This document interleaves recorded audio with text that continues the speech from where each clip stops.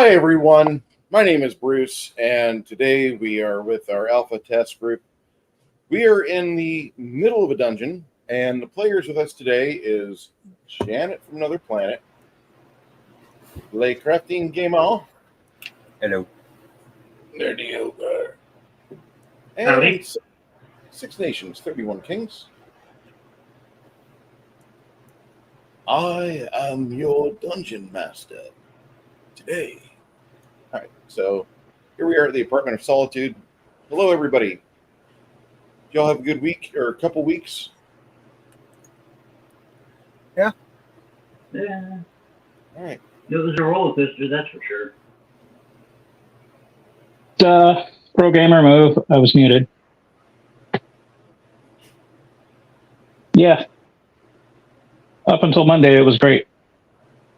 And now it's better. A quick note for the players, because I've been keeping track of our gear, of the stuff we've collected so far. We might want to start selling, because at this particular moment, we've got a small, like probably a baby dragon's worth of hoard right now. Can we still get into our little keep? Oh, yeah.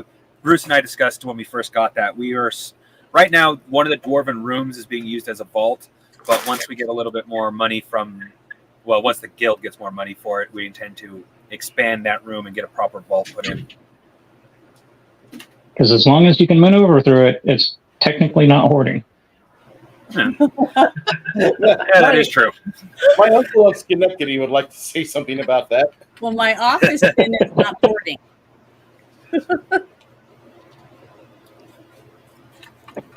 So, As long as the cats are still alive, I think we're okay. Some of my snacks. I don't smell rotten flesh.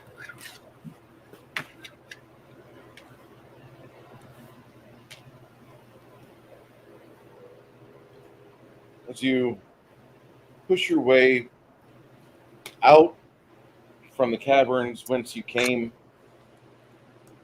you navigate around in the corridors. You notice Tomas is kind of guiding you back because he had made some chalk markings on the walls. As you guys go around each and every corner, his brother Reynaldo is taking some water out of his limestone, out of his canteen, and he's rubbing the chalk off. You exit the lair of the Dark Folk, and once you make your way sufficiently into some intermediary caverns,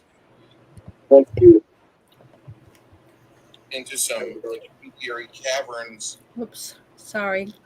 I'm hearing my echo. What a melodious radio DJ voice that is. Okay. So as you're pulling yourselves out of the initial part that seems to be where the Dark Folk live, you find a place to catch your breath, find a small spring, refill your canteen.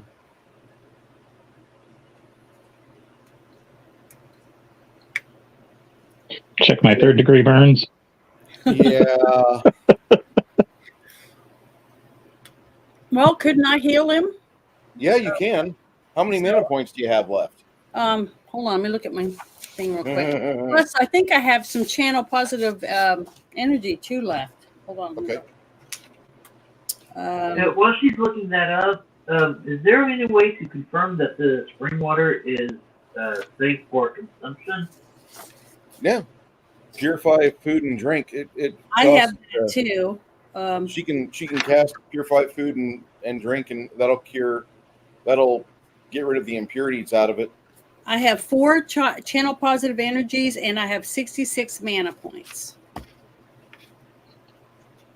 Yeah. That's cantrip. You might even be able to make it taste good. But I How much also mana have you used? What are those berries I have called again? Good berries. Yeah. Good berries?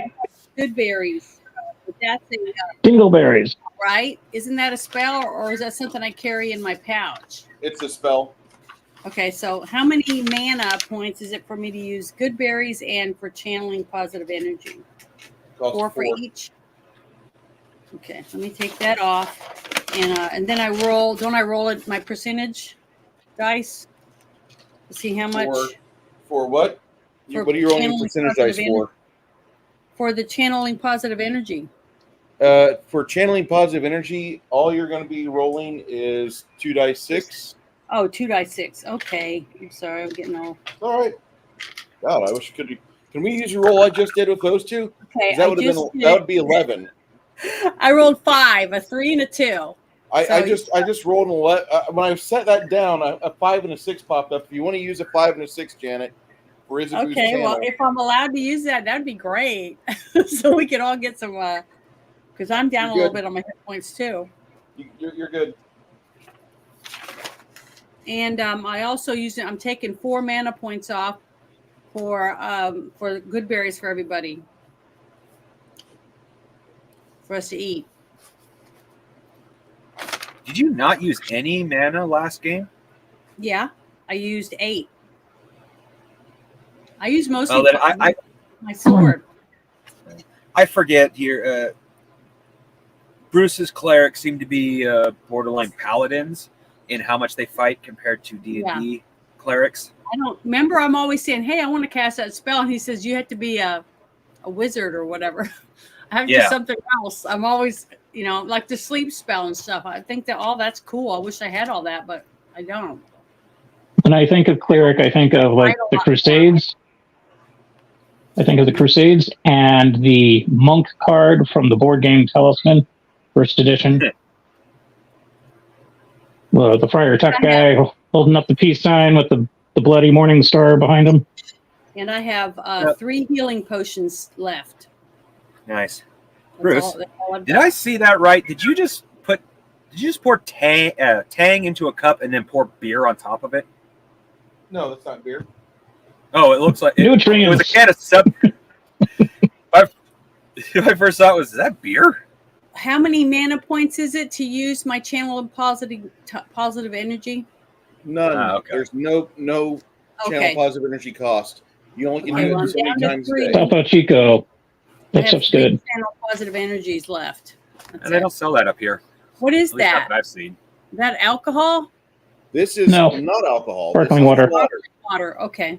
Sparkling water. They make a blueberry. I'm curious about the blueberry. The blueberry does not taste like blueberry. I have blueberries in my fridge right now. They do not taste the same. Do the raspberries taste like raspberries? It's snozzberries. Well, I don't like lime, so I'd rather have lemon. Oh, I don't like mint. I don't like mint either. I put lemons and lime in my sparkling water, and I added Tang to it because I'm like, you know what? I'm not getting enough of vitamin fucking C.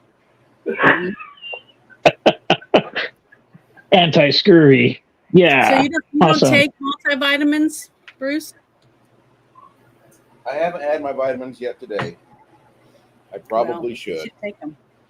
Let me go. Let's not go there because this is going to be an advertisement for Centrum Silver or some crap, and I don't want to hear that.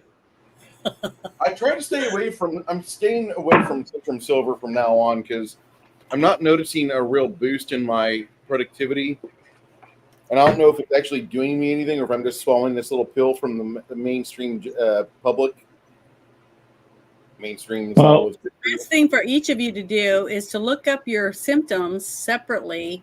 Like if you just seem tired a lot, or if you don't have enough energy, or if you seem like you have itchy skin, or different things like that, and then go to the health food store or get online and look up what vitamins help with those symptoms and buy them separate. And I always take all gel caps. I don't take any hard pill vitamins because I want my body to be able to absorb it before you poop it out. Most people poop out all their vitamins because they buy the hard ones or take liquid ones, and then you'll start seeing a big difference in your. That sounds really complex. I got a simple solution. Helps you lose weight, and it's light. So you snort some coke in the morning, a little in the afternoon, you have a sensible dinner. Problem You solved. can get arrested for that, so I'm not interested in that. But It guess- looks Well, you like get arrested depending on what part of the country you're in. I don't know if it's true or not, but I heard InfoWars Mhm. is going to be trying to shut down the InfoWars store, which is sad because I've heard a lot of good things about the products they have. yeah, they have lots of good vitamins. I really hope they continue to keep that up. We'll just funnel us into the illegal ruling against him for $1.5 billion to wipe him out. Yeah. Sorry. Well, aim to misbehave is all I got to say. I'll do that. I promise you. Mhm. Okay. Resting up for a few minutes here. You guys feel some of your umph come back? You guys did have some exhaustive fights here. Oh, most of I us. would- I happen to channel frickin' David Carradine and Richard Pryor.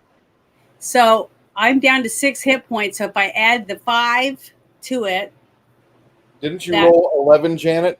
Didn't you roll oh, that's 11? right, 11. I did roll 11. Yeah. Okay, thanks. See, I'm lower on my hit points than I was on my mana, but now I'm up a little bit. So I'm 17 now. Not dead yet. I'm getting better. Well, how often am I allowed to do a channel positive energy? You can do those every day. You can burn them all out. No pain to you. Okay, well, but I want to save it in case we get in another big battle. My question for you guys is, do you want to continue to try to plumb the depths here? Or do you want to try to go back and rest? Although it is a sizable 6-hour journey back to town through the way you came. Do you want to try to rest pretty close by? Yeah, I Well, think I we could should- choke down some potions Yeah, and max out my hit points. Hopefully. yeah. I'm But gonna then drink. if we go down further, is it going to get more hairy? We don't have those meth goblins to deal with. I'm going to drink Make it worse. a health Well, potion. I believe personally that we should actually go back to town for the purposes of don't have that as many potions as we had hoped, as we probably should have in the healing department. And Janet and I have no mana potions, which means once we're out of mana, we're out of mana. Well, I have quite a bit of mana left. It's my hit points. I get hit a couple more times, and I'm gonna be dead. So- And last but not least, the area that we were warned about from Janet's senses was a area of Dispotter. Mhm. Oop. If I remember correctly. And I wanted to take down a cleric of Dwarf Vader.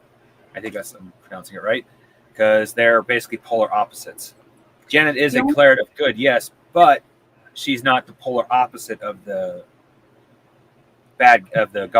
evil god down there. The only bad thing about leaving and coming back is having to fight through any new people who's filled in the place since we left, going back, or on our way back to get where we are right now again. See, that's the only thing. That's the only thing. Got a question. And it's not like a Jordan Peterson thing about cleaning your room. We've got a shit ton of gear at our home base, right? Yes. We sell it. We stock up on all the potions and stuff. If we got enough money, let's go hire some hirelings and then poke them out in front and let them deal with the stuff. And then we hop in when they need some help. It's a good idea. Wish we I'm thought not about saying that. meat shields, but I am saying meat shields. Yeah. Not liking the idea of meat shielding one of the towns that absolutely adores us. We quickly go from, oh, those are the champions, to, oh, those guys got a bunch of our people killed. Well, no, we don't go and get the dwarves and kill them off. That's just dumb. but there's a bunch of tourists and mercenaries and stuff, right?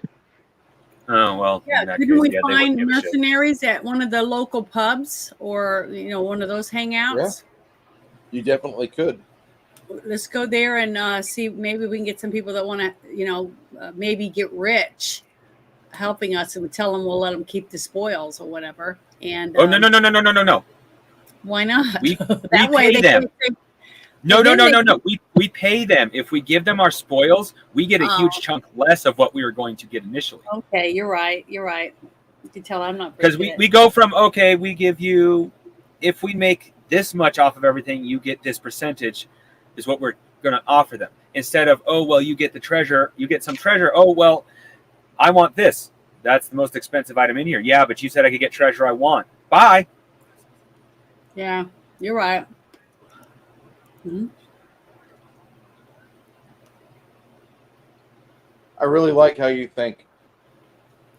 And I worried about it whenever you guys first started saying things like, we're going to give them part of the spoils. Wait, what? No. I never care about all that stuff anyway. So, but I don't want my. Don't listen to the priest. No. I want my team to be happy with what they get. So I'm not going to go against what they want. But this is a suggestion. Experience is the greatest reward. What do you mean, money? I just get my joy from hanging out with you guys. Yeah. Well, my character is slightly money oriented, so that's one of the things he would definitely think of. And another thing, Janet, a bit this early, not as likely, but still, we potentially run into a magical object that would, for example, good to give to you. Mm-hmm. And then he's like, "Oh, this is you said I could have a percentage of the treasure itself. Well, this is what I want. We kind of need that for our cleric. Fuck off. You said I could have a part of the treasure, and this is what I want." Well, then I'll have to sleep with them and take it from them. No, just kidding. We need a Kamala Harris hireling. Yeah, there we go. We'll make sure she has extra thick knee pads. A couple of cure disease potions. Oh, that's terrible. But yeah, I do think we should go back. I think the more I think about it, the better I think it is, because I'm so close. I mean, I was down to 6. I didn't think I was going to make it last time. Well, I think as it sits right now, you and I have 3. I don't know about the other ones, but I'd like at least 3 more potions each. So we have Yeah, I have 3 heal potions right now. That's it. And then I'm hoping to have at least 4 mana potions for you and I each. We have 4 blue, strangely smelling, lavender-smelling blue potions back at the fort, which I didn't think about. Yeah, I was looking at probably that. our mana We had potions. a bit of stuff in the loot room. Oh yeah. That I didn't even really look at the last time because we just didn't really look at it. But there's quite a few things in there we might need to bring back with us this time. Let's see here. There we go. Let's see. Plus, didn't we say we wanted to get more holy water too? Because I don't have any of that at all.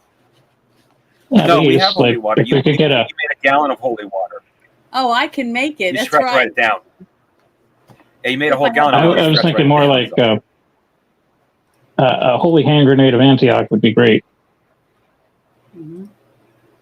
If we happen to go up against some demons and whatnot. Bruce, I'm sharing. I know you can't see the words, but you can see the page itself. All of that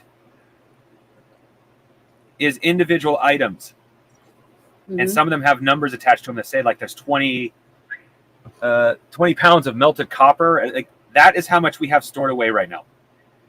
Holy crap! Put that away. Hide that.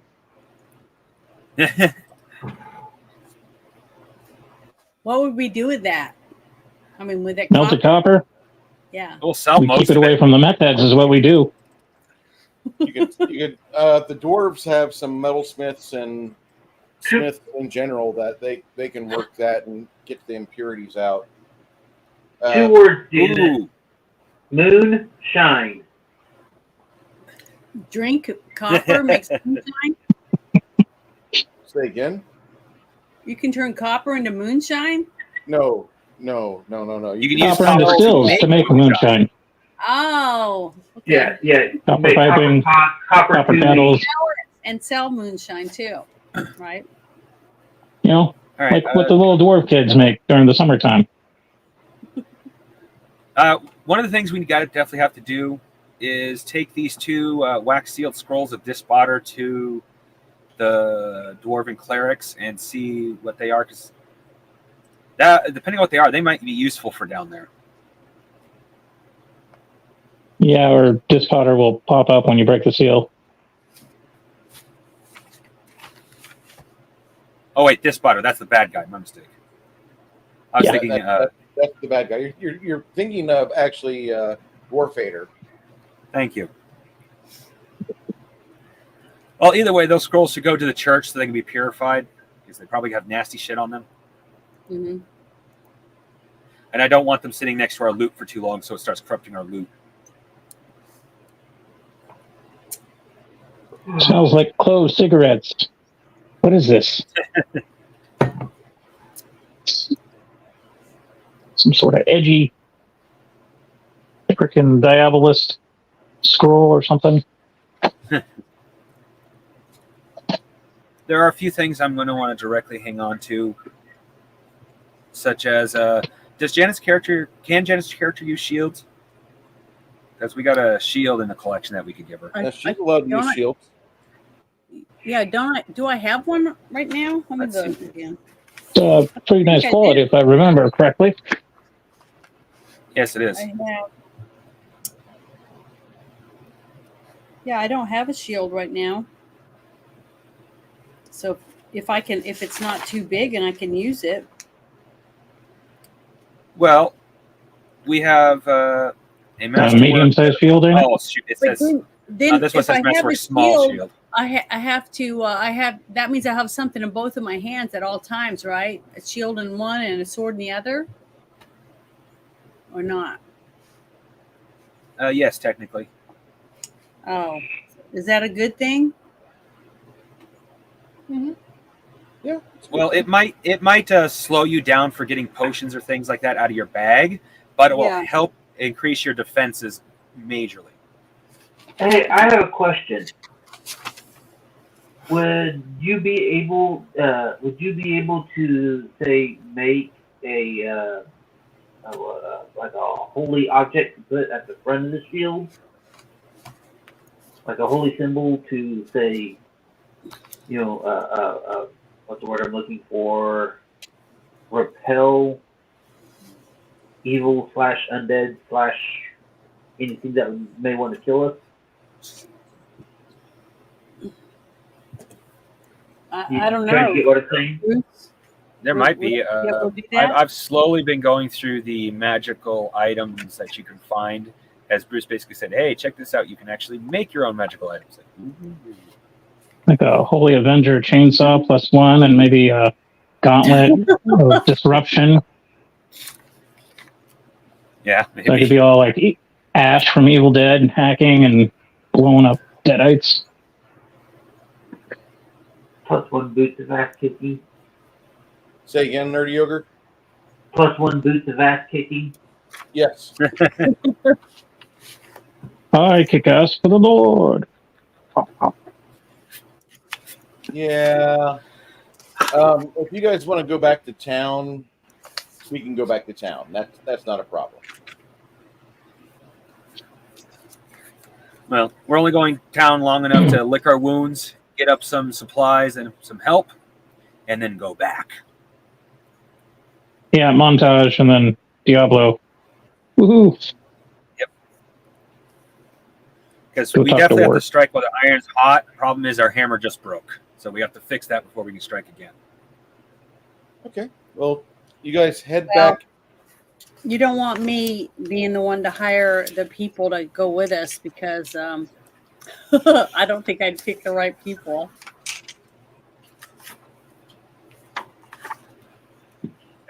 Well,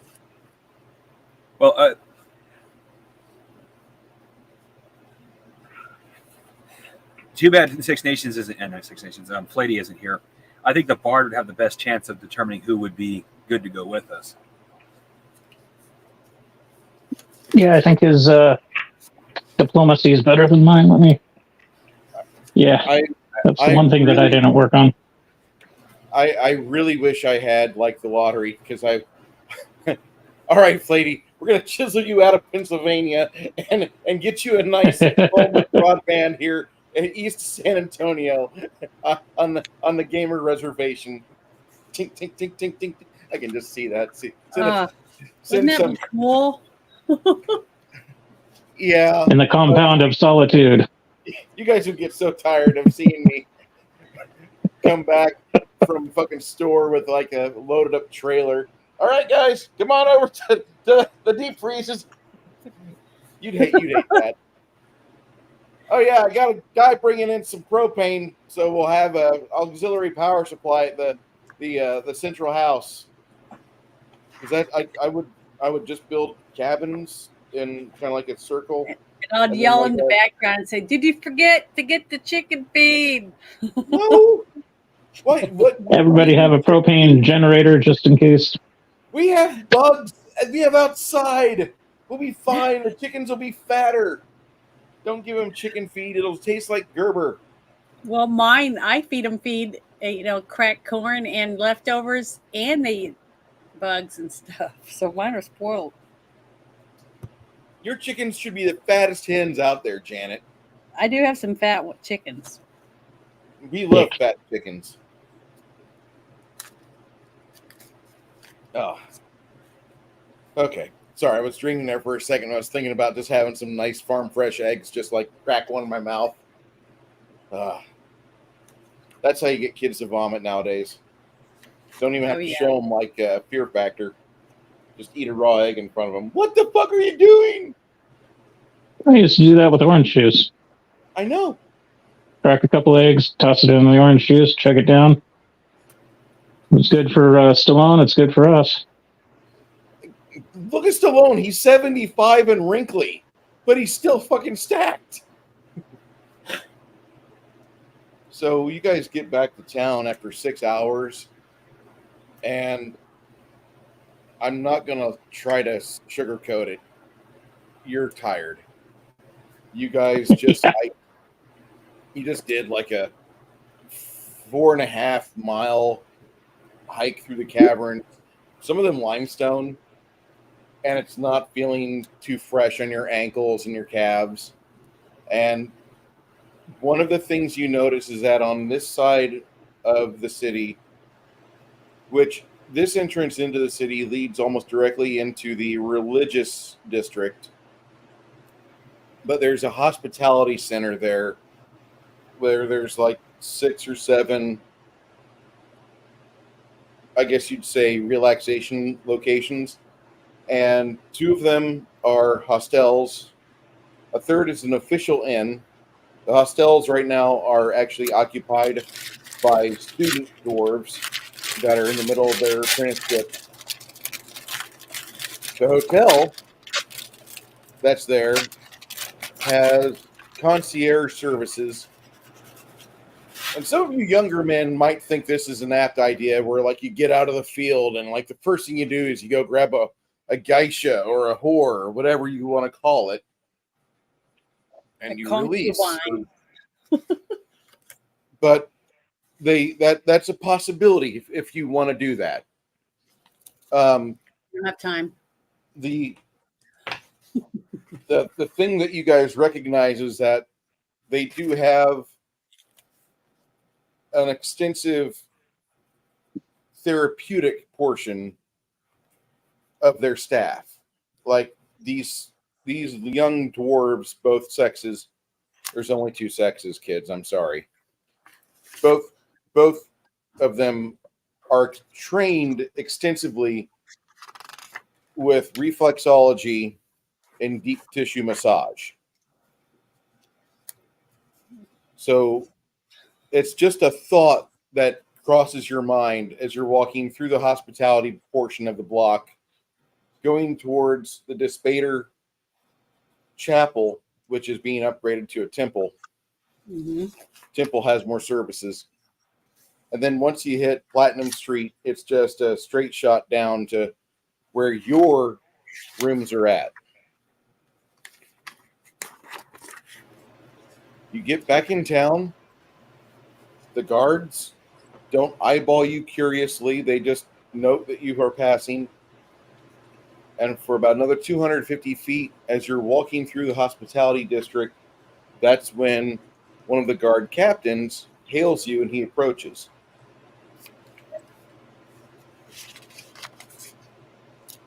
I'm wondering why we're back in town. Have we finished our duty? Probably. So what's up? We're going to ask you the same thing. You've been gone for just shy of a full day, and now you come back. Some of you have some bruising on your faces or scarring on your forearms. He points out to Lemmy. Are you okay? Have you had that cleaned of infection? Have you had time to rest, relax? No, we just got no. back in. That's what we came back for. We're going to get cleaned up, healed up, stocked up, and maybe go over to that place where the ladies walk on your back barefooted for a little bit, and then we'll head back out. Okay.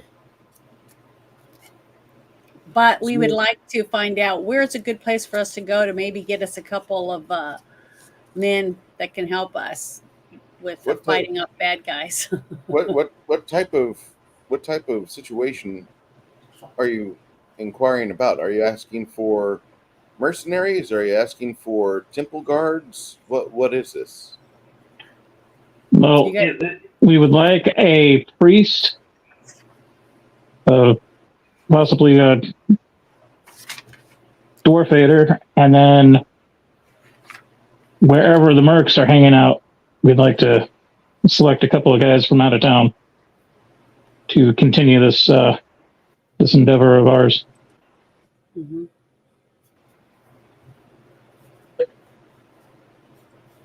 Well, the temple guards, if you're looking for actual priestly type followers, a good place to start would be the Dwarf Eater compound and the adjoining temple that's next to that. He motions across the street.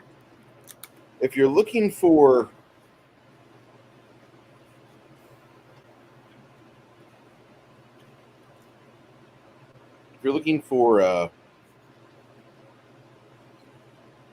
mercenaries,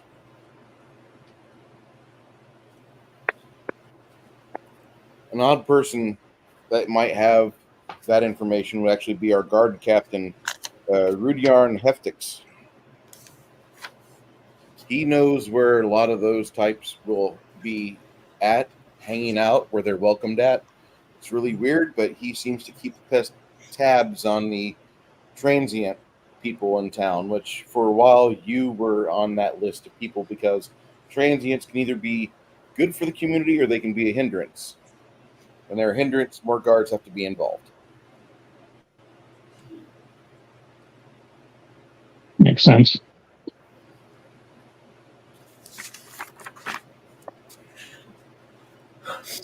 All right.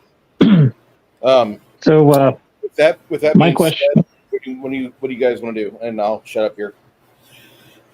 My question would be, how much would it cost to get me fully healed back up to 100%, minus the Wade Wilson visage afterwards? I would, like, if I were to go like full body spa, skin conditioner, whatever, whatever's in my network with Blue Shield or whatever the equivalent is in this game.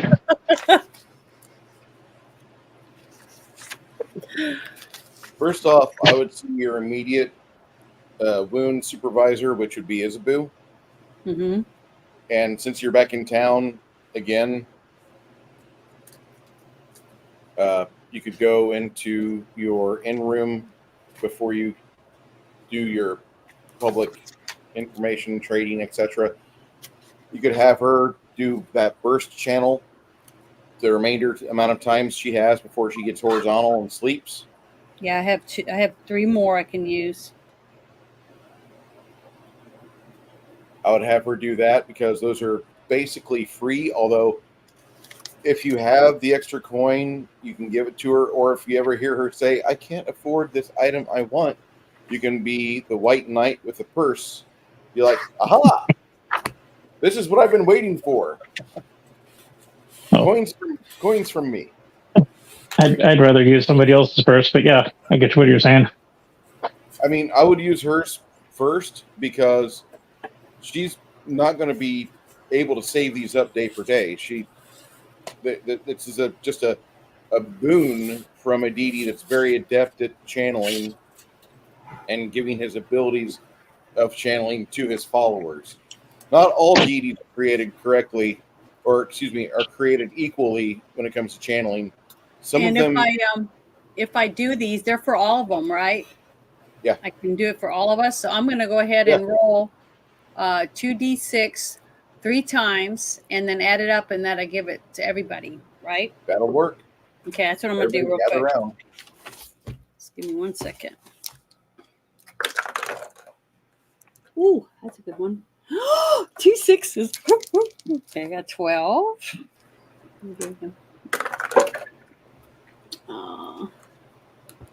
Doesn't a max roll explode on healing rolls as well? Yeah, they do. 10. And Janet, you rolled 2 6s that first time. yeah. Add, What does that mean?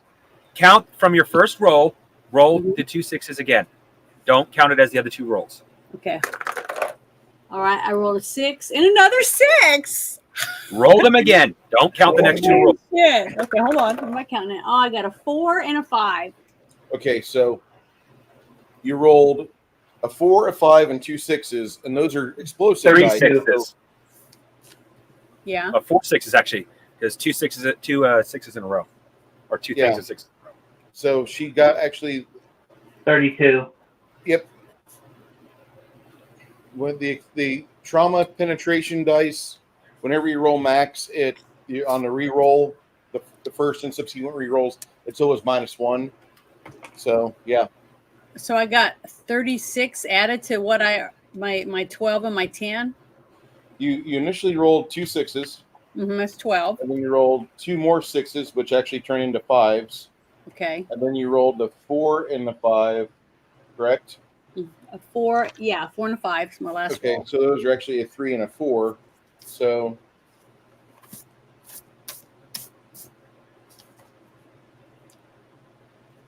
just to give context, I mean, you essentially rolled a 29 off of that. Okay. So I got 29, and now that's one channel we got 29 points off of. okay. So now I can roll for my second one. Yes. Okay, Yep. Here we go. I got a 6 and a 2. So am I right there? Reroll just the 6. Re-roll that 6, hon. Reroll the 6, and I This rolled a is trauma 3. damage. So that's a 2. So I So got another 2. Yep. Okay, so that's 10 added to that then. All right, and now my are you last guys still roll. hurt? Are you guys feeling hurt still? Her first roll cured me completely. Okay, hold on. I gotta add it to mine. Let me And see. before she rolls a third time, I rolled a 6 and a 5, and that's what we counted the first time was the 11. I freaking forgot about my explosive die, so I rolled an extra 3 points. You guys get an extra 3 hit points as well. Okay. I'm less looking like a scrotum and more looking like Lemmy. So At this point, Janet is curing my acne. She has given me so much healing. Well, I don't know how much damage I took from I have a from the last 66 game. now, so I'm feeling pretty good. It's not. I'm 72 when I'm totally healed up. According to my notes, nerd, you took 35, Ow. and that should be about damn near everything that you have. Also, don't watch my channel if you have motion sickness because I have a wobbly. It's not wobbly. It's just it's a very narrow set of legs that we have. Oh, I thought it was a fan blowing or something on your camera. No, Janet. It's Well, I keep trying to brace my phone because it's like I'm using my phone and it'll do that. I'll bump the desk and the phone will shake. So I'm thinking it's mine, and I'm like, wait a minute, I'm holding it steady. Why is it so good? Okay, good to know. I have better than my camera. I have a double I'm on layer a camera, freaking hammock. double layer table. Excuse me, and And so once we stay the night, okay, I have 62 mana right now. So if I stay the night, I get 1 mana back. did you? Is that all the mana you get? Well, how do I get mana? The next morning, you pray and you talk to your god about the spells that you have within your Oh, capacity. and then I can go back to my normal mana, which is 72. Your mana resets to 72. Oh, just okay. like That's what. just, That, wizards because I'm do the trying to same get my thing. sheet ready for the next day when we leave. I'm putting down my totals on there. Isabel, can I ask you a personal question? Yeah. Who's your god? It's not Freya. What's her name in this one? And this one, it's Mir, M-U-I-R. Yeah. Okay. Let me write that down too. Okay. Mirror. All right. I have that. Because I was always saying Freya because that's from my other game. So. And what is Mir the god of? Out of curiosity. In this campaign world, Mir is a god of lawful and goodness and many other associated things like the paladin-like virtues that are typically seen within D&D and its various editions. Mir is a older deity than many of the newer deities, and it's Frog God Games has this nice book, which Gods of the Empires, which is a FGG book, and Mir is kind of cool for the fact that you're looking for a god that like talks about the various paladin style virtues. It's the goddess of virtues and paladins. It's a greater god, been around for a while. It's pretty ancient.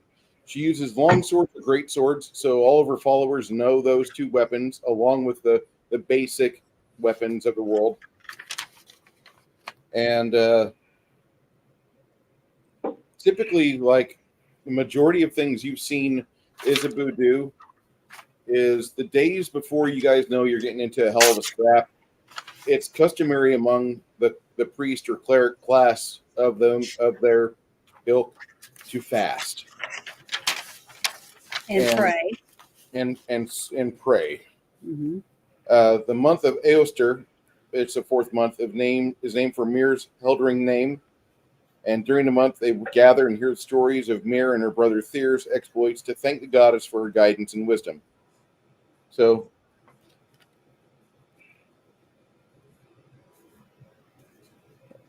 that's a illustration of Thyr and his sister Thyr and Mir.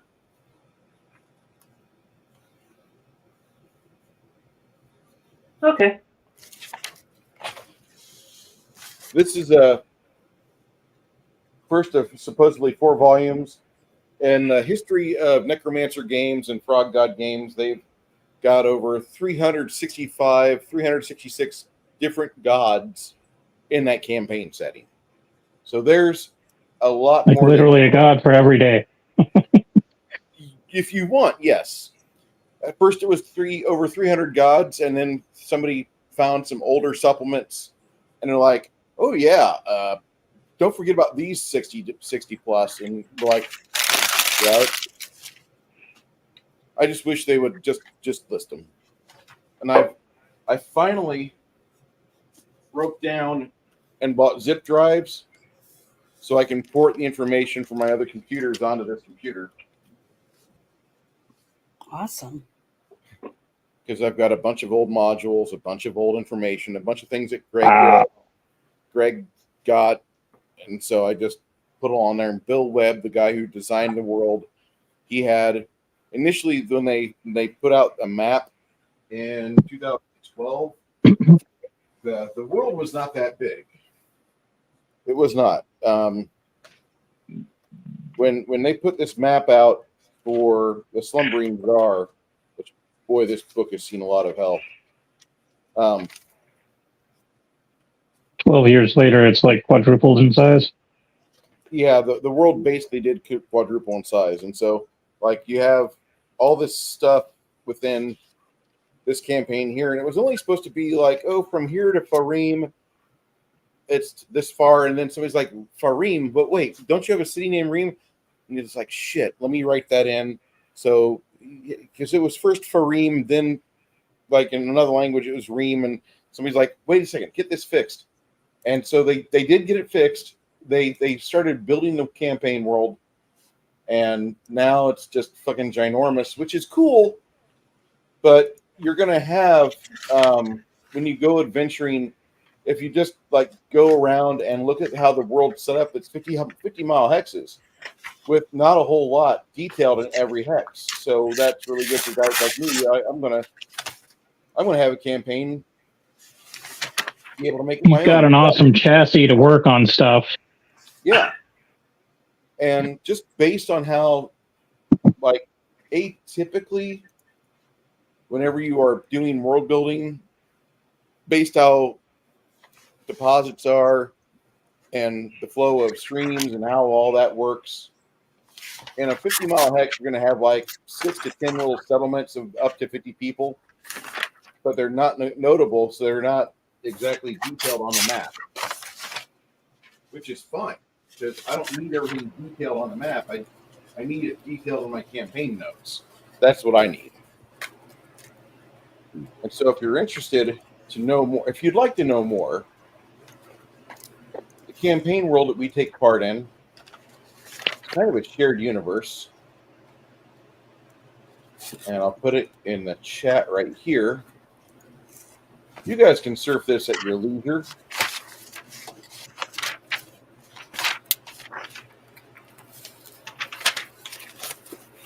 There's all sorts of things to discover in it. If you're impressed by it, I suggest getting at least the PDFs for the City of Reem and the World of the Lost Lands, because those give you a lot of good information for what we do for the background of the campaign world. But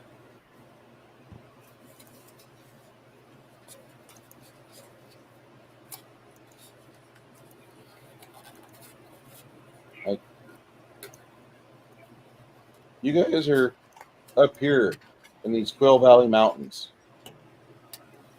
And every hex, there's about 6 to 10 little settlements. You have notable areas like Caredire, Dunhavenwood. There's an information on Eckland, Bellendeer, all sorts of kind of cool stuff. And if you really want to detail more, like, give me the journeys, adventures, and other information. Yeah, settlements, And so, like, you get all that, and it just, this map goes crazy with all the various stuff that it's got within it, if you so choose. But great campaign world. I think it's a lot more concise than, say, Forgotten Realms or whatever that is for what was released in 3.5. Anyway, this is the world we play with. The gods that you want to know about, if you have questions about them, I'll read them off to you. But it's enough of a sandbox to where each individual GM can run his table the way he wants without criticism. Nobody's going to get upset at this campaign world about how you run your game. Just run the game. Just run it to the best of your ability. Okay. So It's only as good as your imagination. exactly. Oh, crap. So, what's going on? What's up, crap? Oh, only as good as your imagination. Oh. I got it now. Some of us are not as good as others. I have a good imagination. I have an imagination. That's all I can say while we're live streaming.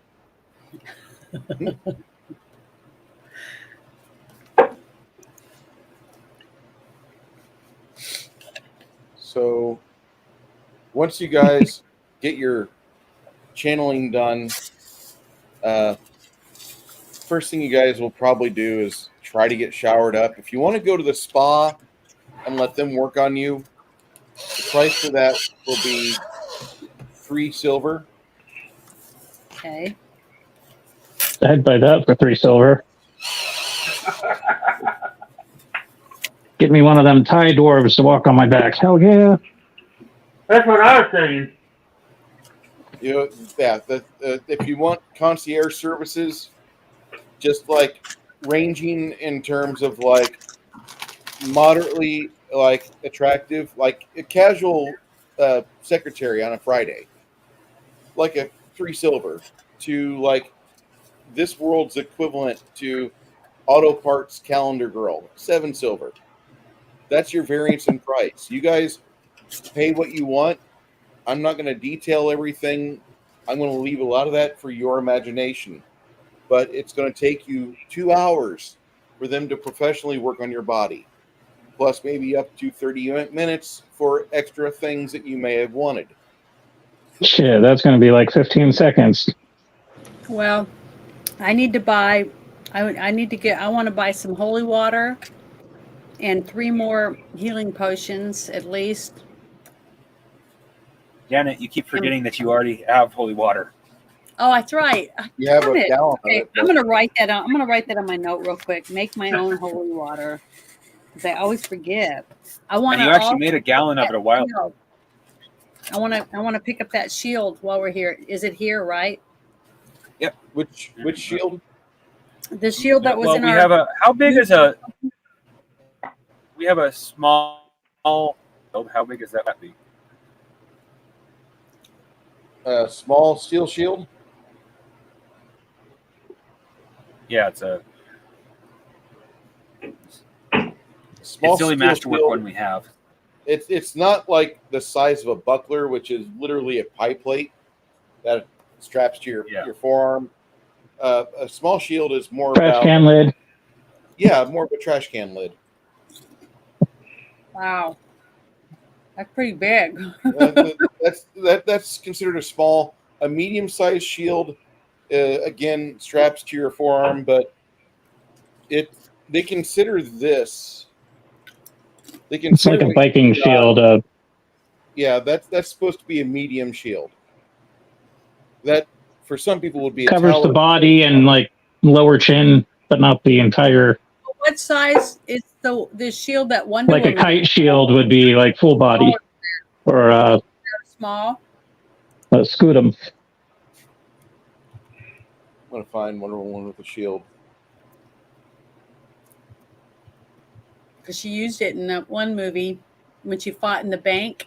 I can't remember the name of the movie right this minute. I think it was just the original Wonder Woman. Captain America. There we go. Small shield. Yeah. Yeah, I want one the size that Captain America had or Wonder Woman. If it's that size, I would like to have it for sure. Well, we already have Wonder one. Woman had a shield? Okay, yeah, yeah, she That- used shield. That's more like a Oh. medium shield. Yeah, That's more like a medium shield, but the small shield is not much smaller than that. Actually, small shield, if you can see where my cursor is, it's basically that inner portion of the gray inside the gold ring. That would be like the size of a small shield. And then a pie plate or buckler shield would be roughly about 12 inches in diameter. yeah, that's too little. But I definitely want one that I can whip my arm around. You know what I mean? To protect it from being hit full on by something, but not so big that I'm going to be so slow and be able to defend myself. You know? Is I'm that not- considered field plate? What she has on, Yeah. that's not field plate. That would be more of a medium armor, medium to light armor. I don't know the armor tech of of where they're at. I would say that's probably medium armor, but not So that's full. like a plate bustier, and Yeah, it's a little odd. She also used her wristbands as hand shield. braces. Yeah.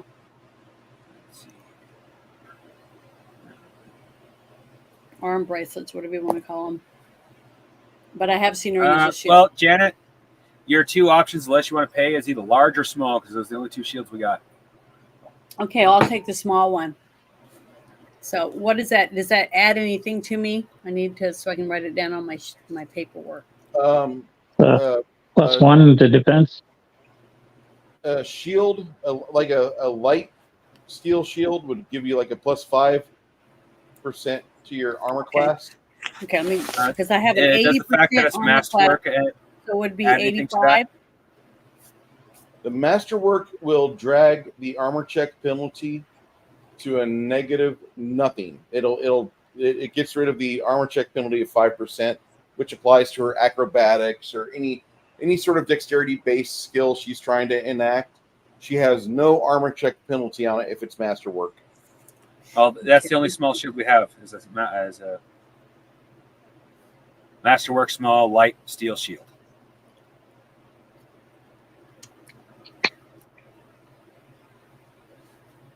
And I just copy and pasted from Discord. Yeah, I'm trying to see where. Oh shit! We actually already have 7 potions of cure moderate wounds. Oh, good. We'll just take them from our bags then. So I'm going to take 3 of them. So take 3 of them. Are they good ones, or are they those smelly goblin ones? Smelly potion. So it's a goblin one. But it's okay. 2d8 plus 6. It still works. So I'm writing Plug your down. nose and choke it down. Yeah, you want to heal up, you'll suffer a little bit of meds. You want to be like Hungar, who can be found comfortably between a woman's thighs. let me get you that link so you too can be a Chad like Hungar. Is that what's on your shirt? Yeah, Hungar's hanging out with the broads in this Frazetta. So Jenny, you've written down the shield in your character sheet? Yes, I just wrote it down. I added +5 to my armor class, like you said. And the thing just making is, sure, because I'm erasing it from our list of. Sorry. Okay, and my dexterity's at 11, so it'll stay at 11. Dexterity will stay at 11 for the moment. All right, that's fine. I just want to make sure. I'll be right back. I'm gonna go fill up my lemonade. Okay. If you wish to have the same manly shirt as I do, there in the chat. Chat for Chad. There's been some iconic T-shirts over the years, and I got to say, Hungar's got a lot of them beat. He does.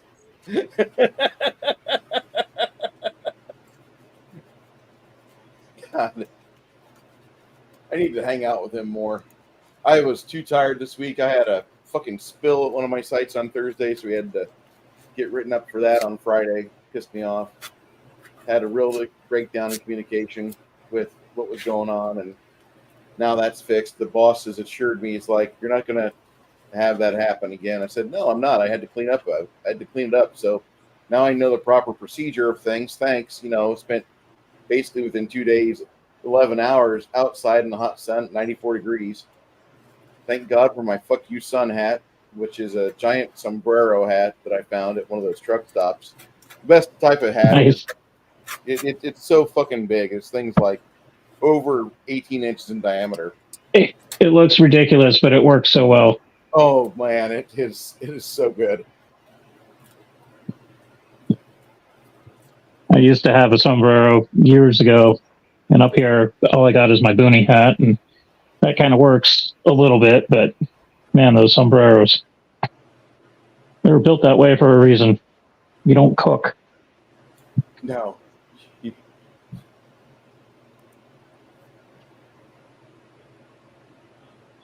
It's not just for drunken frat boys. No, that's what the lampshade is for.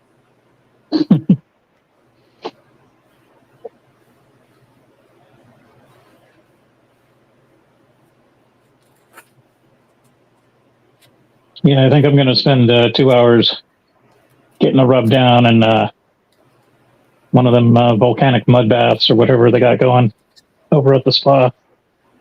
The mud bath they have is kind of interesting because it's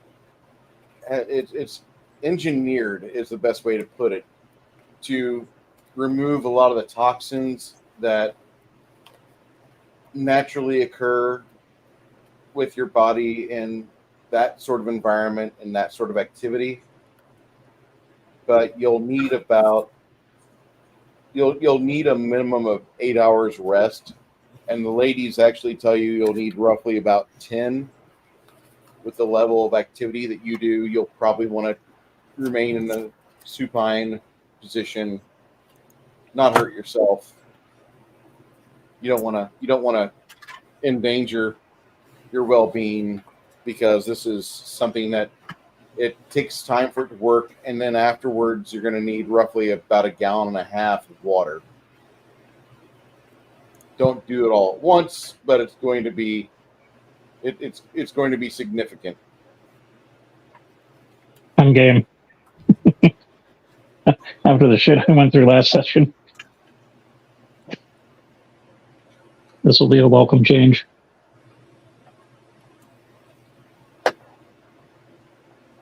Yet again, I was thinking about the life of an adventurer in between sessions. And I'm thinking like all the PTSD, the physical trauma, the psychological trauma. Like, who the hell would really want to be an adventurer with all the crap that goes on? Like, I'll farm turnips and live a long life and be bored off my ass, but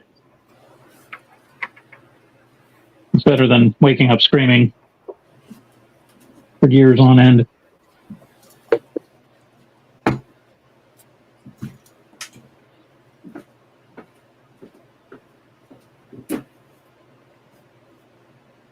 Yeah, I'm just gonna settle for a hot bath and someone's bare feet walking on my back. That is definitely something that for a moment feels a little uncomfortable, but as you allow your muscles to tense and then release, the therapy will continue for about a good 15 minutes and concludes with the exchange of hot stones being placed on your skin to ice cold water being massaged, not so delicately. And then once all of that transpires, about 3 hours have gone by, Nerdy Ogre. Alrighty.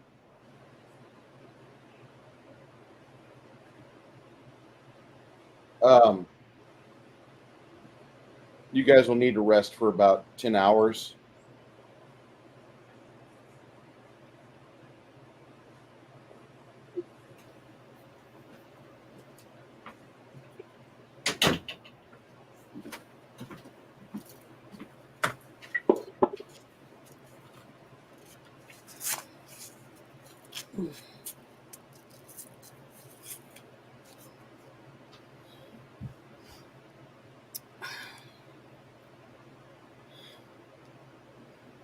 So, how's the lemonade?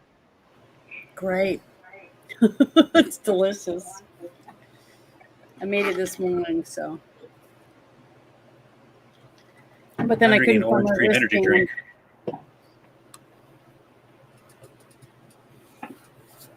Yeah, we bought a sack of oranges last week, and they didn't turn out as well as we thought they would. Oranges are really picky to get right. Really finicky to get right. Not picky. Like individually, we can get a couple of good ones, but when you get them in the sack, it's like half of them are like all dried out and funky.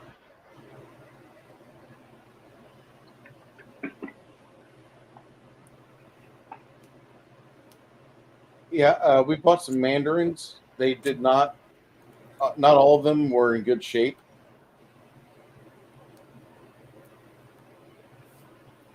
Oh, Yeah. That stinks. You buy like a 3-pound bag of mandarins. You're like, oh, okay, cool. You get them home and you unwrap them, and like one of them's got this green stuff. Where did that come from? I just bought this like 3 hours. Penicillin. Yeah.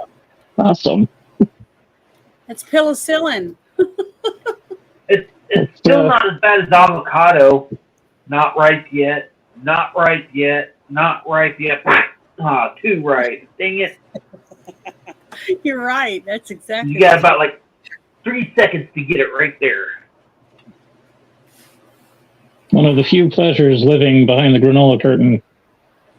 My aunt's old place had 2 lemon trees, so whenever I would visit, man, they were like softball-sized lemons too.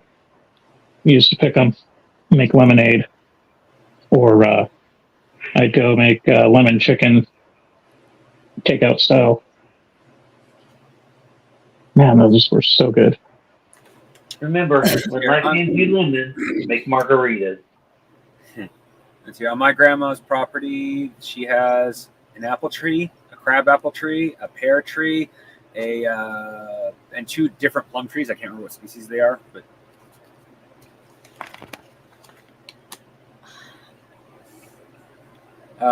next fall, I really got to get some of those plums. I would love to make a plum dish.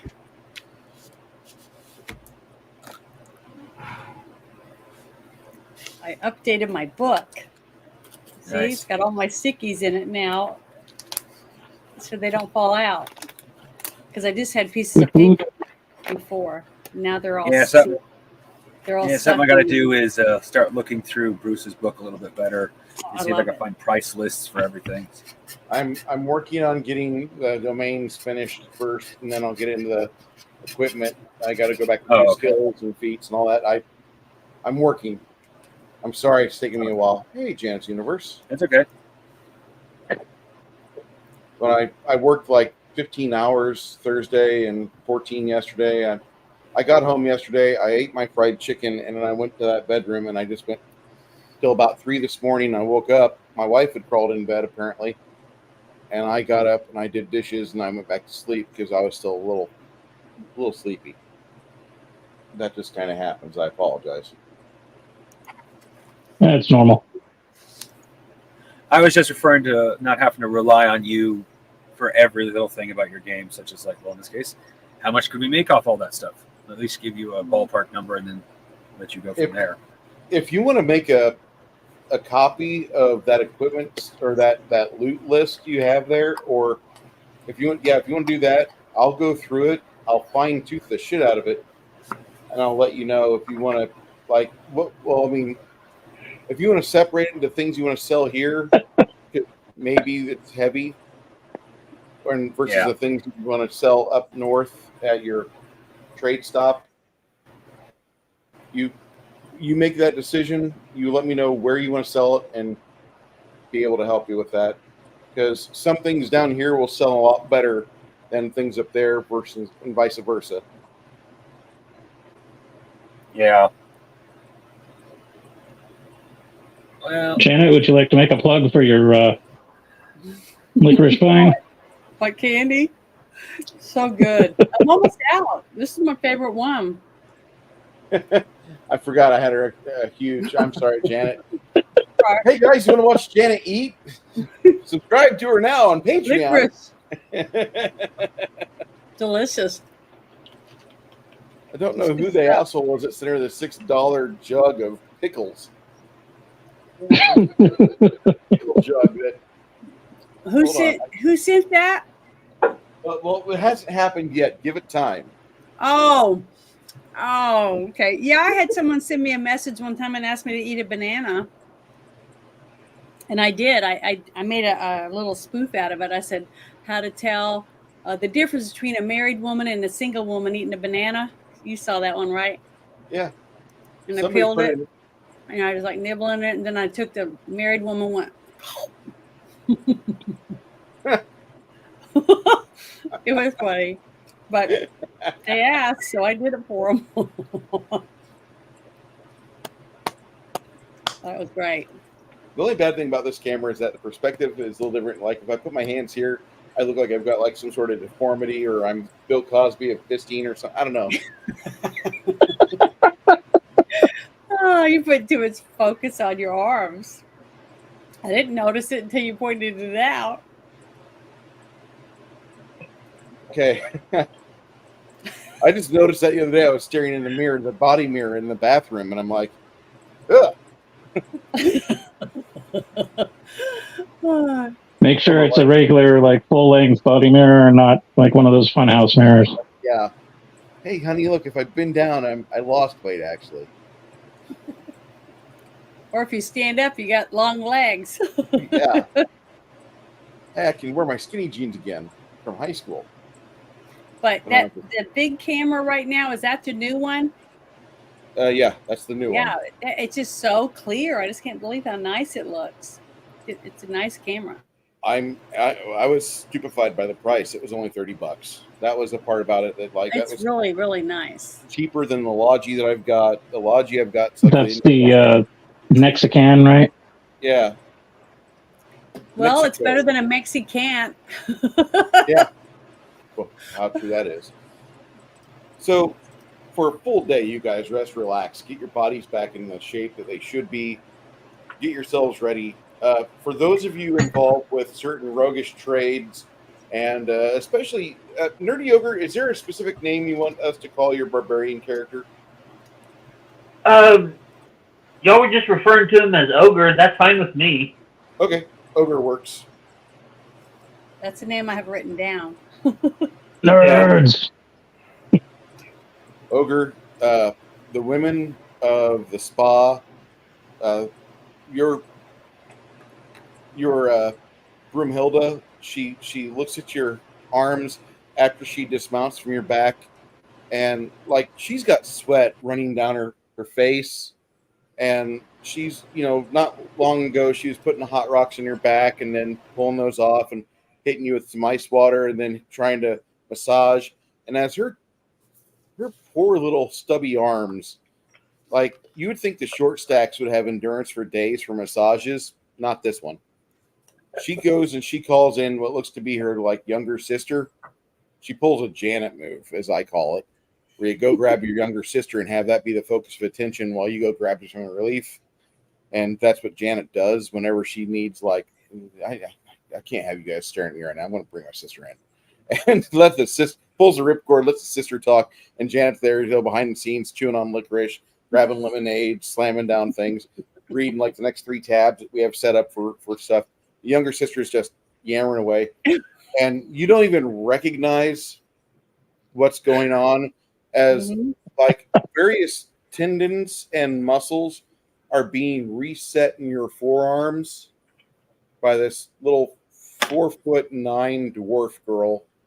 And she's just talking at about 65 kilometers per hour. And I say that because we do have reach in non-imperial metric and imperial measurement countries. She's talking about 40 mile per hour for us Americans, but for her to be yammering that fast, she's tiring out the what are those people? The dictation lady on YouTube is getting like a good workout right now. This lady's just jammering up, and she's telling you about how you hold your axe and the way you should probably try to do your underswing and then cut across. And as she's feeding you this information, you kind of get an idea that one thing you could possibly do if you're ever given the chance is you could try to do an opener with a half strike from your war axe and then follow up with an upward swing across the body, probably at a diagonal 45 or 40 degree angle. And that's almost guaranteed to take a nice leg injury to a point where you've disabled somebody for life. The half strike would be like almost like a precision type of strike per se. Yeah.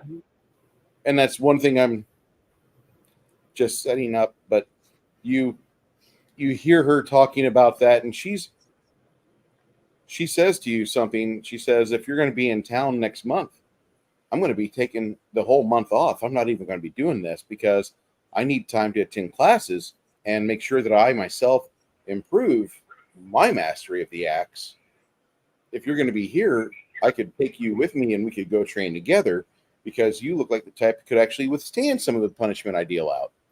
And about the same time that she's saying that, you see the first massage therapist you have, she's shaking her head violently at you. Her sister's not seeing this, and she's going, So he says yes. I'll probably be here. That's hot. Mhm.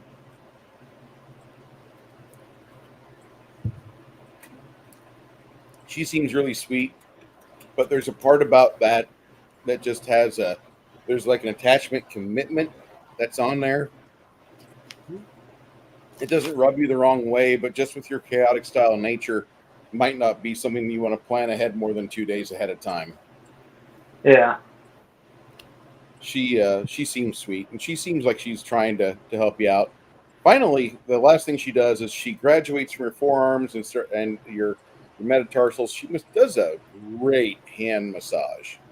Like your hands spasm for a good 20 seconds after she's done, because just all the stress and all the work she puts into the palm of your hand and in the meat of this bottom part right here, she does a masterful job.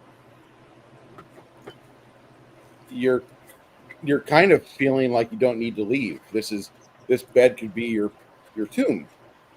Where you're laying right now, you could just like happily die here. If she'd do this for you every time after a big fight, like you could, this could be good. Yeah. Broomhilda's little sister, her name is Naomi, should you desire to know further, but she gives you Naomi. Naomi. I'm going to warn you. If you marry it, you're going to have that jabbering mouth 24 hours a day. So just remember that. Beware the clingers. They're the most fun, because when you start giving them attention, they attach to you, and it's easy for like sex to erupt out of that, or like, a good struggle snuggle session, and then like, that was great. Like, what are we gonna do with the rest of the hour? You want to play video games, and they don't care. They're just there.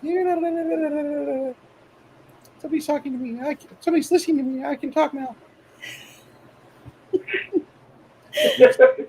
Just rub her shoulders, pet her, maybe go toss her roast beef. Whatever.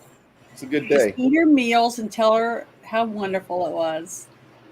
Buy her a little bit of chocolate for the days will be gone. Mm-hmm. She's a nice little dwarven girl. But Yes. Her name and dear mother too. And she'll shave your name on her chin out of her beard. Oh God. Sweet Jesus. Sorry, I could help myself. Dear baby Jesus, show me how she braids the silver pieces into her beard. I actually left pictures of what I consider female dwarves in your meme section of your Discord that says, if anybody's confused about what a female dwarf looks like, show them this. Where did you post that at? Hair's opener. And in her dwarven chest hair is ogre with a big heart and an arrow going through it. Yeah. He's gagging behind the scenes. It's all the I mean, hair. the pictures themselves look like females, but they also look like what I would expect a female dwarf to look like. The only thing is, when you've been frisky with a dwarven woman, do you have to do you use dental floss on your teeth to get the hair out? Well, actually, I think the dwarves have little tiny machetes. So you go whacking through the deepest, darkest parts of the Underdark. Is it going like that? Well, here's the thing. From what I know of dwarves, their beards are a point of pride because they take so they take good care. They're well groomed and manicured. Mhm. I mean, that's if you're going like Tolkien, right? Oh, There's the male dwarves. But see, I was just wondering because that's why women started shaving their legs and stuff so they wouldn't have hair in the way, right? Jeez Louise. How far did I put that Landscaping. joke back? Oh, there it is. Here he is. Way back there. Mhm.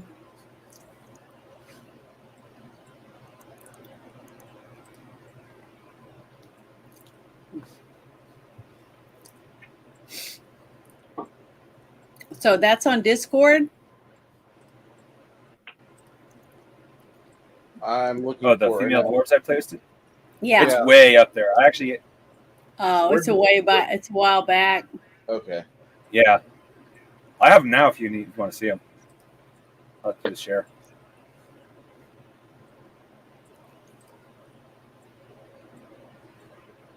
Could do an Antifa search. Get an approximation.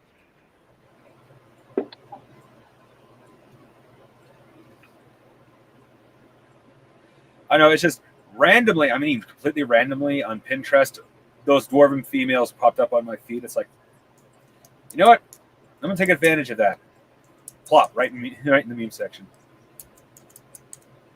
Kind of envy you folks. I got banned off of Pinterest before I even got a chance to sign up. How'd you manage that? Probably something I said on YouTube. Yeah. This was before the unpleasantness from 2012, 2017, and currently. Mhm.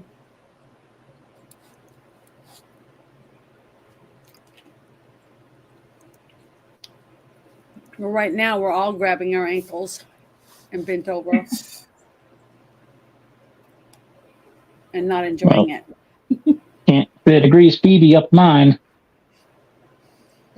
For those of you that are getting the concierge services, you find yourselves to be talked to the whole time as if somebody is in a little bit of awe. They're really happy to be able to have such an intimate moment with you or intimate few hours with you. They feel really special about things. They make mention of a lot of the events that have happened within the past 6 weeks. And then after that's all over, you guys are Well, pretty much before I Go ahead. leave, I offer the one that was massaging me a whole gold piece in exchange for some information on. Let's see, what was it? It was crap. I forgot what I wrote down in my stupid contract. I know I had an alcohol smith, a clockwork smith, and a armorer smith. And what was the other two? 5 dwarves total that I was gonna.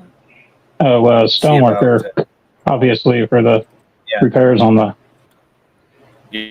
Yeah, stoneworker and one more cook. That's what it was, a cook. Is there any rumors of any of those 5 descriptions that are kind of looking to get out of Stoneholm? Journeyman, maybe. Well, you find you put up those informations, and as you're giving that to the chiseler, he's putting it all on a slate, and they discuss with you at length what type of stonesmiths you need, what type of tradesmen would you really want, and as he's doing this, you don't notice his chisel working. He says, I have a brother that his entire goal in life is not be here anymore. He wants to live on the surface of the planet. We all think he's kind of crazy, but nothing has came his way like this opportunity. Before I make this, I'm going to actually discuss this with him first. Would that be okay? Even if he doesn't fall under the categories of what I'm looking for, I'll take anybody who's willing to lend a hand at my fort.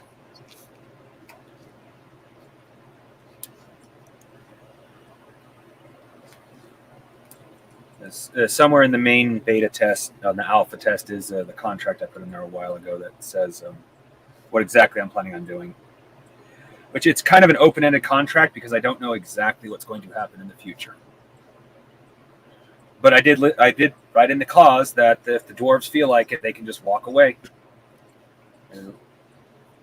Yeah, it was like a portion of the fort to do their craft, and then I forget what the rest was. Yeah, it was talking about how they'll be allowed to expand. Oh, that was one of the things they needed to do.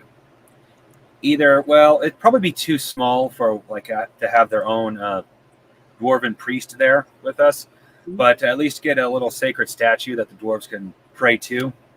So they have their own little a little shrine or something. The plan, plans for a shrine that they can have. They would want to enact the shrine. There's really no there's nobody from Dwarf Vader's clergy that's operating in your section of the map right now. About an hour later,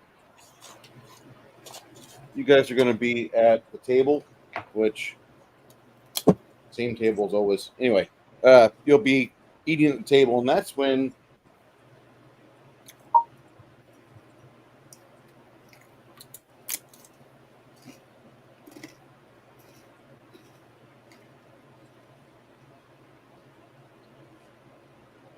Is my crunching too loud? I just thought about that. That's not that loud. Okay, good. I got headphones. I have a little bit of a misophonia, but it's not about chewing. It's about people talking with their mouths full.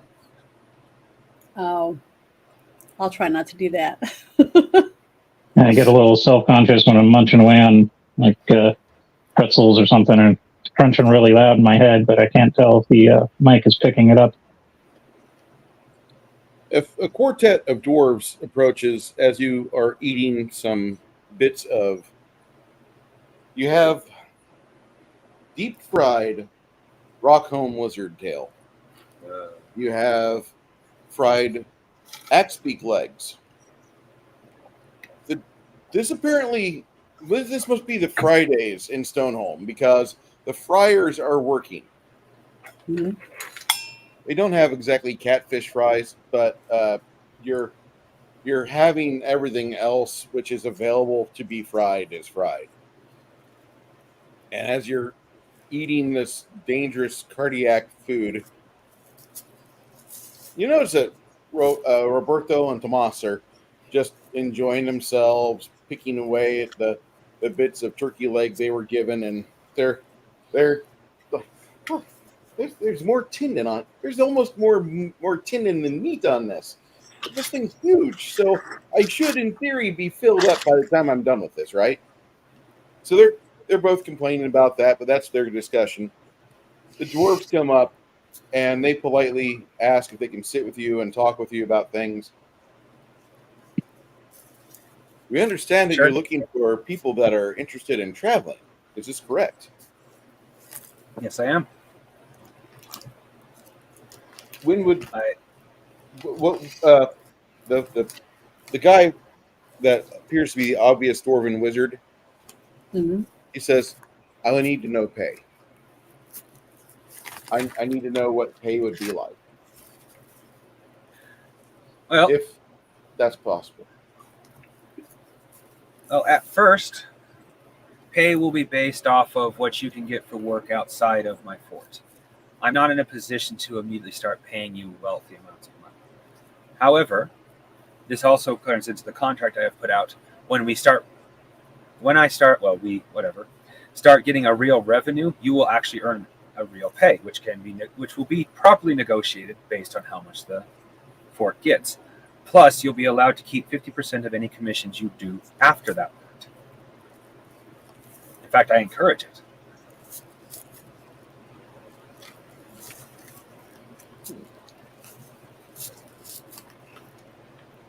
So admittedly, pay is not immediately guaranteed unless you know a good trade, hence the reason I'm looking for tradesmen who can easily get work outside my keep.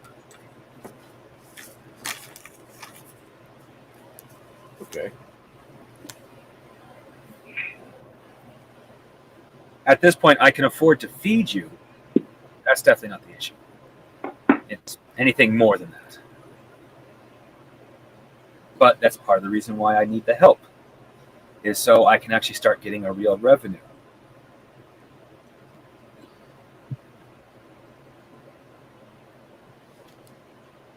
Basically, room and board until everything is up and running. Yep. And it also states, another thing it states in the contract, I don't think I'll have a good reason for elves, honestly. I know their metals can be lighter, but I don't need lighter metals. I need stronger metals and materials.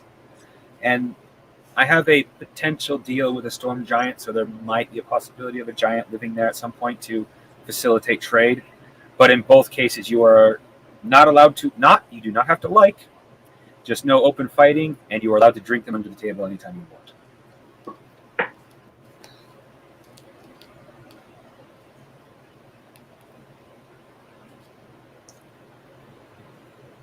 And oh yes, at some point before I leave, I'll be getting the plans from the church for a right. I already forgot what it's called. Proper shrine. Thank you. A proper shrine to be erected in the keep specifically for you. So we would hire on with you. What would be the date of departure? The exact date at this moment is unknown, but we have. Don't suspect we'll be here for more than a month or two longer. And not even that, I'm hoping.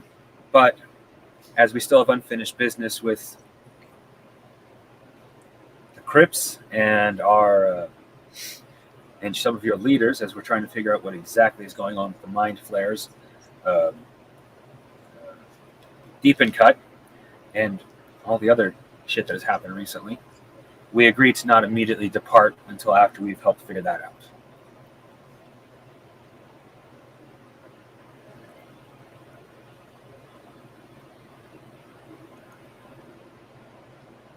Wouldn't be hard. But we can definitely negotiate on this. Oh, and there are two things. The contract is purposely open-ended, and it can be renegotiated in the future, but that's because I cannot plan for everything as much as I might try. And two, there is a clause that I wrote in specifically. You are allowed to walk away if the contract is no longer to your liking.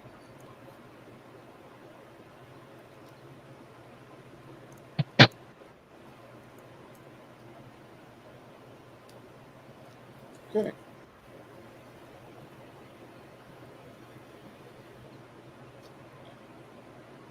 I'm the stonesmith that my brother was talking about. These are my three friends who we have done everything we can to learn about our various talents, abilities, our trades.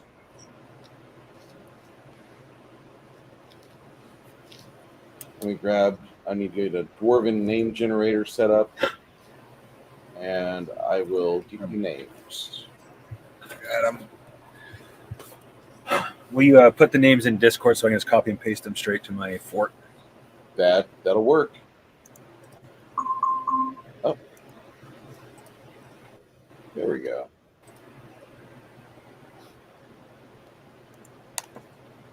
Oh, yes, and I have named the fort Doragon.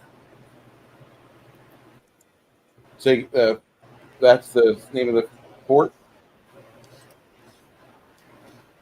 Yep. Well, I'm sticking with my character's Asian theme. It's Japanese for dragon. That works.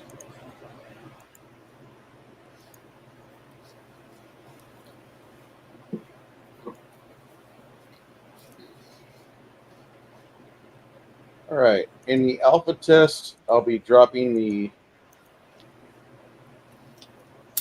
dwarven names are now dropped into Delorsic. All right. Hopefully one is Urus. That would be epic. What was that name? And these are people Urus. that are joining our group. Yes. Okay. Spell that. URIST. If I remember correctly, it's Dwarf Fortress for Dagger. Okay. a generic dwarf name. I need to play more of that. Same here. I got to hit up my buddy.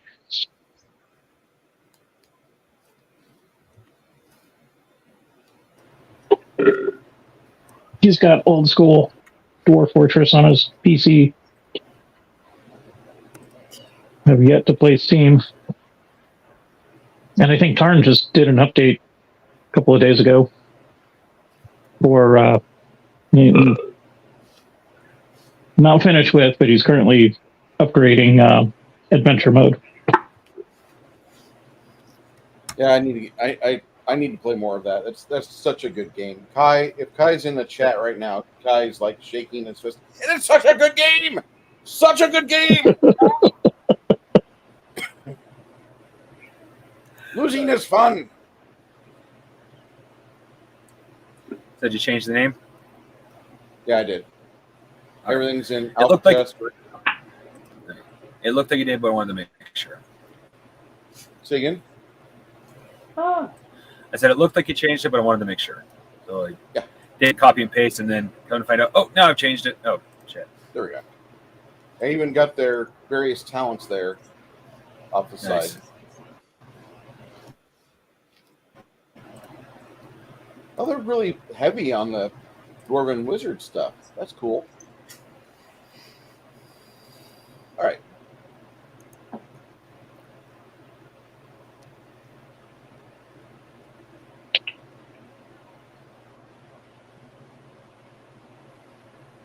What other questions do you guys have?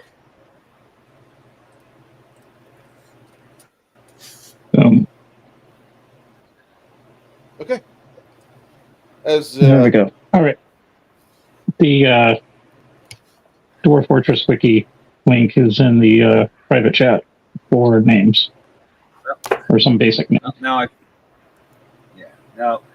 the three I definitely still have to have to make this work for sure is a chef, an alcohol smith. So I say smith because I'm pretty sure the dwarves take their alcohol that seriously, and brewer, brewer is a very important job. I believe the proper term is brewmaster.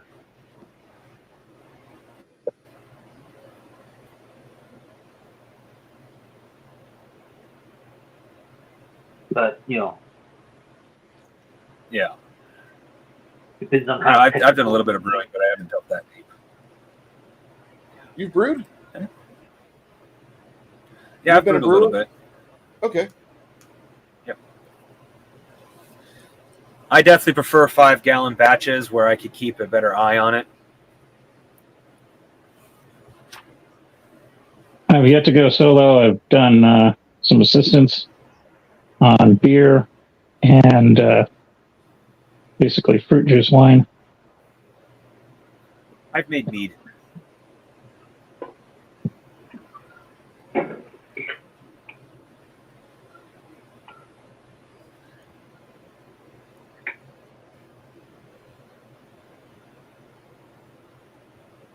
The dwarves talked to you about a few other things.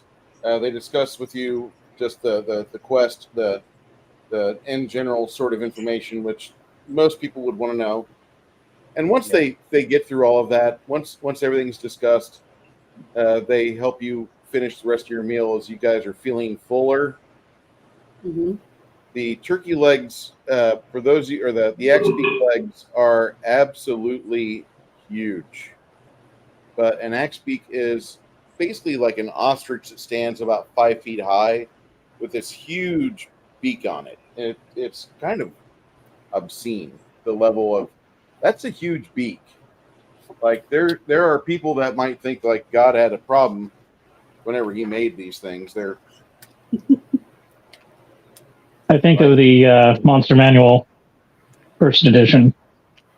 It was a good representation of it, just a ostrich with a freaking bearded axe for a beak. yeah. Whenever I think of an axe beak, all I can think of is Quest for Camelot. Not played that. It's not a game, it's a movie. Not to spoil too much, but the bad guy uses alchemy, sorcery, whatever, to literally merge a chicken with an axe, and its beak is a giant axe. And this chicken also becomes sentient and is capable of talking right afterwards.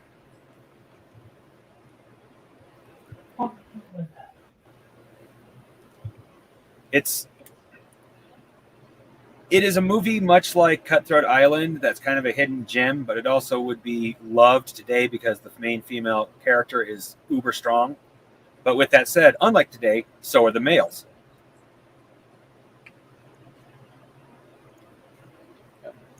And for those who don't know, That what was the animation, right?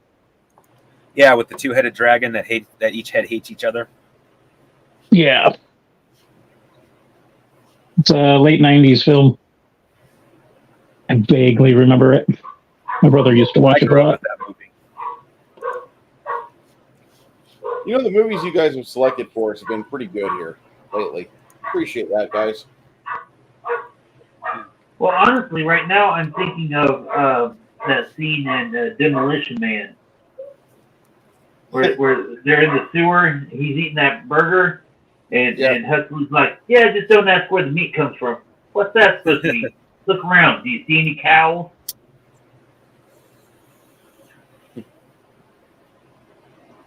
I mean, there was a time That has a point. years ago when I worked for Terminex. I had a situation where we had a customer. I had to go to his barn and place bait stations with bait, fill it up with bait. Well, I got there a day later than they wanted me to, but it was all we could do to get there that day anyway. So I got there and I started installing things. As I'm walking around this barn, I'm smelling something cooking and I'm getting hungry. He's got like a 55 or 65 gallon steel drum that's mostly rust, and it's loaded to the top with rats. And he's burning. And I'm like, this is the source of the smell that was causing my stomach to want to fucking eat. I'm mortified on one end, but I remember Demolition Man, and they were having rat burgers in the sewers. And I kind of get it now. I understand. So It's not that bad. I just think of like Never Cry Wolf and Demolition Man. Those are two fine examples of eating rodents. No harm, no foul. I've had a bat before. My buddy Josh went to Peru and had guinea pig.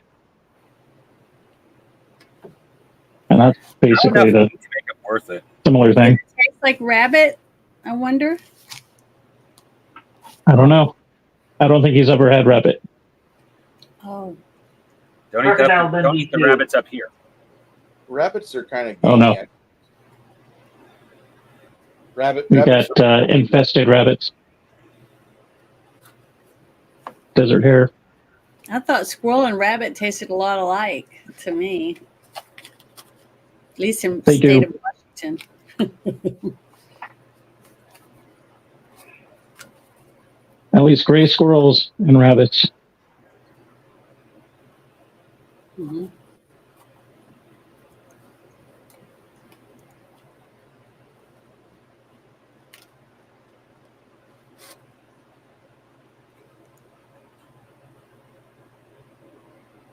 I've had kangaroo before. I've never had kangaroo, but I would taste it. I mean, just so I can say I did. But I like alligator, and it's a giant lizard. Oh, I thought it was delicious. Gator's good. I'm a big fan of gator. I've always wanted to I've try it. never had gator. You live in San Antonio? Yeah. There's a franchise called Smash and Crab, and they have gators as a appetizer. Get about 8 ounces of fried meat. Looks like chicken nuggets. Mm-hmm. It's delicious. Gator nuggets. Yeah, It's good. I would recommend. Would definitely eat again. It was nice. What's the name of the place? Say again? What's the name of the place? Smashing Crab.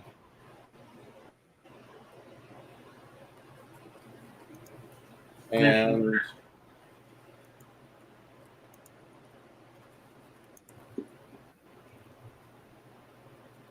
oh, thanks, Google, for listening to me.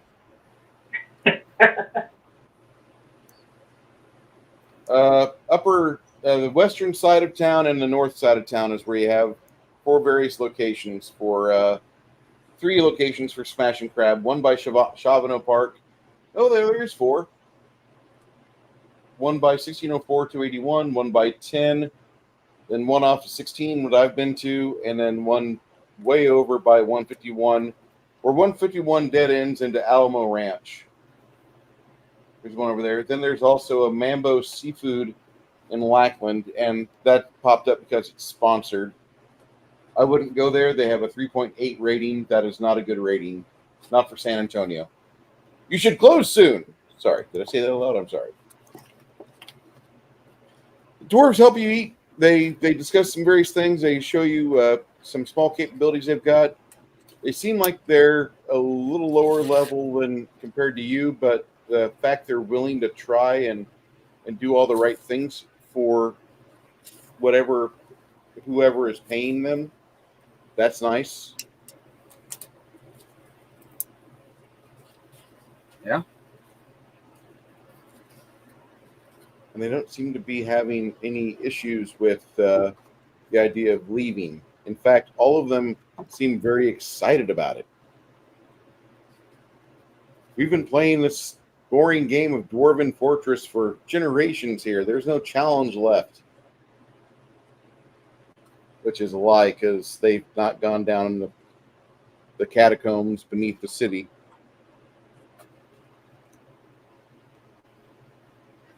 Yep.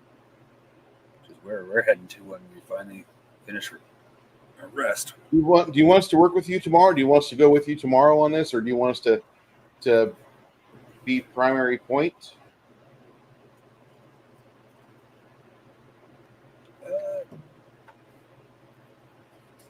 If you're willing, I will not say no.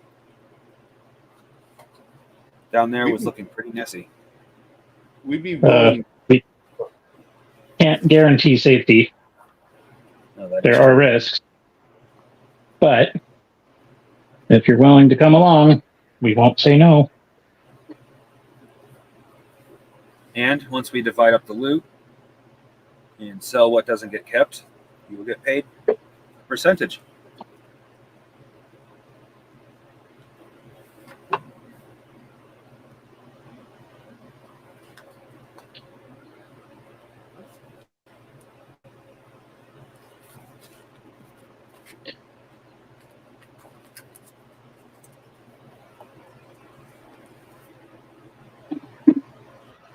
Let me know when you got the loot divided up, and I'll let you know how much it goes for.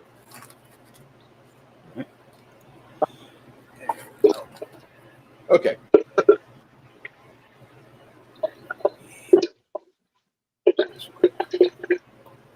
I'm hearing something. Is somebody hearing something? Janet? Oh, sorry. Does it sound like water? Sounds kind of watery. That's me. Okay. Yeah. Pouring water into my cup. Okay, I'm like, I'm hearing something here. Like, I'm I not didn't think it was that bad. Just don't think about peeing.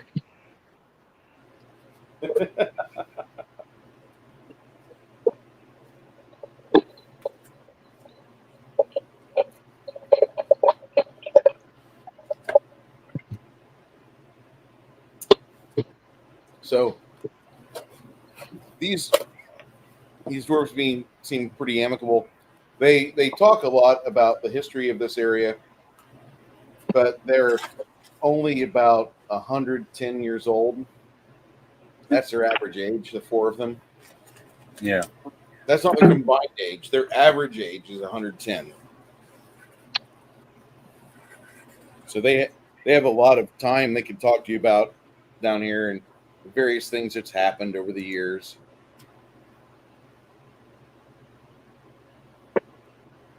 So The supper turns pretty long.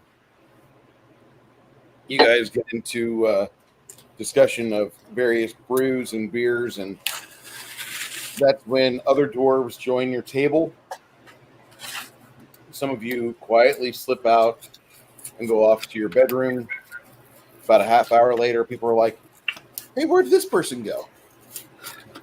And by this point, it might be a good idea for you all to leave so you can get early tomorrow out of town and get started on the remainder of your exploration of these catacombs and various other things that are going on. Yeah. You don't want to take too much time in recreation. There's plenty of time for that later, you hope. Agreed. Huzzah.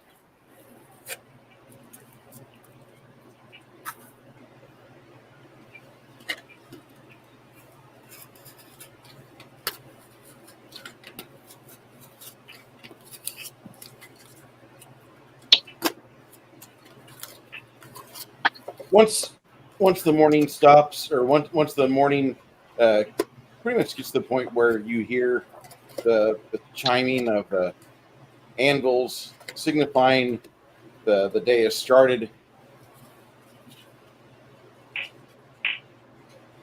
Isabu, Quinn, Mongoose, they all gather together, start doing their morning rituals, getting their spells and mana ready.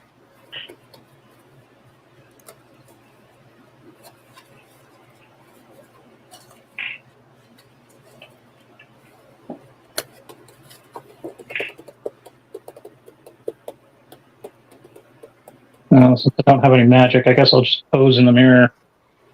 Flex. Yeah. Downstairs, downstairs in the main room, you hear others are already awake and they're doing things in the kitchen, getting breakfast ready.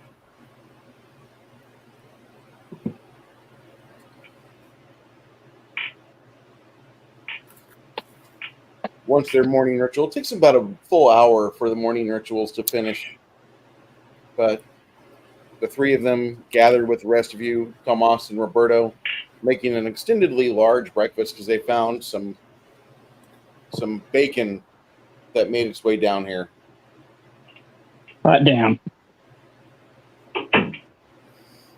Bacon.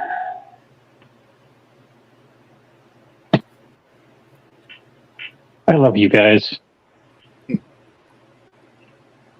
He's bacon drunk. You each have a lot of it. Well, I say a lot. I say 5 pieces of bacon, not small bacon.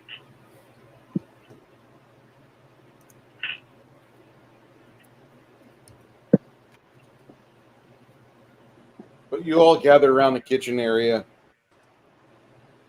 Burris and the others are talking to you about the various threats. Chromoid, Cutdrock, Urist are all doing what they can to make the morning less hostile. One of them is brewing coffee.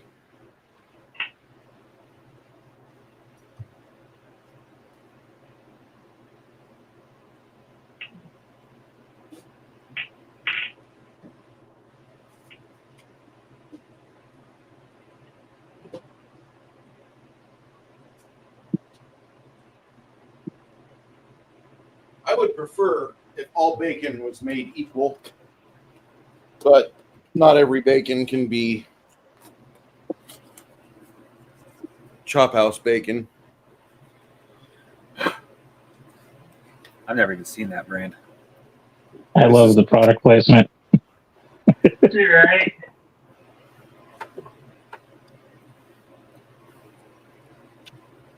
No monetization, no sponsors, just full on buy this because this shit's good. Fucking. If you're doing a lot of cooking in a pan, you just get the ends and pieces, and you can cut that to fit. Because it's just like the scrap bacon that they package up. Sometimes a lot of it's fat, but fat tastes good. Hey, the ends and Fat bits are equals best flavor. for bake. The ends and bits are best for bacon gravy and shoving in other things. I forget the name of the company, but they literally make a tub of bacon grease. Like they make various types of bacon for I must sale, look and then the grease they save, and it's basically like country crock the way it should be. Oh my Yeah, god! I must find this place. Yeah, My brother-in-law doesn't know shit about saving bacon grease for using later. Yeah, you use bacon grease in lots of meals. I mean, for flavoring. It's It's really good in different stews and stuff too. Oh yeah. Hmm. I don't know anyone that Passes doesn't like. for passes for gun lube if you're doing cap and ball too. I wouldn't That's yet recommend it another- too much, but in a pinch. Yeah, Yeah. another scene that stuck in my head from Family Matters. There's a point in there where basically Carl's the only one with a job, and they all have to like tighten up. And Grandma living there, she makes the meal, and they're all eating it, and they're like, I can taste the bacon, but I don't see any bacon in you. I don't see any bacon in there. She goes, well, that's because there isn't any bacon. You're just tasting the fat. That bacon, that's a whole nother meal. Look, and things are getting tight. I grew up in the Depression era, so yeah, just take 1 pound of bacon and pull out like 7 different meals from that 1 pound. Mm-hmm.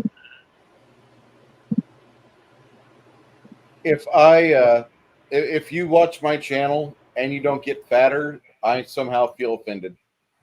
Well, I'm trying to get thinner. I know, so am I. Actually, this week did pretty well. I had only 2 beers, and that was yesterday when I had my fried chicken. I was beat from like 29 hours of work in 2 days, and so I just stopped by Popeyes. Get me chicken. I need chicken because I'm going to eat it and go to sleep. And this morning, woke up, did a little bit of exercise, did the dishes, did all that stuff, and went back to bed. But feel so much better now. These dwarves start drawing maps for you of various places that you may want to investigate, may want to take a look at. You found the evidence of dwarf Vader cultists within the lair of the dark folk. Also, you found some unusual looking ants that had funguses all over them, all up and down their carapaces. That kind of scared you. I'm just going to say that. Yeah. For those of you that are looking for a 9-pound pail of bacon, though,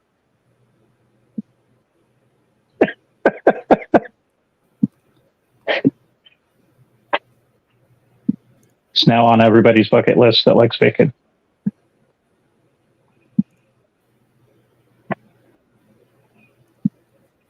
I have found it.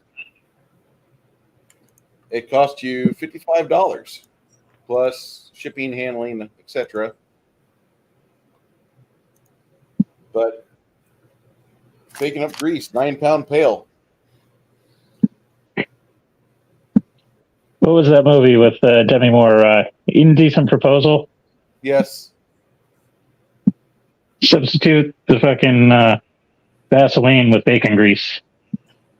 I can feel it squishing between my toes. I've never used bacon grease as a sex object, but I might have to. Coconut's better.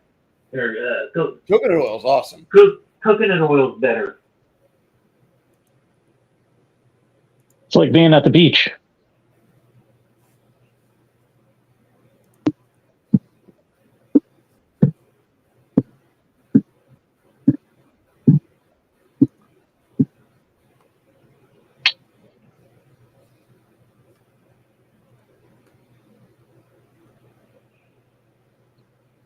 Well,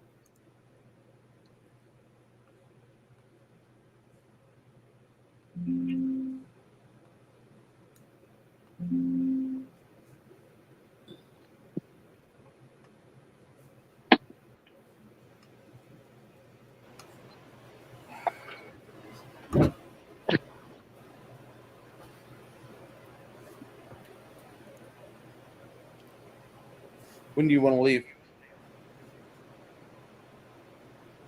Well, I'm assuming As soon as I have my morning glory, and I'm all set. Morning glory. It sounds like a limboism right there.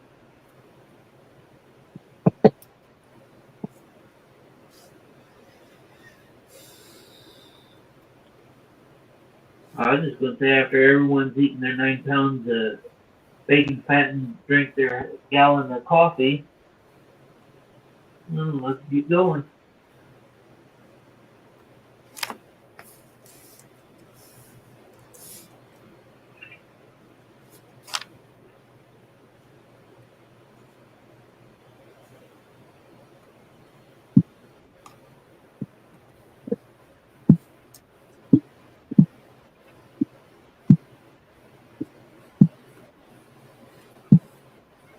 We're heading into the catacombs. Dispatter cultists, whatever nasties they brought with them are conjured up. You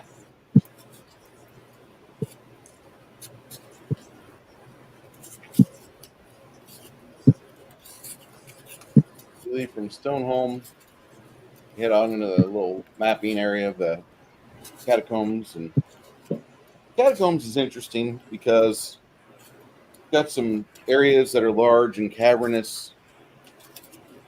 You have other areas that are very cramped. Even the dwarves are like, man, this is a tunnel that's really like I gotta suck in my gut to walk through here sideways.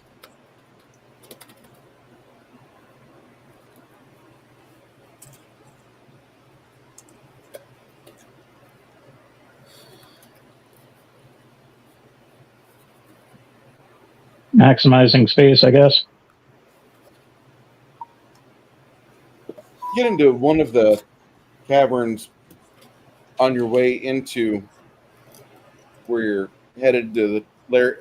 I assume you're going back to the lair of the dark folk to cleanse or to clear it out. Am I correct or am I wrong? I suppose we could. I mean, the Well, other our big option thing was trying to sorry. go for it. Go for it. What we were originally trying to do is figure out why Strawn Deepin Cut sent us down there. And at this point, it's kind of like we kind of need to cleanse this area just to get to where he wants us to go.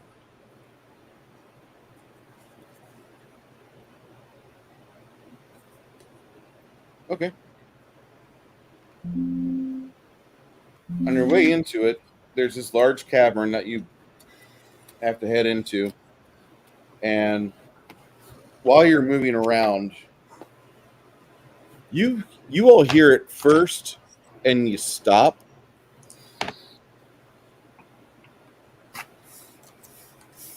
But the way that you're seeing it is that there's in the opposite side of this cavern, there's some limestone stalactites and columns that are coming down. And there's looks like a war party. And I say that because you count roughly 20 of the little dark folk that are camped out on this side of the cavern here. Let me know how you guys want to proceed. Ooh, 20. Those little... If they were regular goblins, I wouldn't be worried. 20 of those little fuckers, though. We got to come in with a strategy, otherwise we are dead. Those are the meth goblins. Yep. I like how he classifies them as meth goblins. Those are the what goblins? Meth You missed goblins. it last week.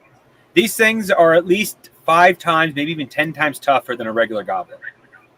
They're like ninja gobos.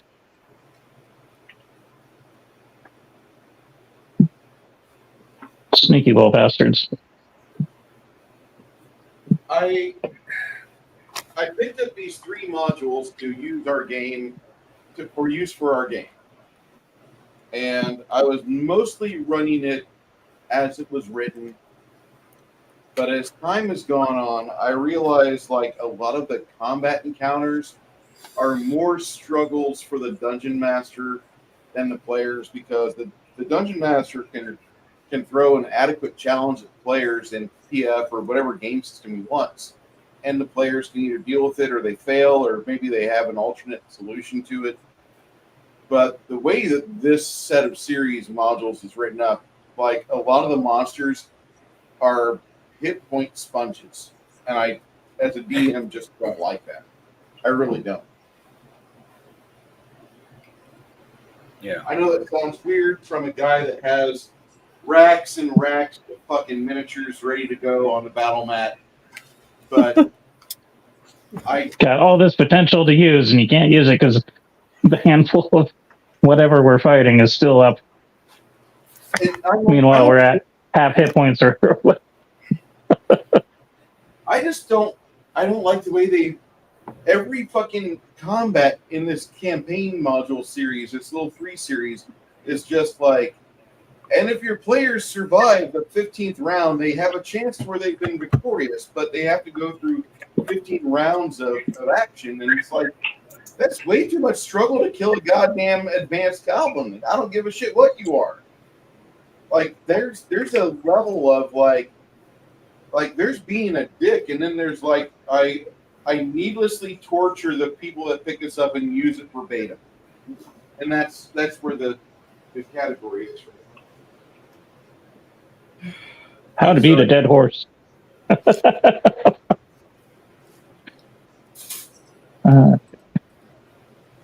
Like, I designed my game system so it would have good mathematics, it would have smart play be an option, but when I bump into shit like this, I'm like, this is exactly what I'm trying to get away from. This is probably what spurned the whole D&D 5e, nobody dies, everybody's fine mentality.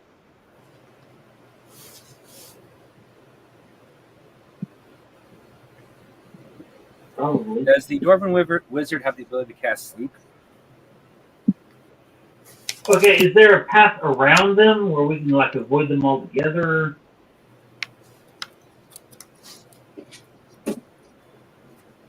Is there a path around? From what you're seeing, there is a possibility of stealth option if you hug this wall here, but there's just a lot of goblins in that area. These Still. crackers. And none of all but Lemmy is. I think Lemmy's the only one that has the sneak ability. Therefore, we're all at a huge disadvantage if we try that. Is there a way? Is there a way to find a magma flow and then play the floor is lava with these sons of bitches?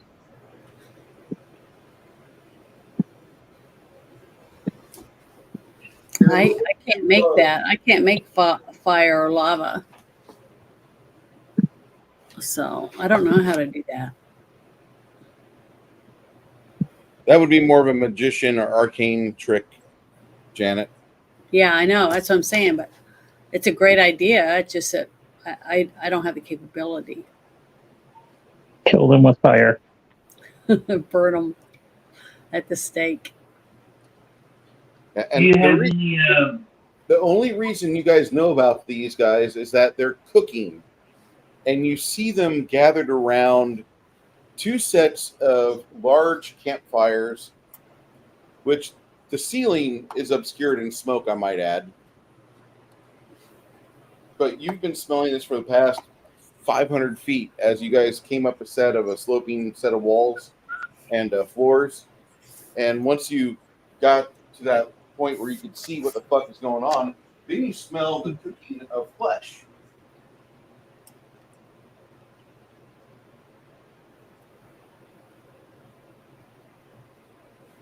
Isabel, Yeah. do you have any illusionary spells?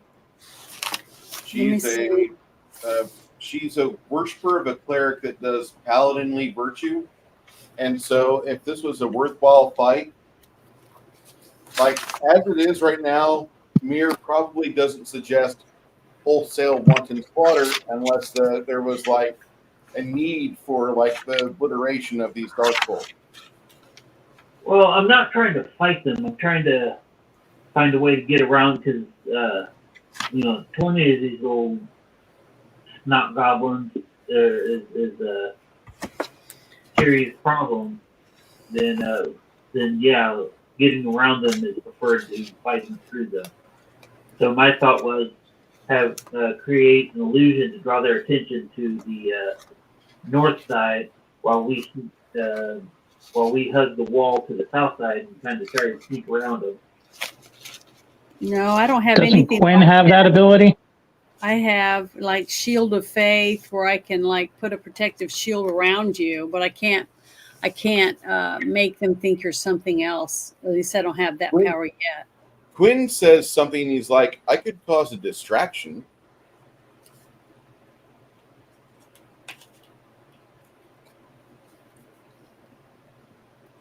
Quinn offers some magical assistance to get them distracted.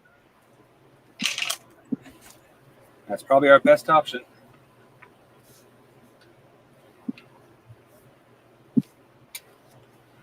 Let's just hope it I works. can attempt to burgle my way in and get around and maybe reinforce that distraction while you guys are following.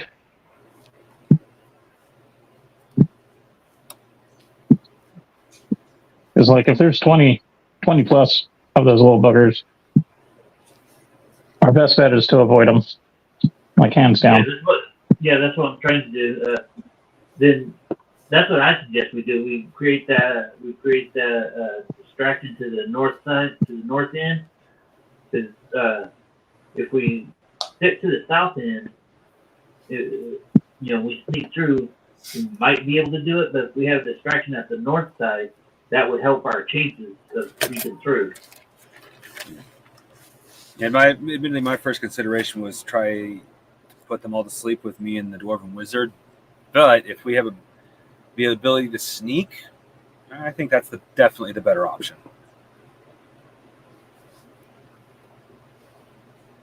The Pyromancer, Delorsac and Urist both say both want to know what the Bard is up to, and the Bard says, "I'm currently getting it right in my head what a group of wild lizards sounds like, and if I can get that right in my head, producing that with my magic is a lot easier. But that's what I'm doing, and once I get the proper call of a wounded animal in my skull, once I can get that possibly spackled into the air properly to where I can get the goblins, the dark folk, to realize they have additional food on the table they're possibly ignoring, and they should go and gather that for their resources and put that over the fire too. If I can get at least half of them to split, that'd be more manageable. You don't want to try to go put them into a defense where we're defending ourselves in a pincher attack. But if I can get half of them to get up and leave and go try to find that thing that's making a noise, boy, I've done my job well. Oh, yeah. Urist says, I have a couple of spells that, when properly placed, they can help render unconscious various creatures that are within that area, but it taxes me quite a bit.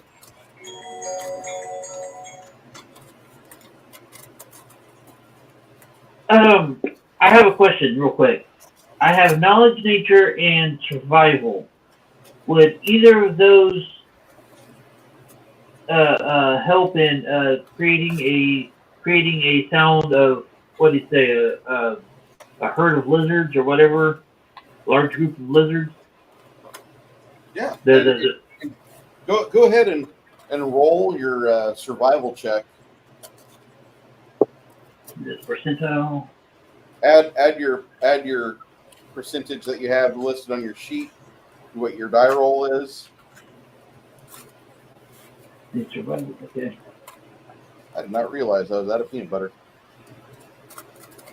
That would be 24 total. You start making a little bit of progress in your mind about how this would work out to your favor. And as you're trying to explain your thought process to Quinn, you realize that your inflection is a little wrong, and you take another minute to discuss it. Between you and Quinn, he says, "I think I have it in my head how I need to do this." And not long when he says that, he says, "Get ready to run back up this cavern and down the slopes." But he looks at the two dwarves and says, "Do either of you have a grease spell available?" The two dwarves think about it. I have it. I'm usually not prone to using it, but I can produce a grease spell. Yes. Okay. If things go for the worst for us, we're gonna hightail it out of here. When you get to the bottom of the slope, the sloping passage, what we're going to do is we're going to have you cast that grease, and then just have all of our melee, all of our meat ready to go at the bottom of that affected area. And as they come along, we just brain them like it's an assembly line. Unless that's too wrong. You guys let me know. Sounds like a good idea, honestly.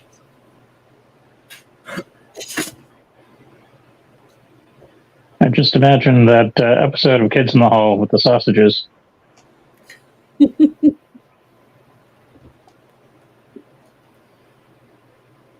I wish I'd hung out with you a lot more, Six Nations. That's all I'm going to say.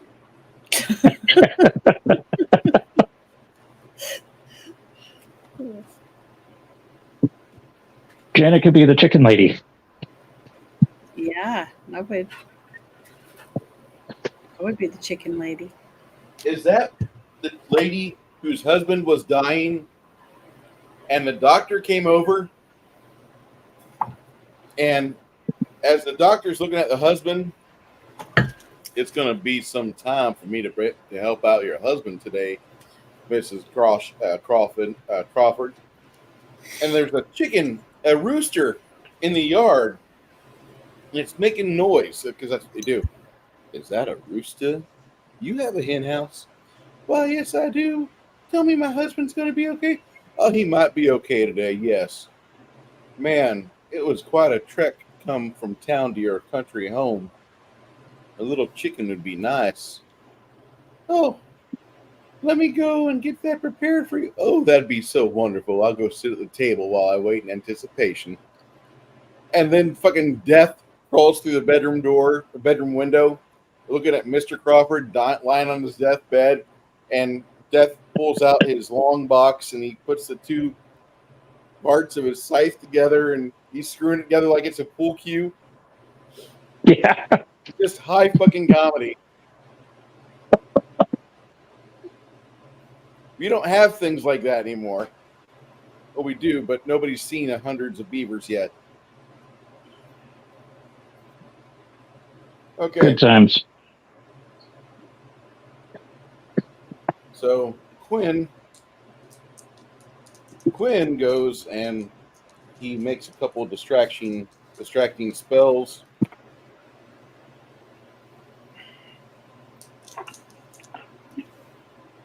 And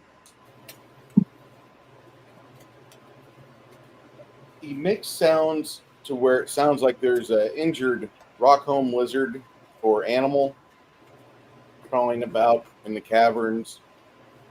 And he's making it sound like it's getting closer. And that's when you notice that the hunters of these dark folk, they start to rise up and gather their weapons, and some of them stop by their fire pit and peel some flesh off the food that's rotating there, eat it, and then they run off.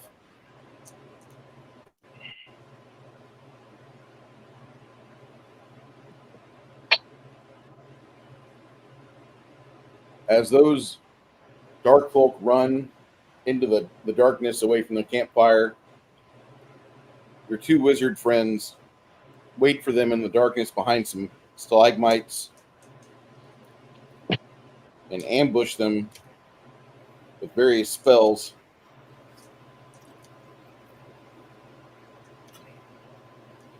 Quinn is busy doing his best to, after he makes distracting sounds, he creates another spell off of his lute and creates a zone of silence to muffle the sounds of the fighting.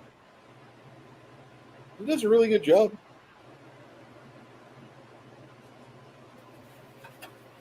Lemmy, you count 8 dark folk are left. Whew.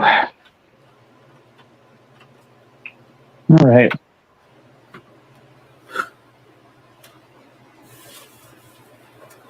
That seems more manageable. Mm-hmm. Still kind of sketchy, but definitely a lot better.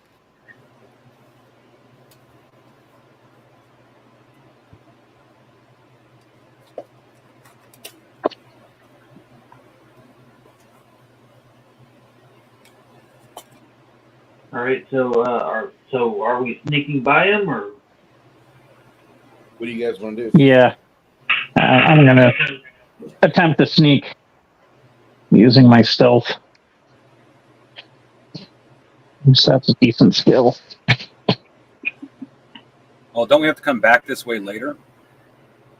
Now that we have their True, but power we'll worry divided? about that after we find the cultists and potentially have to fight a frickin' devil. Well, it's catch This is 22 small- either way. Do you want to deal with small them on the way potatoes out here. after fighting a devil? I don't think we're going to survive, to be honest. But I don't have any stealth, so I'm not going to be able to sneak by very good. Lemmy is the only one with the stealth But capabilities. before I go by there, can I cast the Shield of Faith on myself? You can.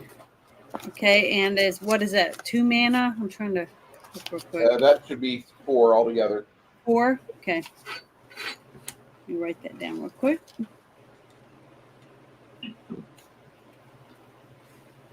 After you cast that, Lemmy casts yet another spell, but he comes up to you and you don't hear what he says. He gestures for you to take the rock out of his hand.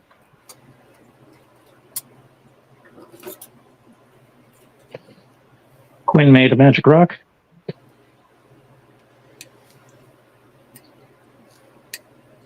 You note that around her, it's silent.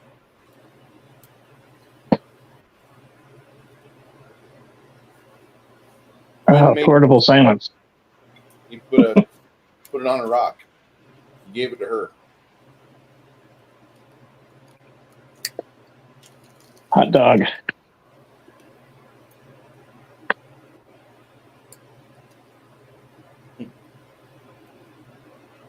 We might just make it. Sweet. well, if Isabu doesn't protest, I was going to pick her up. I'll pick her up and I'll put her on the back and kind of carry her. If she's that worried about being sneaky. No, I don't care. I'll give you a little of my Shield of Faith. Oh, that. That'd be awesome. I want to live.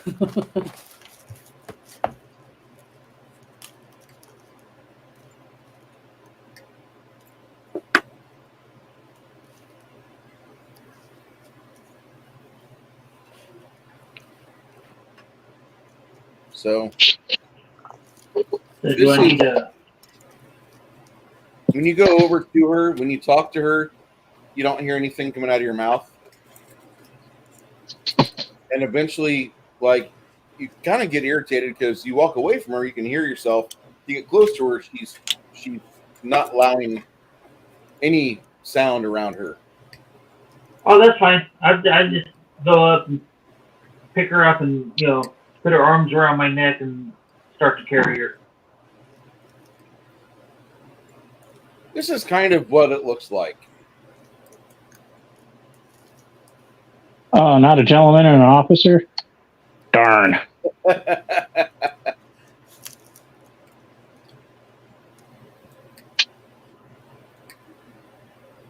Frank, we miss you, sir.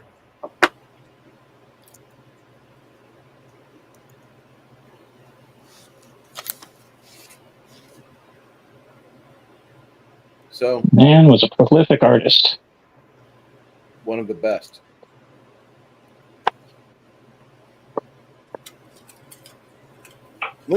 Roll me yourself. You're going to be the one escorting everybody through here, pointing to where people need to be stepping and how they need to be operating and moving. The Dallas proverb goes, when the blind lead the blind, they will surely fall off a cliff. Hope that I proved that wrong. Got a 72, that's 97. 97, shit, yes. Thank God. Successful stealth roll. I'm going to be doing my ninja-esque moves.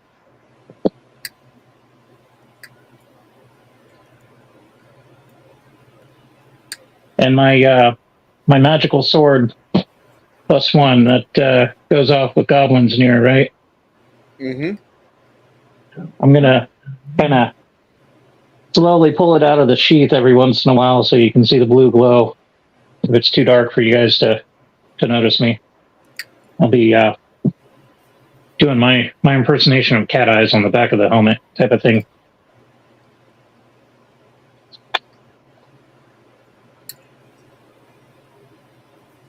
As we navigate.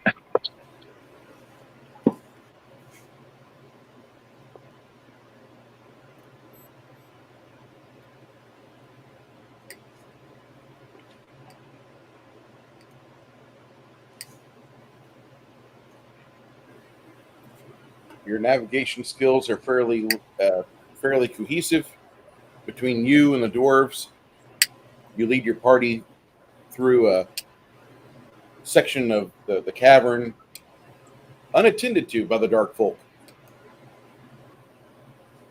Once you get past where they are at and into the narrow confines of a tunnel, you guys note that Quinn takes the rock out of Isabeau's hand, sets her, Ogre sets her down, and Quinn puts the rock at the front of the tunnel. We have a few more minutes before that spell goes away, but I got to ask, dwarves, I know you guys have no love for the dark folk.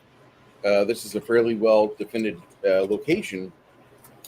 Do we want to go back in there, perform a offensive, and then do a militia-style retreat after 2 volleys of spells? The dwarves think about that for a moment. That would be splendid, yes.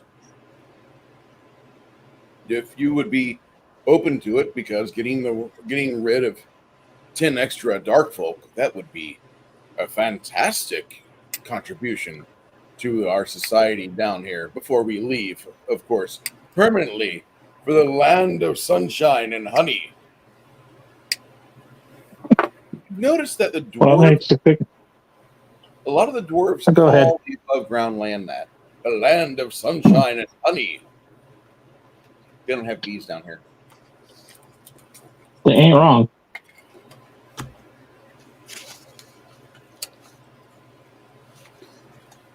Is that what you guys want to do? I very much would like to, yes, because I don't want there to be 20 of them after we're licking our wound from the big boss fight. If the spells kick off the way that I think they will, I think we got a better chance of fighting them.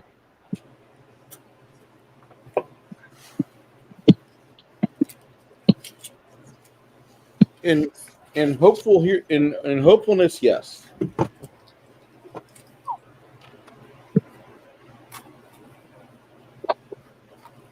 I almost dropped my favorite miniature. That would have been catastrophic.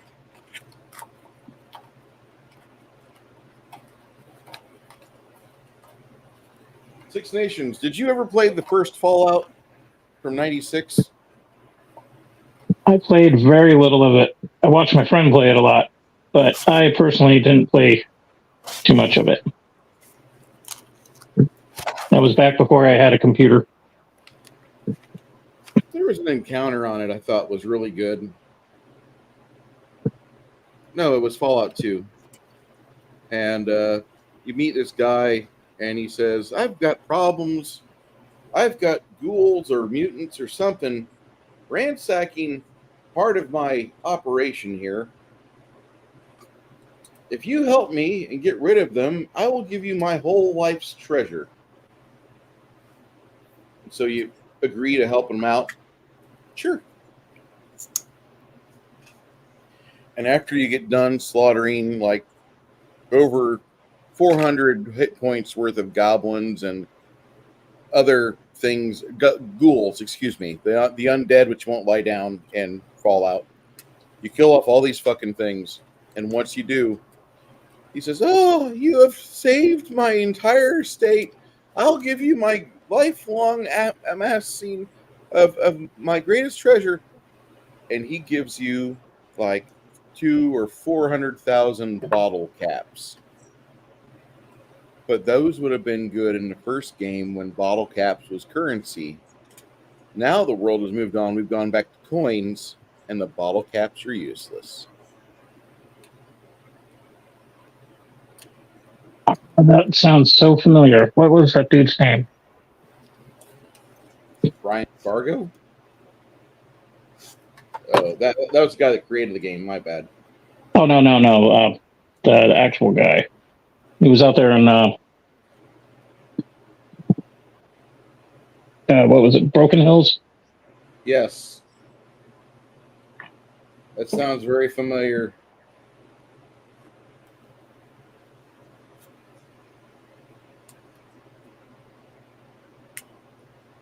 Yeah, it was like fucking 10K worth of bottle caps, all new California currency from the old game. Yeah. Here's something that'll weigh you down and give you nothing in return. I liked how that game worked because that game worked on a barter system. Anytime you were doing trading, like you had to make your end a little sweeter for the others to get involved with it. It was like a realistic interaction between buyer and seller. That's all the inside jokes and shit, which is something that Fallout 3 and the other games, once they went first person, and the lack. I hated Fallout 3 and Fallout 4. My jam is absolutely Fallout Tactics. Probably the best. That's one that I haven't touched.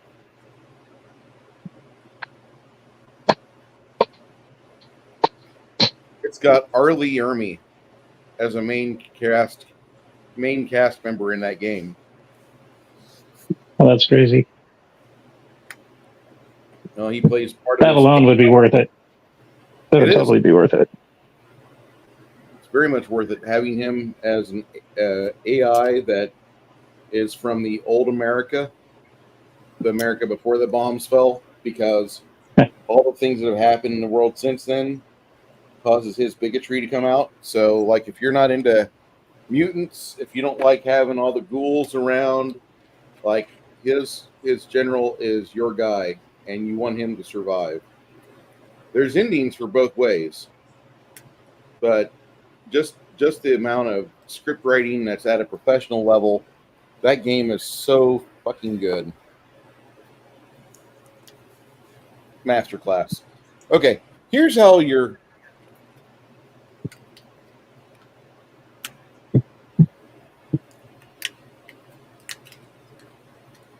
visibility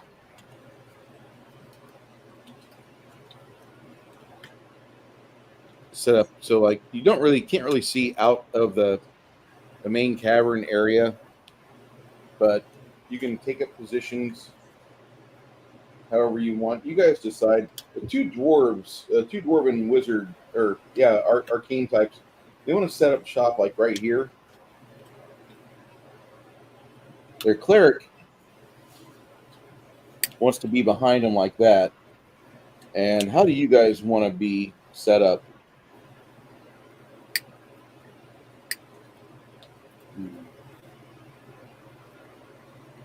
Well, I'm gonna be since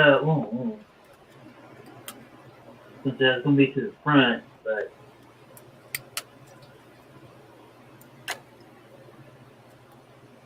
Oh, there's the call of Josh. He's came back to us. Hell, I dropped out for a sec. Welcome back. Welcome back. Welcome back. Welcome back. Got the little swirly thing it was thinking, and then it thunk too much and booted me off.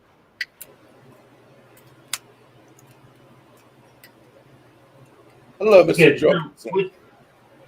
Where did we just come from? Which side of this did we just come from? They're going to be coming from over here. What was the thought process was we have something go off, possibly drop their numbers again, and then that person hightail it into here and fight the weakened amount of them in this bottlenecked area. But I need to know where your placements, where you want to be at.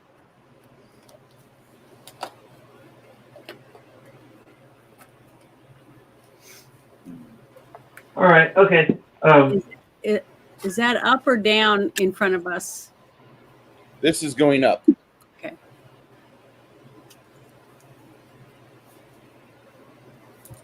Well, I and the archers should be toward the back.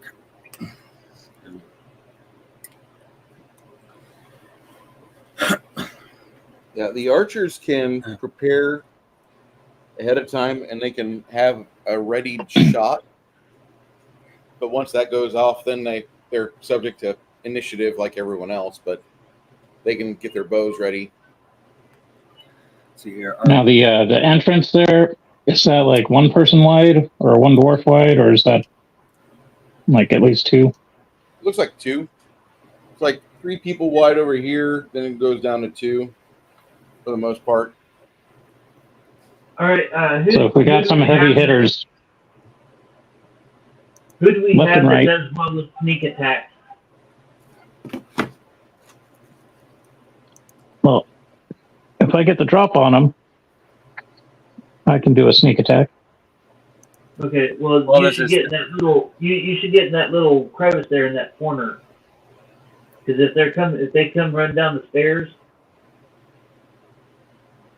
No, the one that's further closer to the stairwell. Or the Right slope. there. Nope, back, right there. Okay. Right in that little nook. Because if they come rushing down, they're going to be looking at the main fort, and they're going to most likely run right by you. And that should be able to allow you to get in behind them.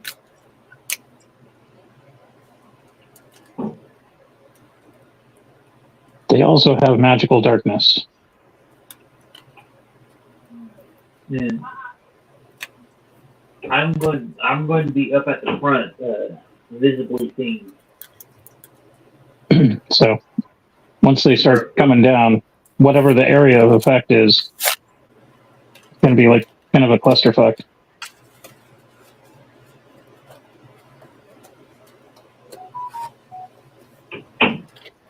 me find So just keep that in mind. his character real quick, because for some odd reason, I've taken his character off the board, and I don't know why.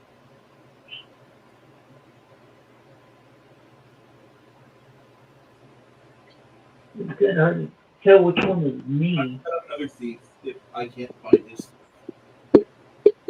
Have no fear.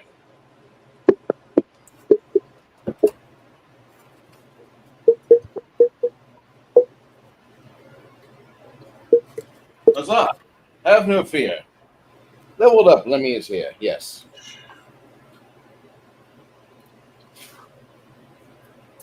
Supplies. Did you say supplies?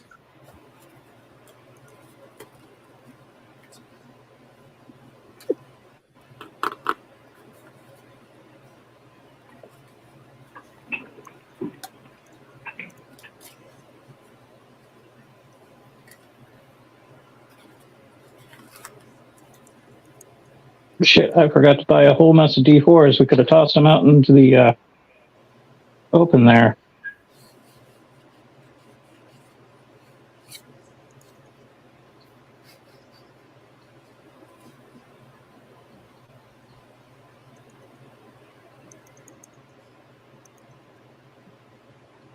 Okay, so Quinn will take position here behind the archers.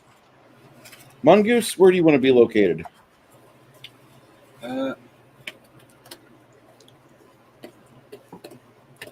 Probably alongside the archers. Didn't our paladin die last game? Almost. Oh no, she came damn close. Okay. I'm sorry for abstaining from role playing her. Yeah, we had to drag her along, didn't we, for a little bit?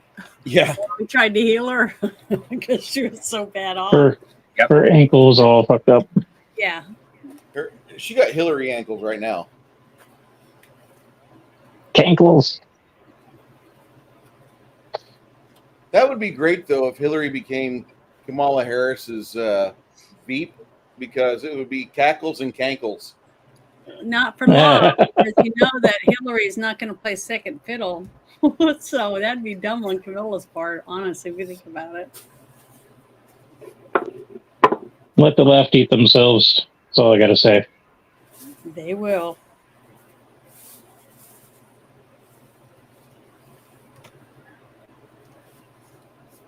I like it. Okay, so what happens is one of the dwarven wizards goes out with his silent stone, and he goes amongst a group of them, and he says, "You'll hear me come running back. I'll get rid of the stone. That way I can at least have benefit of spellcasting. You're the only one that can really see out there, Lemmy. But as you're watching it, you see the dwarf kind of get close to a group of about 3 of the dark folk, and he drops it. He drops a pretty impressive fire spell.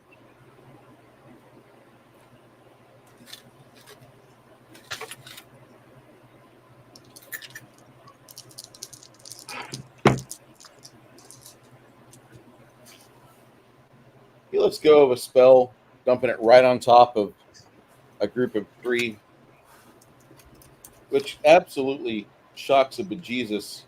Shocks the group of them to the point where they just they're very surprised. Somebody would try to get so close and do that. After he catches them with their pants down, he starts hoofing it back this way as best as he can.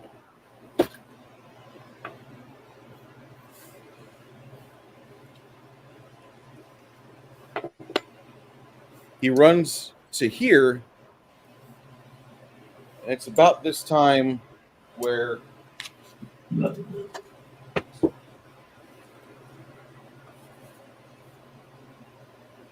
start to show up. Just dropped something. Oh, okay. they start to show up in mass.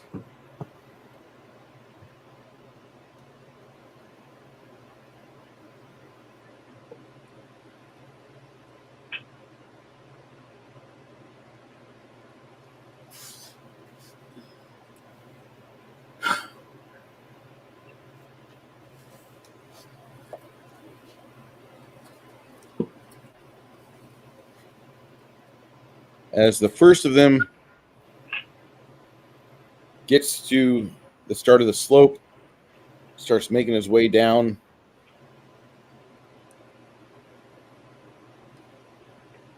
You note that there's an archer positioned up there.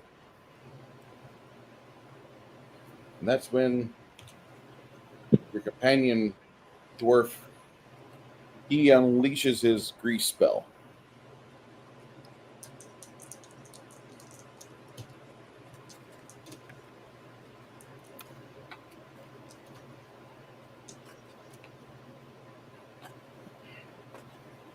So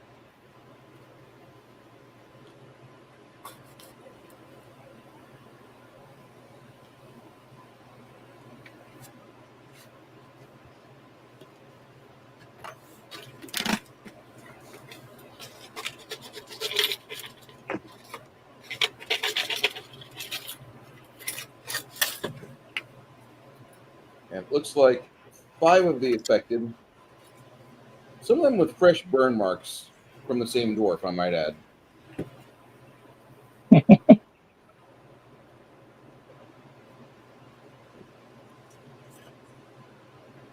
That makes me happy. They slide down to here on 5. The rest of you, which have been holding your actions, not going to have an initiative roll. You guys have been prepared for this. Oh, and let me make the shots for the archers, as they are going to take pot shots at prone targets of opportunity. Actually, they can't. They have 1 shot on this dickhead right here, but that's literally on 5.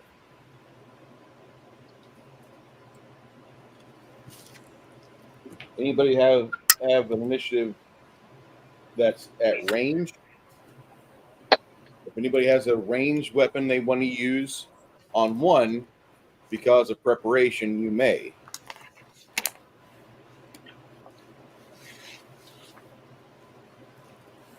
Well, I got a short bow I could use, and then I could immediately drop it.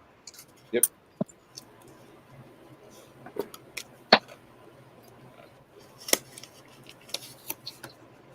Sure, why the hell not?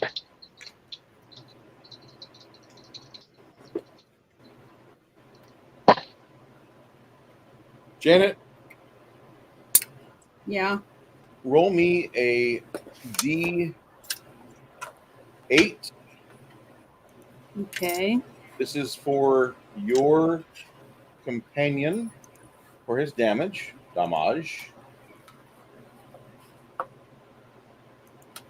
Baby girl. Hello. Okay. I rolled a 7. All right.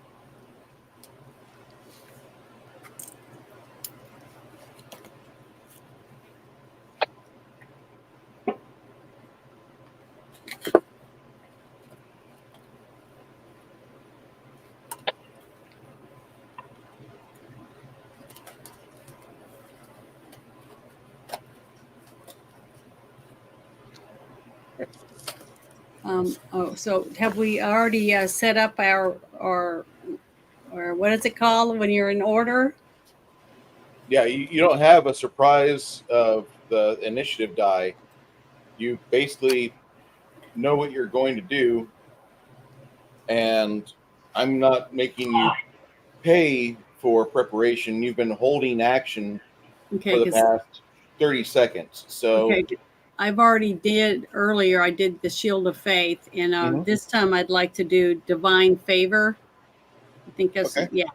I want to put that on myself to give me a extra. It says I get a calling upon the strength and wisdom of my deity, I gain a +1 luck bonus on attack and weapon damage rolls for every 3 caster levels. Okay, so what Divine Favor does Mhm. is it gives you a +5% luck bonus for your attack. But for your Okay. weapon damage, Mhm. it'll give you an additional 2 for your weapon damage. And that only applies to. This is completely a mirror type of spell. Because Mhm. mirror would not want you to solve your violence with spells. Mirror wants I you know, but I want to Yeah. have my, so it doesn't help my roll because I always roll so bad. I was wanting to give it me gives a, like you a, it gives you a plus, excuse me, a plus 10% because you're fourth level, 10% to your attacks, and +2 to your weapon damage. and +2 to what damage? I'm sorry, there was crackling or To something. any of your weapon damage. If you're using a bow and arrow, a crossbow, a sword, Yeah, a I'll be dagger. using my bastard sword or whatever. Yay!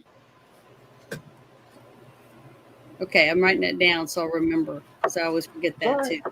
Yeah, Right. Divine Favor is a very low level but scalable spell because up to level 7, Mm-hmm. it gives you like level 7's where it caps, but it gives you a +15 to attack at level 7 and +3 weapon damage. This is Okay, so if you when now does it, like plus what is it start on? it starts at +1 to damage and +5% to hit at Okay. level 1, but at level 4 it goes to +10 +2. And then at level 7, it goes to +15 to hit and +3 to damage. Okay, so I'm at level 4, right? Yep. Oh, I'm at 4. Okay. All right. Well, I want that. That's what I want to do for my first action. All right. So you do that. What are you going to do next, Janet? I'm gonna go with my team towards the bad guys to fight. Okay. That's why I need it All right. to defend myself. Divine favor. I'm writing it down. Okay. He casts grease and they slide. On 5,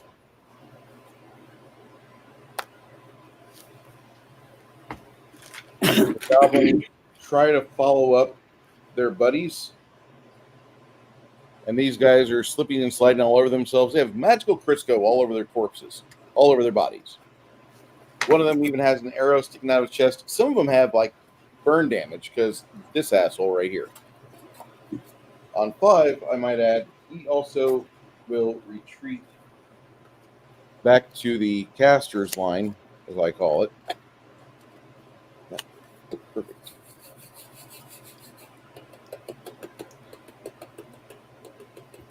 If anybody else has a held action they'd like to let go of, go on ahead. Quinn starts playing the Battle Hymn of the Republic, or insert AC/DC song of choice. I say AC/DC because in their 50 years of jamming, they've never made a love song or ballad. Yeah. Yeah, well, Now they're at My that Well, age. What? technically, they didn't make a love song. Shook Me All Night. That's not a love song. That's a slap your hands, high fives to me. I just nutted in the Hooters girl and I'm 18. That's not exactly a love song. I'm Casey Kasem, and today we are What? having a love song of dedication to one of our favorite. What about "Let Me Put My Love Into You, Babe"? Let me put my love on the line. Like, isn't that romantic?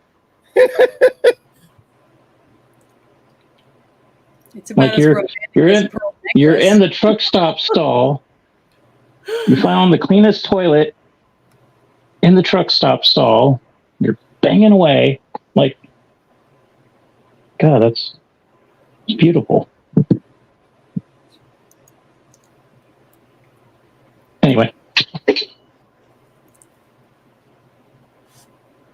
Janet, you had baby girl on your show once, right?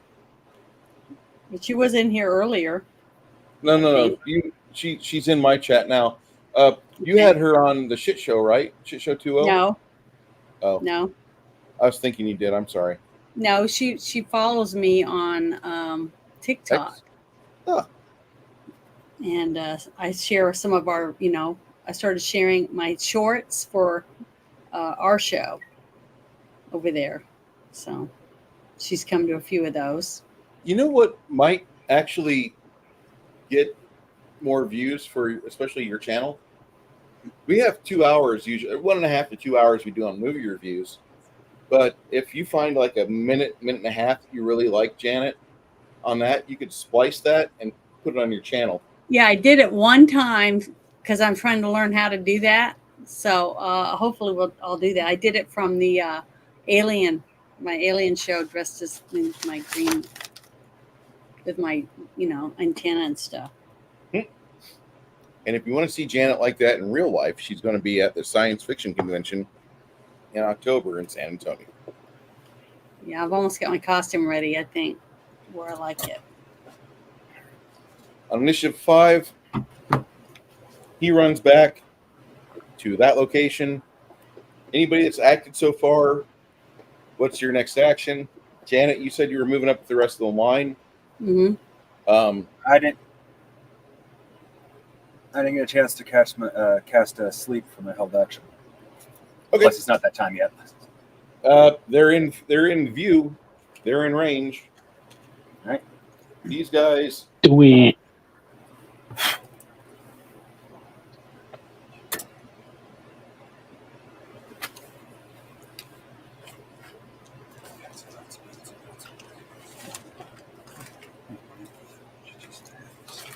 Now, what are these guys again? What are they called? They're called Dark Folk. Oh. So They're the myth goblins we fought last time. Okay. Are they they're not undead, right? No. No, they're like ninja goblins. Okay. You know, so the last time I thought we were fighting like rats that can go in and out of a smoky mist or something where we couldn't see them. No, that was a while ago. Okay. Which we still might have to keep an eye out for. Those in the catacombs. That's what I was thinking. That's what we would probably fight. These little buggers have the same magical darkness type of thing. Well, similar. I think the other one was a little bit different, but 2 of them stopped struggling and succumbed to sleep. Any other actions? Mongoose, what do you do next? We're on 5 right now because now you're in range to see them for sleep. You casted sleep. Yeah. What are you doing next? Definitely out of range of burning hands. Of course, I don't know if the grease would burn either way. So,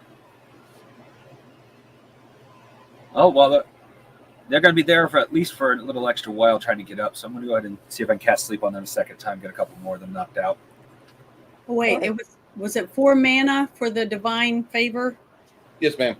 Okay. I forgot to do that. I always forget to do that. So I have to make sure I write it down.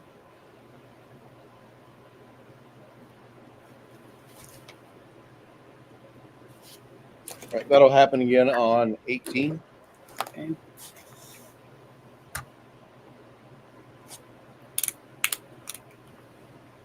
Damn. Y'all am like crazy. 13, excuse me. And what's wrong, Janet? Oh, I just put eye drops in. I heard you moan, and I'm like, clip that, somebody. It burns. Oh, it hurts so bad. That's why I took Make sure that it's eye drops and not bleach. Oh, no, I have them by my desk with all my other allergy stuff. I've got itch cream and nose spray. Eye drops. It's terrible. But, oh, my eyes are burning.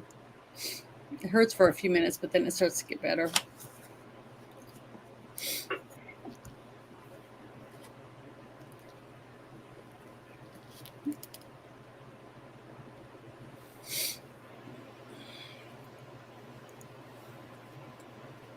Janet, did you remember to write down the fact that we each have 3 magic potions? Yeah, I now have what kind of magic potions? The healing Both ones? of them. No, these are mana potions. Like they give you extra mana. No, I didn't know that. I'm gonna write that down. I said earlier we had 6 of them. I know. I forgot. I'm sorry. So I got 3 of That's my good. own. Yep. 3 mana potions. Good.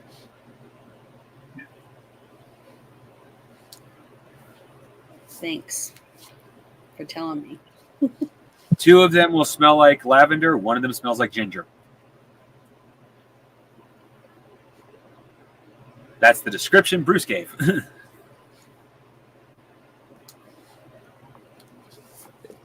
Is there a difference between the 2 of them? I presume, One given smells when we like got them, lavender. I'm presuming from when we got them, the older ones would be the lavender ones, so they're probably not going to do as much as the potions that we currently have. Mm-hmm. Mm. But I think we got those back when we still had basically the base potions where it's only a D8 or Mhm. D6. Okay. And the ones that smell like ginger, we got actually quite recently. Not last game. No, they're both the blue? game before that, I think. Yeah. So I can't actually guarantee their mana potions. I'm just taking it on faith. Well, I got that. Thank All I goodness. do know is that they were as per the usual. Janet purified. I have Janet purify all of our potions to make sure they're not poisoned. Yeah, detect poison. Yep.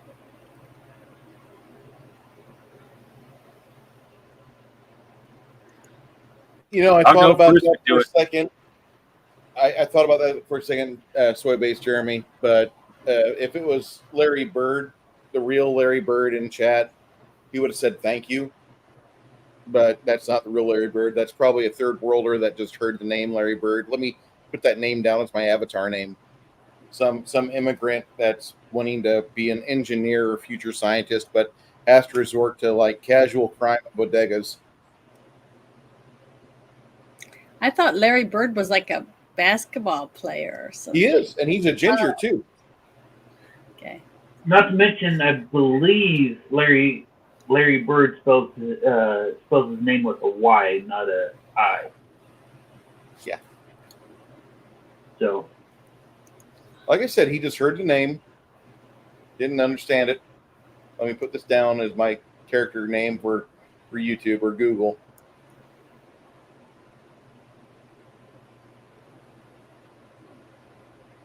And by the way, if you live in an area where there's future scientists and engineers that are wrecking your hotspots of choice, maybe you live in a bad area and you shouldn't have voted like a shithead. All right, did I say that a lot? I'm sorry. I'm not sorry. Okay, so on 6, 7, 8, all of you have Bless, which is plus 5% chance to hit. Okay. It's a divine bonus because it's Bless. It also stacks with the plus 10% that you get from your Bard to hit and plus 2 to damage. So total, what do I get to add so I can remember? You have a 10% morale bonus from the Bard. Okay. You have a plus 2 to damage from the Bard. You have another plus 5% to hit divine bonus from the Cleric.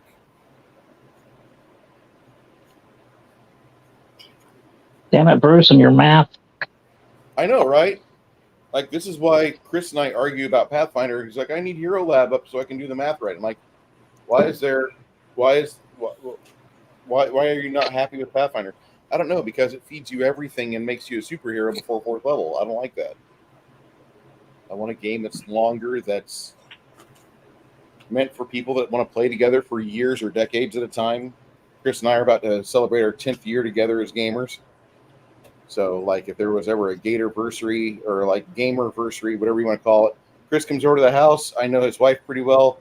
His dogs absolutely love me, except for the fucking pit bull. She tries to eat my hand out of joy every time I see her because I put my hands down like, oh, look, it's Bear. And Bear's like, oh, and he starts slobbering all over me. And then, like, next thing I know, like, he says, Dewey, deep tonsil search.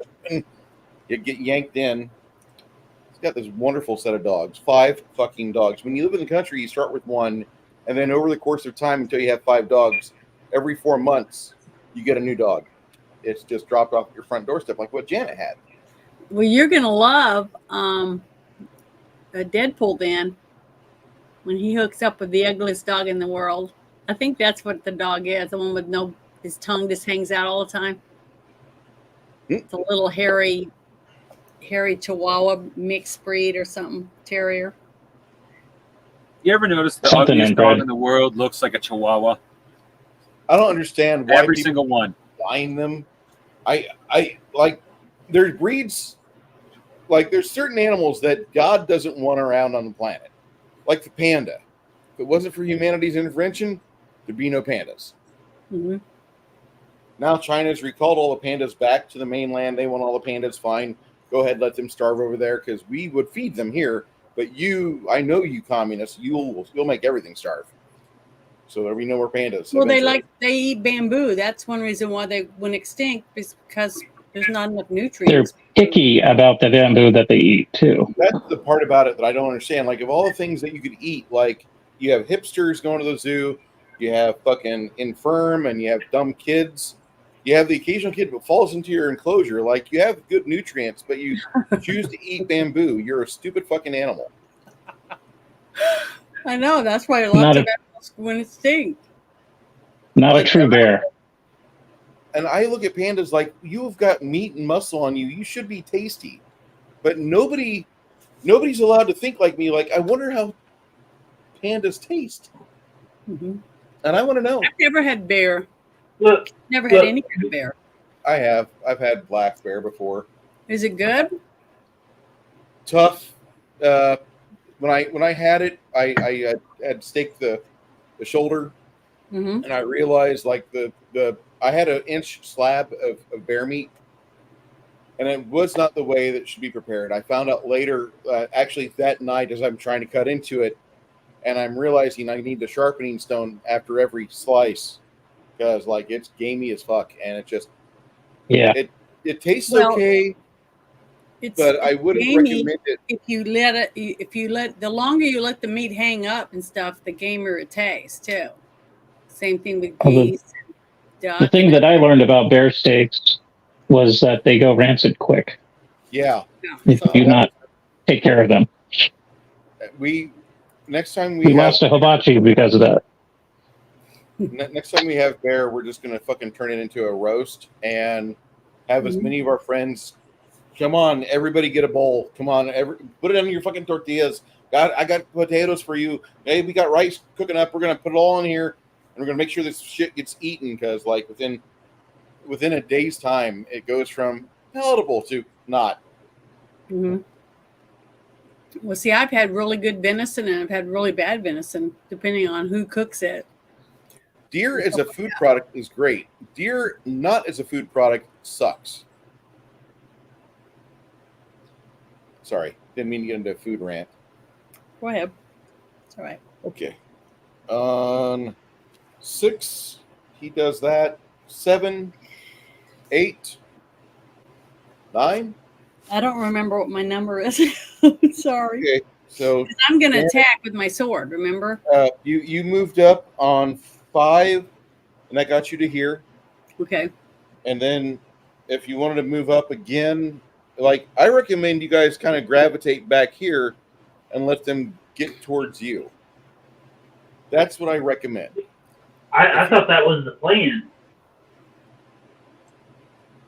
Yeah, Janet I- kind of likes to do her own thing sometimes. I'm going to yell at them and tell them what big pussies they are, so maybe they'll come running at us.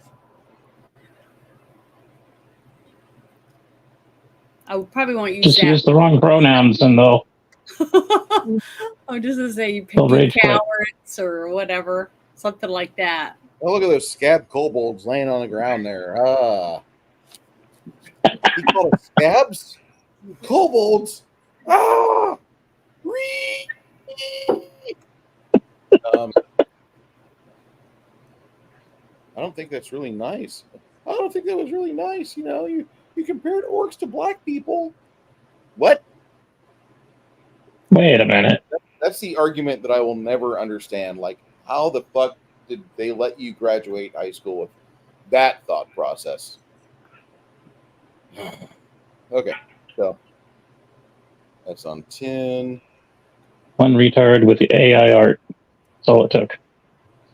Yep.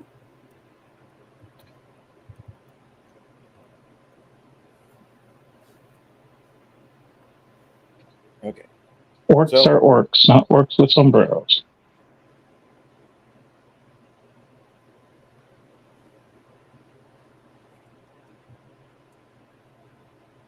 On 10, these three move past their affected friends. I need a stealth check from you, Lemmy.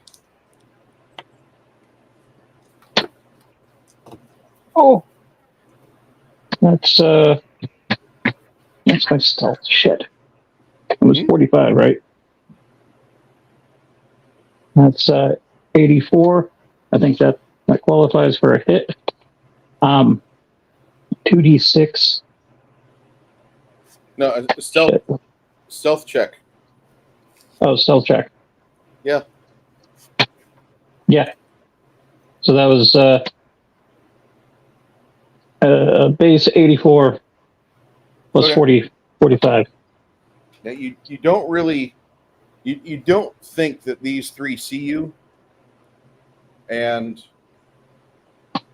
that happens as this guy or you take cover, and you basically do what you can to not be seen, being part of the wall. It's on 10, 11, 12.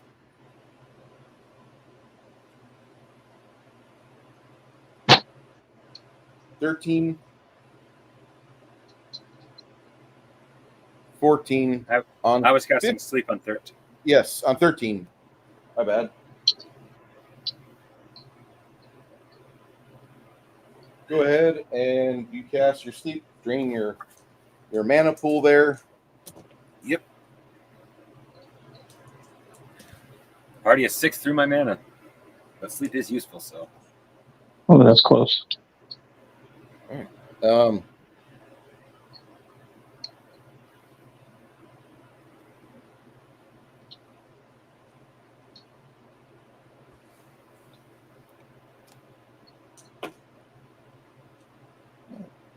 You make two of the others in the pile go asleep.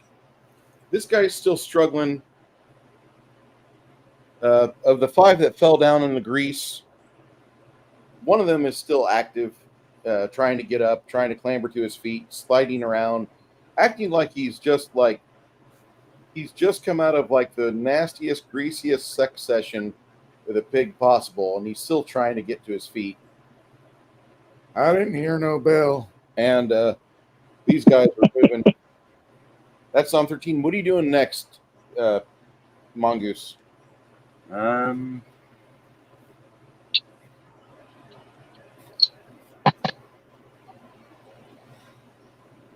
the time I get off sleep a second time, the 3 in front will probably be in with the party, so.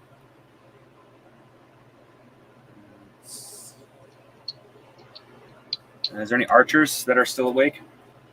Not that are still awake. The archers are on the ground, and looks like they're nice and tight and tucked in on the limestone slope. Okay. No, I might be. Oh wait, I probably can't see him at this angle. The guy who's struggling to get up. Probably not. Knock him out. But, yeah. You can definitely hear something struggling over there, though. Yeah. Well, let's hope someone takes him out. So I'm going to ready magic missile to hit whichever one runs up first. Okay, that'll be on 21. All right. On 14, 15, 16. Sorry, I don't remember what I think- number was. I think that was mine. I don't remember, but I was gonna drop the bow and switch to my sword. I had it notated you were switching to your sword. This guy's within striking distance of you because he was right there, and that's a very small. That's less than 5 feet, so he's in the danger zone. If you want to go for a precision attack on him, you can, or if you want to let him pass, you can. Decisions. Well, if you hit him, it looks like If all he those passes, numbers are I've there. got him from behind. If I take this opportunity, it'll do some damage, but it'll alert my presence. I think we're going to let him pass. Okay. And then try to get him with a stealth attack. All right. As these three pass to try to engage on 17, I want to give the party first whack.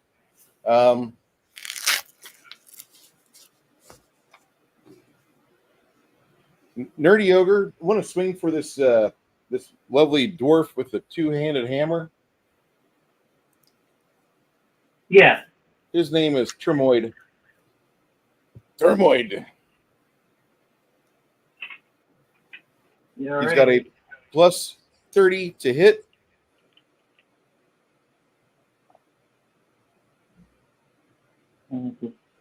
got 43. Is that with the pluses I gave, or? Yeah, that's what the pluses. Oh, wait a minute. I'm rolling with my war axe. So I add that. So I add the hit number. Yeah, add the to hit. We're doing roll Okay. over, not roll under like Palladium. All right. 40. So- Okay, so that's 53 plus you said 30 plus 30, so that'd be 83. All right. You connect with the first gobbo as Tremoid and roll a D12 bludgeoning for that Earthbreaker he uses.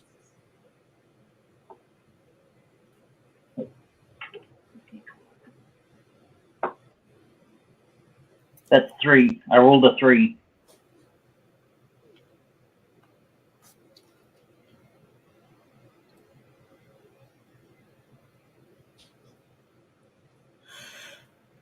So 3 plus that lovely number from his strength bonuses.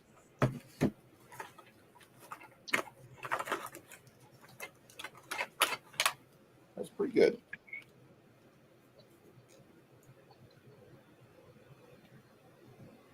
I have a Warhammer now? No. This guy. You were rolling for this guy right here. Oh, okay. You're right here. Oh, okay. He was like, damn, I'm lucky. That's what he was thinking. Yeah. Clobbering time. We miss you, Clobby. Yeah, I know. That's what I was going to say. Mm.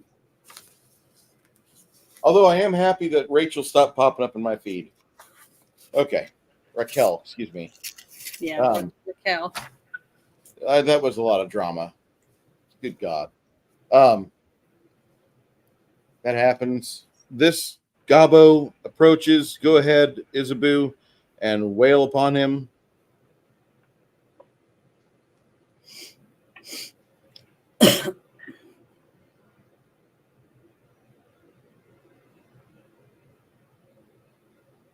Isabu, go ahead, roll your attack. Okay, let me get my other dice. I know it may disappoint some of you, but I'm going to take this camera and relocate I rolled it. an 80, an 85, and what do I get to add to that? Since it's a roll, I get You to rolled add an 10. 85. You get Yeah. to roll the initial plus. You have a plus 15 Crap. because of the Bard and Cleric. Yeah. You have another plus 10 because of your basic martial ability. You also have another plus 10 from your spell, Divine Favor.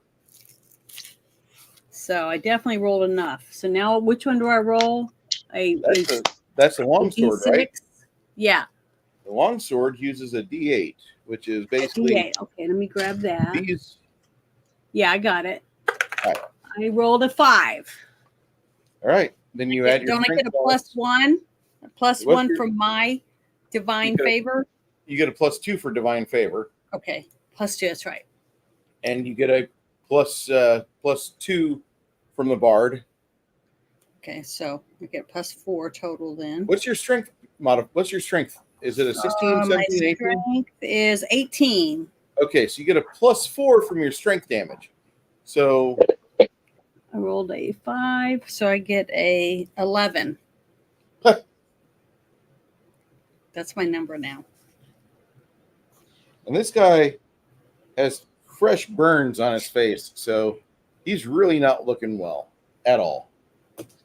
Isabu, what do you want to do next? You want to attack him again in 8 Yes. seconds? Yes. I want to go at the same guy I'm at right now, wherever I'm. I All right. think that's me right there in the middle, right? Yeah, this is you. Okay. Okay.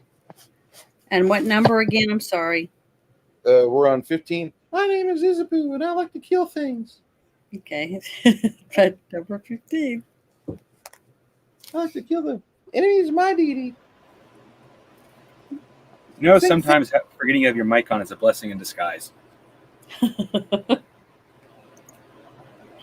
I get a mic check? Yeah, you're good. We hear you loud and clear. Cool. I had to swap out the other earbud.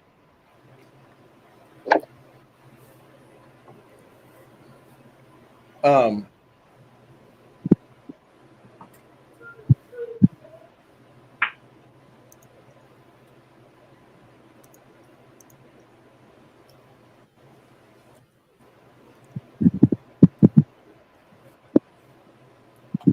on, I gotta.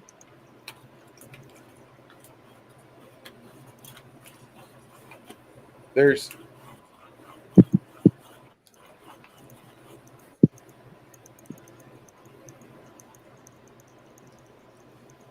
Six Nations. You've seen Iron Sky, right?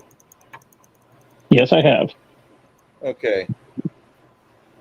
No offense to Janet, but whenever she talks like Isabu in public, I'm reminded of this great moment.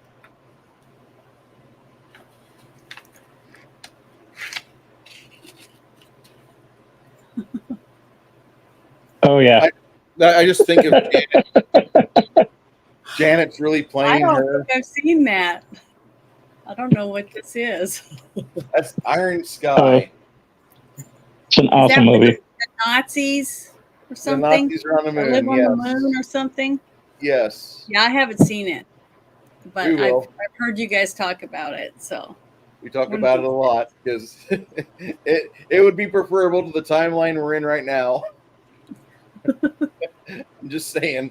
Oh, God. Does that mean that we got to deal with Agartha and dinosaurs and lizard people? What would be wrong with that? I'd be perfectly fine with Agartha and the dinosaurs and even lizard people. Well, I don't want to be fighting Adolf Hitler on a T-Rex is all I'm saying. I can understand that. Completely understand. Like, that. as funny as that was, like, yeah, I would rather have the T-Rexes. Hey, Mac Thompson, how you doing, sir? Well, there is a song called oh fuck, what is it called? Anyway, the song goes about oh crap. What's the song called? Fuck, it's been so long since I've heard it. Oh yeah. Laser Shooting Dinosaur, that's what it's called. It's about a post-apocalypse where a guy with superpowers has taken a T-Rex from the past and turned it into a cyborg T-Rex.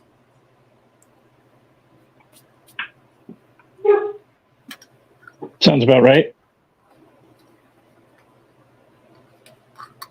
Imagine what would happen if the Russians actually clone to woolly mammoth. Oh dear God! That woolly mammoths, like those have even like best they could tell. I mean, obviously science hasn't proven everything perfectly, but best they could tell, those were animals of attrition. No matter how many hunters you were, in the end, you just had to wear it down. There was no easy kill. Yeah.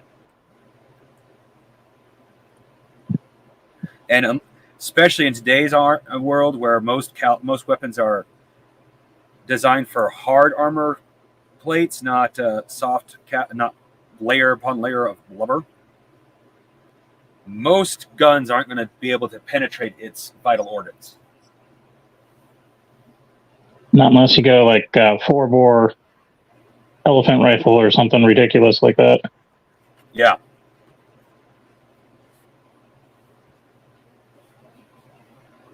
That's what we've got right now. And let me let this. Yeah, I'm going to make that. There we go. So here's a new way for me to show you guys what bonuses are in play. Holy crap, technology. The marquee. All right. Okay. Nerdy will be right back. He's dealing with the dog. As he got in front of the fighter, he uses his dog slicer on the dwarf, and he misses. As this one confronts Isabu, the one with fresh burns, he tries to use his spear on her after he receives a wicked blow from her. And he exceeds her armor.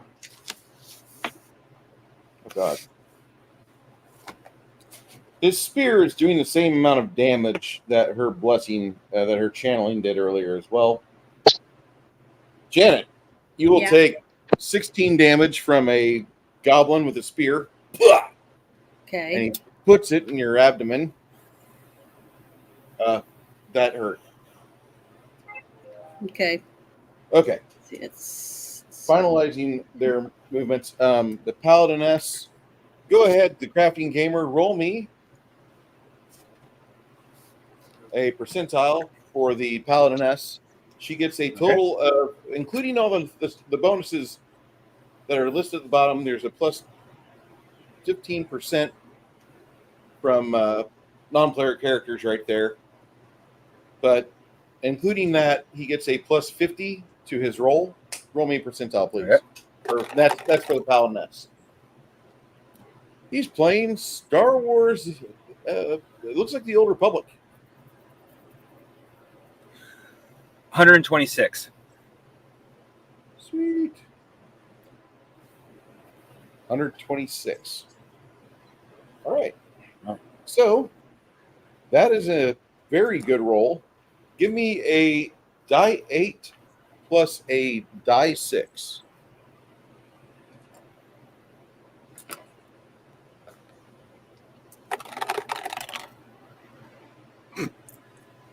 Great attack roll. Pitiful hit. 2 damage. You rolled snake eyes? Yep. Happens. I'm going to blame it on climate change. The air up here is pretty thick.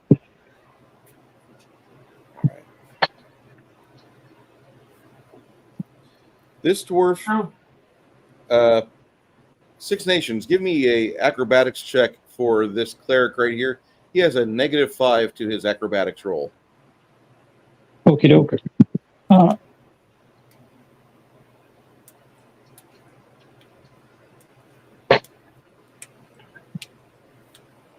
That is a 70 after the -5. Okay. All right. Goblin with the dog slicer will try to attack him as he tumbles past, and he misses. The one with the spear will try the same, and he connects.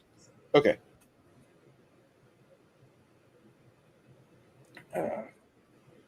Good luck to your Yuggin, Mac. Yeah, Godspeed. that sounds like a lot of fun, but that could be a lot of pain.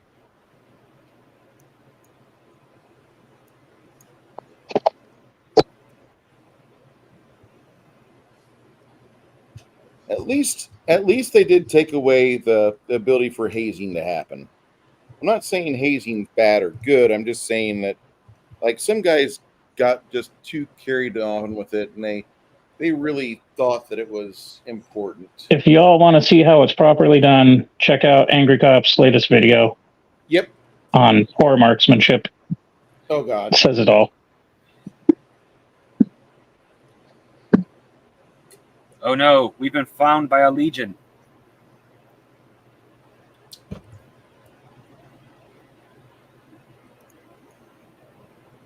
Who's that? Hello, stranger. Okay. That was on 13. Hey, Legion of Myth. Never heard of her. Who is that? Must be a small time channel or something. Yeah, no doubt, right?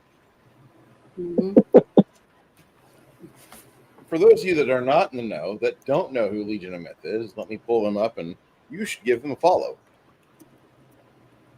They have a lot of transactions, a lot of discussions with newer creator channels that are making their own RPGs.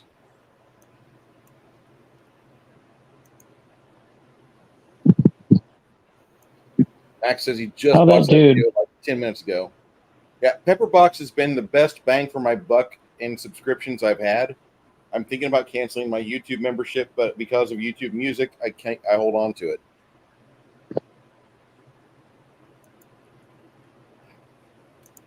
I don't know how Legion of Myth does it. He's working, for the government, 50 hours a and week. he's a full time YouTuber. Yeah. Good channel, Yeah, good people. I have no job, but I find keeping up even every other week content to be absolutely almost undoable for me because of editing mostly. Yeah. Get it. All right. Hey, 5K is bigger than you think it is. Yeah, it is. Got us together. Great way to use the banner. Yeah, if it wasn't for DM James, which led me to Legion of Myth, which led me to the rest of y'all,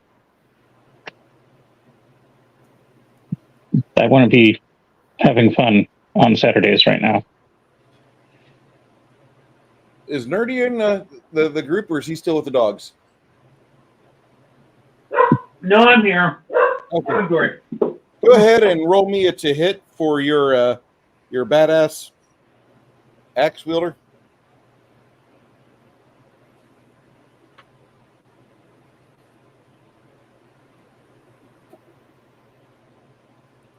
Because he just entered your readied zone.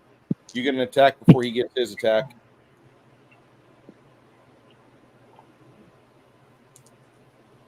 Don't. I blame Legion of Myth for a lot of things, but he was a lot of fun, and he was a lot of service when I was in the hospital. Let's see. 10, 15, that's 25, 65, 73. 73. Yeah. Fair enough, Mac. Fair enough.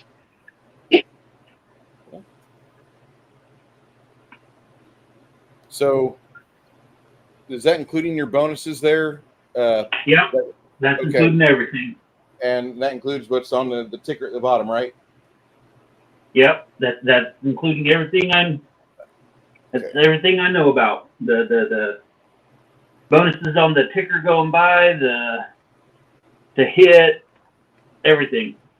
Your weapon gets blocked by his shield. Takes a little bit of damage, but his shield is still in serviceable condition. And the goblin squeals with joy. Even or odd, he attacks you or Paladiness. He's going for the Paladiness because a female is more a juicy target for the Dark Folk than anything else. Also, for those of you that have a sword that glows whenever you have goblins around, your sword's glowing, so you do an extra die 6 of magic damage. All right, he rolls attack her, and he fails horribly.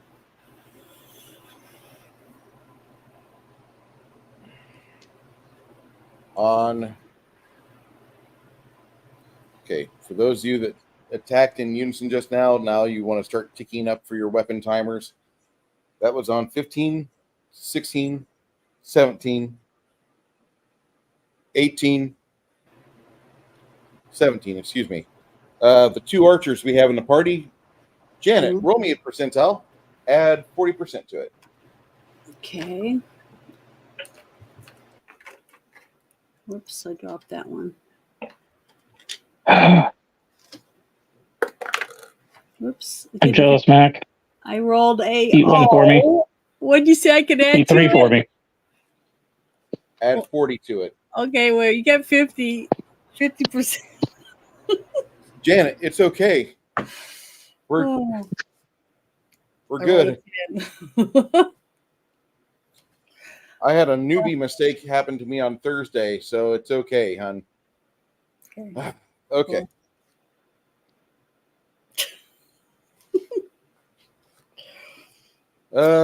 You said 15, and I didn't hear you. I didn't hear you till you said the last number, so I'm sorry. You're I was supposed to swing at the guy again. actually because of go ahead, make your swing. So that was my roll, right? No, you're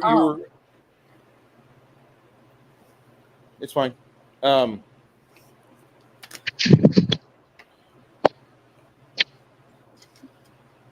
go ahead and roll. Yeah, you rolled a 15 or 50. I rolled a 10 for whoever it was I rolled, and You then I rolled added for 40. Roberto, the archer over here, and So he missed. He missed on a 50. You And get to swing your sword. Go ahead. I rolled an 88 on the dice, and I add what, 15? Is that what you said? 15? From you, it's 10% for your base offensive bonus. You get an additional +5 from the cut rock because he casted bless, and then you also get a +10 from Quinn the Bard. So it's 11. So I rolled a 99. Okay, Janet, you need to roll damage. Okay, so I roll 1d6, right? You roll D8. A D8. Oh, darn, I'm trying to Longsword. Okay, I rolled a 6. Hey, that's better than nothing. What are your tallies on that? Shit. I get a +4, right? You get a +4 for your magic, Mm-hmm. from your clerical magic, and then you get your you get +2 from divine favor, get +4 from your strength, and +2 from Quinn. So is that 11? That's 8 plus your 6 is a 14. A 14. So +14, and I rolled a 6. So a 6 on a D8. That you rolled a D8, not a D6. If you rolled a 6, I know. D8, that doesn't explode, but still, 14 is nothing to sneeze about. So that's what I rolled. That's fucking good. Because he did 16 damage to me earlier. So that's another reason why I wanted to make sure I got to hit him again, if I could. And I assume that you're going to try to swing again at this SOB. Yeah, as long as I'm still alive, I'm gonna. So my number is what? That'll be on 23. 23. Yep. Okay. 20. Okay, so we're back to 17 on 18, 19, 20.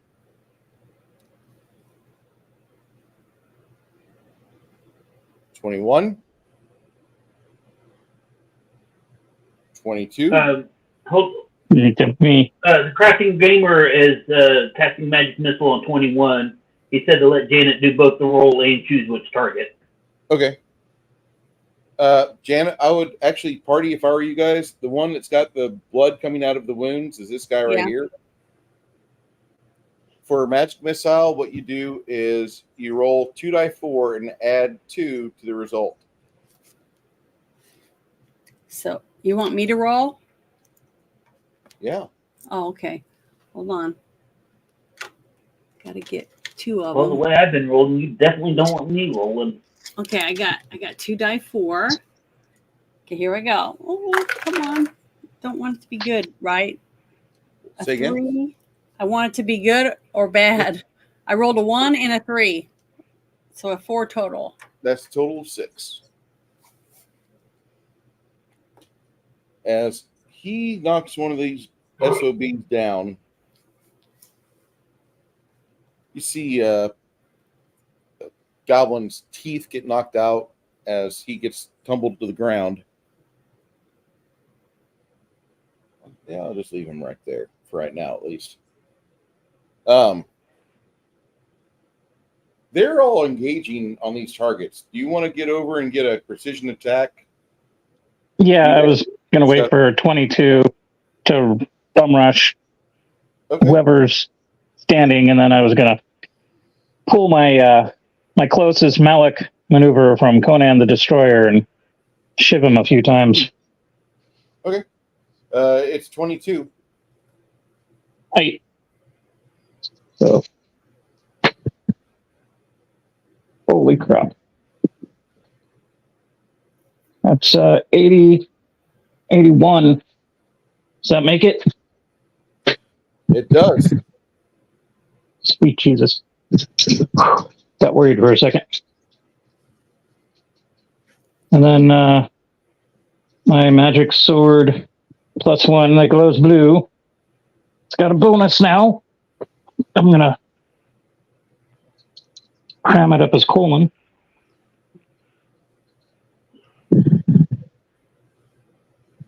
And that would fall under the 2d6.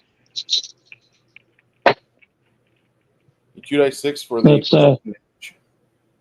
That's 6 and 1. Don't Plus, forget die damage.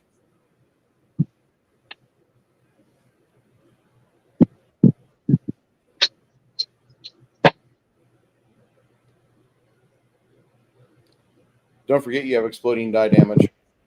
Yeah. Shit, I grabbed 2 of the same color. Let me switch that one. It's a 5. Sweet. I'm gonna keep you. You're rolling good. So that was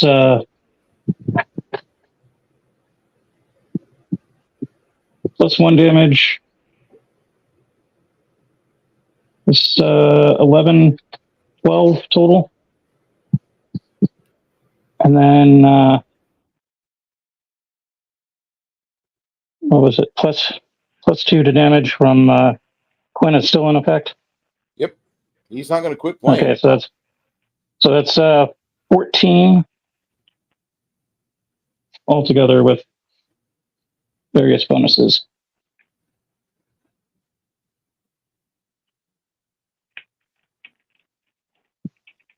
All right, you see that dark folk just completely the dark green color pools out of his face, all over your blades. It's on 22. On 23, Isabu, it's back up to you again.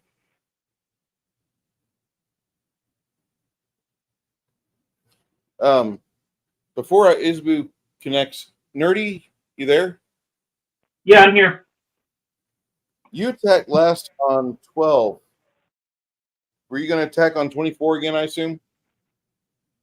Yeah. Okay. All right. Go ahead, Isabu, and make your swing on this guy right here.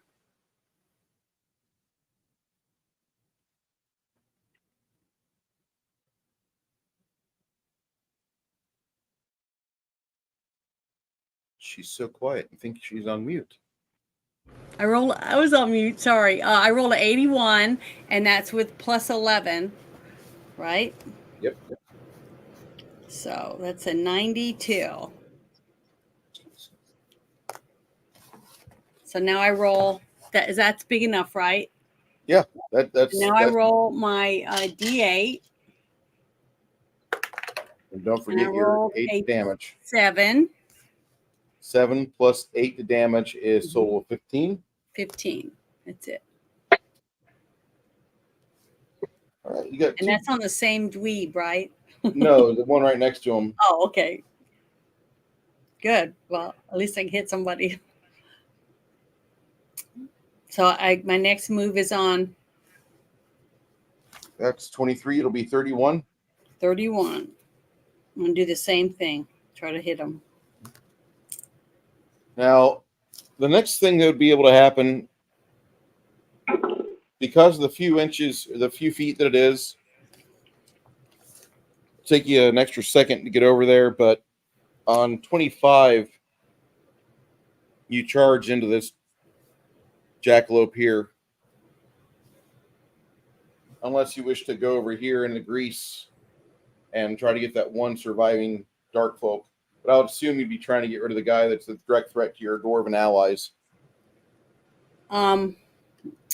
That's directed to nerdy to Mr. Ogre. I know, but does anybody have a torch or something they could throw over there and get that grease on fire? Not a magically, it's a magical grease that's non-flammable. Oh, There okay. will be an option that no, Janet. There will be an option at a higher level to make a spell or scribe a spell for the wizard to where he can create flammable grease. And yeah, Right now, it's just like a neuro massage. Hey, at least they're still stopped and laying on the ground, so that's what's good. It worked. this gobbo that's right there, he sees Nerdy Ogre leap over his fallen friends, and go ahead, Nerdy Ogre, get your plus 10% extra to charge. Go for it.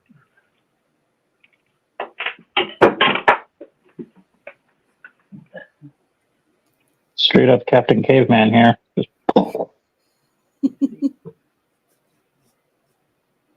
The 88, 128, and that's just on the rolls with my to hit modifier. That's not counting the 15 or anything. Jesus. That'll be. We can skip straight to damage if you so choose. That's really damn good.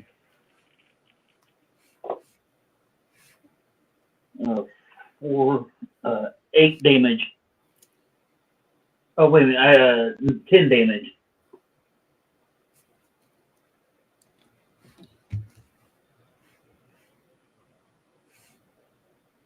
Did you add your strength modifier in? Hey, Nerdy, did you add your strength modifier? That's the +4. I rolled 2 2s. Then I got a +4. Then the +2 from Quinn. Or wait a minute. Yeah, Quinn. Okay. You have a 18 strength? 17. 17? Okay, yeah, you got a +4 to attack then. Or +4 to damage, excuse me. 10 total. Yeah, 10 total. That guy's not feeling too good, I'll tell you what. Janet, on that idea for flames, though, Alchemist Fire would work fine on these guys because that creates a 10-foot diameter spread, and you could probably get all of them. I don't think I have that. You don't have any vials of Alchemist Fire? No. That's sad. Sorry. It's okay. I didn't. I focused on healing stuff and holy water and stuff like that. But hopefully someone else has it. Didn't somebody? Who was it? Was it Lemmy that said that they had something? I got lamp oil. Oh, okay. Which needs to be lit. Yeah, but that's still good. That's something. Because remember, I even just put a spell on the end of my sword to light up as a torch. I didn't even have a torch, so. But that's a good idea. I need to think about that now. I haven't even thought about that. As the cleric and the wizard, the cleric swings his axe from behind, and he misses, but the wizard from the front, casts a magic missile spell, and he batters the goblin with the dog slicer and the whip unconscious. And at that point, you guys descend upon him with furious blades. Not long after that, it doesn't take long for the archers just to take a pinpoint shot on the one struggling goblin trying to get up. The other 4 that are in this pile are asleep. The grease spell wears off, and that gives you enough time to go along and just slice goblin throats. You guys work fairly well as a team, and you do very good work when it comes to coordinating. Plus the fact you roll well, so I can't really complain. I'm not complaining today. This is a rarity. I would have had vials of alchemist fire if I'd known I could actually have them. I asked Bruce if non-alchemists could use alchemist fire, and he just suggested take an alchemist with you. So I just presumed that meant you couldn't. You can. It's easier to take an alchemist with you because they can create it fairly easily. But that's fine. The lamp oil that currently is in Lemmy's possession can be a main resource to help create alchemist fire. How many ranks do you have in your alchemy or craft alchemy? I hadn't gone that way yet. I was going to do it on level 5. Okay. For instance, we need to save money. We need somebody who can at least do healing and mana spells, potions. Sure. That's fair. About 3 minutes after you dispatch the last of the dark folk, you hear a ruckus from the cavern you just left, the one you snuck around and had at that moment you had looked like 20 or 30 of these damn dark folk in a room snuffing out the life of something over a fire. And then Lemmy, I'm assuming you're going to want to go investigate, see what the hell's going on. There's a lot. I suppose, unless somebody else wants to do my job for me. I put my hand on your shoulder and say, nobody can do what you can do. Burglar, go burgle. Wait, where's the quiet stone? Well, you're the best at being you than anyone else. Yeah, but I'd like to continue being me. I know. I'm like one die roll away from being choked or burned or worse. So my next turn, do I need to channel positive energy again? So I haven't been injured yet. Okay. I think you guys had the best combat you've had in a while. Yeah, I took a good hit, but I'm all right now. But if anybody else needs it, you got to make sure you remind me because I don't know how weak anybody is. Last session reminded me of when we first took the fort. Yeah, kind of dead actually. That's where I got the goblin PTSD and the aversion to being burned alive. Nerdy, the Silent Rock was just a temporary spell. It's not a permanent effect. Aww. It only lasts for about a minute and a half, maybe 2 minutes. Don't worry, I'm working towards being able to do such a thing myself, actually making it actually permanent, I should say.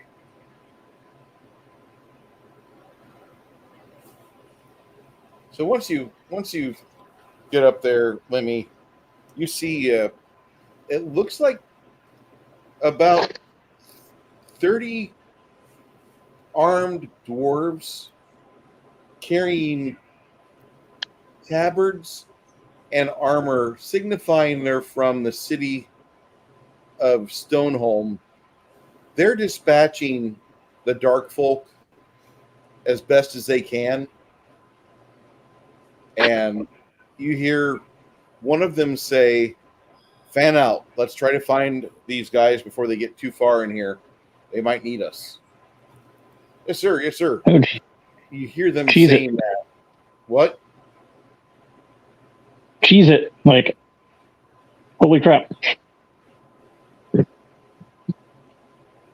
So As the last, I'll run back down and let everybody know that we got some dwarves up there and they're looking for us. So or hold your tits, everyone. one of the Urist goes, "Are they going to help us? Or are they going to kill us?" Yeah, I don't know. They Who said said that we might need their help, so I'm assuming that they're here to help. But Wait, are they from the city? they're from the city. They got city tabards, and I'm hoping that they're here to help. And it's not some weird faction play that we haven't factored in.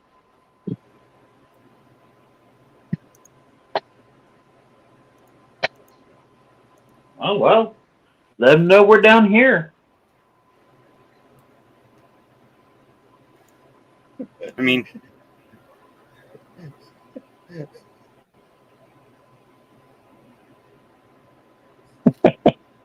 Thanks, Legion of Myth. This is this is a confusing turn of events.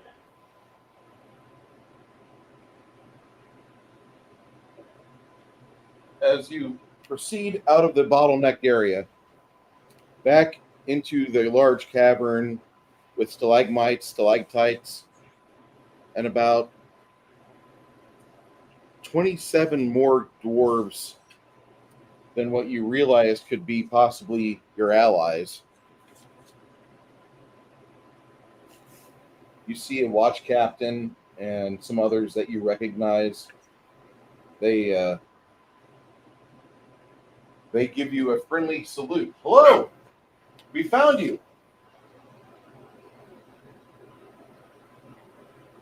Ahoy, ahoy.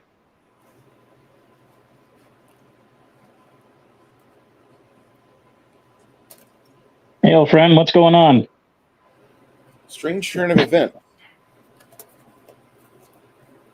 We were proceeding with getting some things accomplished within our city that have been eating at the core for quite a while. I'm not trying to make any illusion as to what your loyalties may be, but Ston Deepcut has been arrested because we found him in possession of various ritual items that are common for the devil worship of Despotter. One of our agents went into his dwelling and started reading around and found a room that he had access to, came out, immediately returned back to us. More so, we were of the mindset that Ston Deepcut sent you here to get murdered. So either we adventure together to whatever perilous location this is, or we pull you out and we take care of this from here on out. This is really not the purview nor the responsibility of outsiders. This is something for us to handle as a city, and we need to be more mindful of those whom are in our positions of authority and respect. No offense to you. You've helped open our eyes. There's been problems we've had. Are you okay? One of the clerics from Dwarfader steps forward. I can heal you if you need it. Mhm. Oh, Oh, you already have. I'm perfectly fine. I could use a little healing. One of the dwarves If looks you up don't at you. One of the dwarves looks up at you the same way that many men look at, but Bryn, the Valkyrie.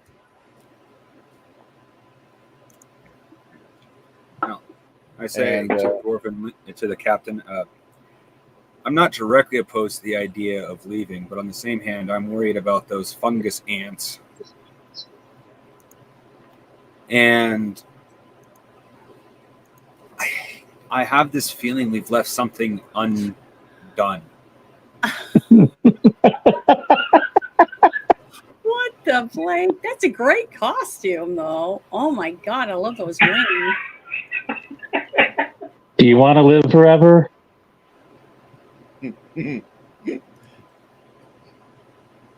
Why does she look familiar? I've shared her quite a few times. Oh, I was gonna say I'm her pretty- face. She looks very familiar. Either to me. she's a CIA psyop, or she's just like really good at finding thirsty people. I love that costume.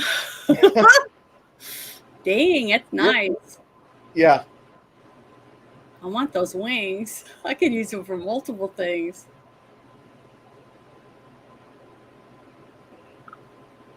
Anyway, that's Does she go the to a same lot way of we look cons? at. I don't know if she goes to cons. I believe she lives in Colorado, but she's got a lot of friends here in San Antonio. I discovered. Oh, well, I think she goes to cons because I think I've seen her. I think I've seen her one, maybe more than one down in New Orleans. If she goes to cons, do you know? And do you have any of her apps or anything? Her profiles. I can go look. Let me pull up her profile. I swear she looks familiar. I'm really good with faces. I can't remember people's names, but she. Well, that's going on. I'll say this. If somebody asks you, hey, you look familiar, your response always, regardless of the situation, is, oh, yeah, I do porn. Yeah, that's what I was going to say. The same thing. I think she probably does that too, because I've seen things on Reddit. I don't take pride in Reddit, okay, but I've seen things on Reddit, and I think she might do a little bit here and there. I know she's got like some serious bits of. I think she had MST happen to her when she was active duty, but she deals with her demons a little differently than everybody else does. So good on her.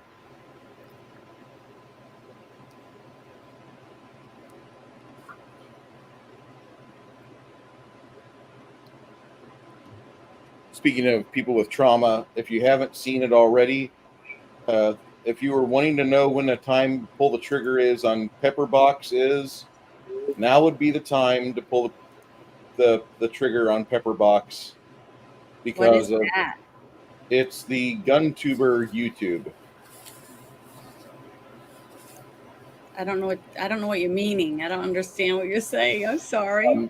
There's a guy by the name of Jody Plowshay, and I bought the shirt where it shows his daddy on the payphone, and he, with his other hand, tucks his hand and barrel of his, looks like a 38 special, basically, under his arm and blows the left side or right side of some very bad man, blows that part of his face off.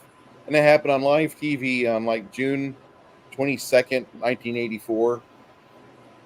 And so the son of the man that did the shooting, he was on unsubscribe, and I listened to that all day yesterday. Quite possibly the darkest, fucking most hilarious unsubscribe I've ever listened to. But it took a kid being molested by a karate sensei to get that episode 40 years later. And I've never laughed so fucking hard in my life, but there's a lot of shit to laugh about. Also, I believe the title of the book that Jody wrote about his dad's excursion into that place where he shot the man who assaulted his son, the book title is Why Gary Why? Which I find that to be far too funny.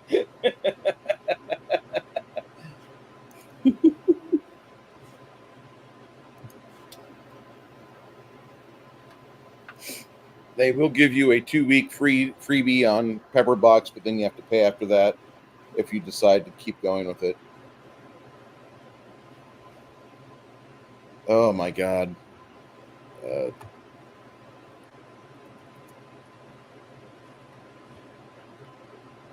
Good times. Yeah. Oh, that sucks. Gary died in 2014. I thought he was. Yeah, it's been 10 years. Yeah. Wow, that's sad. His son Jody's a fucking Chad, though. Good Lord, that guy's he's so Apple didn't fall far from the tree, in my opinion. No.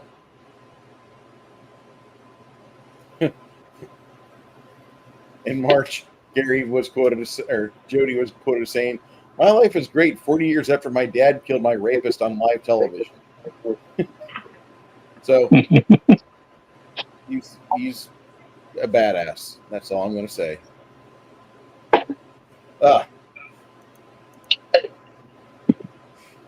So Remember, kiddos, feet first and the wood chipper.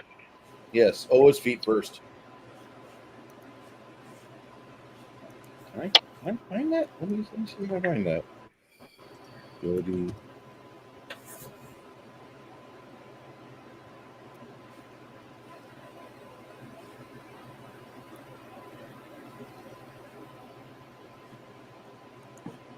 And if you want to know more,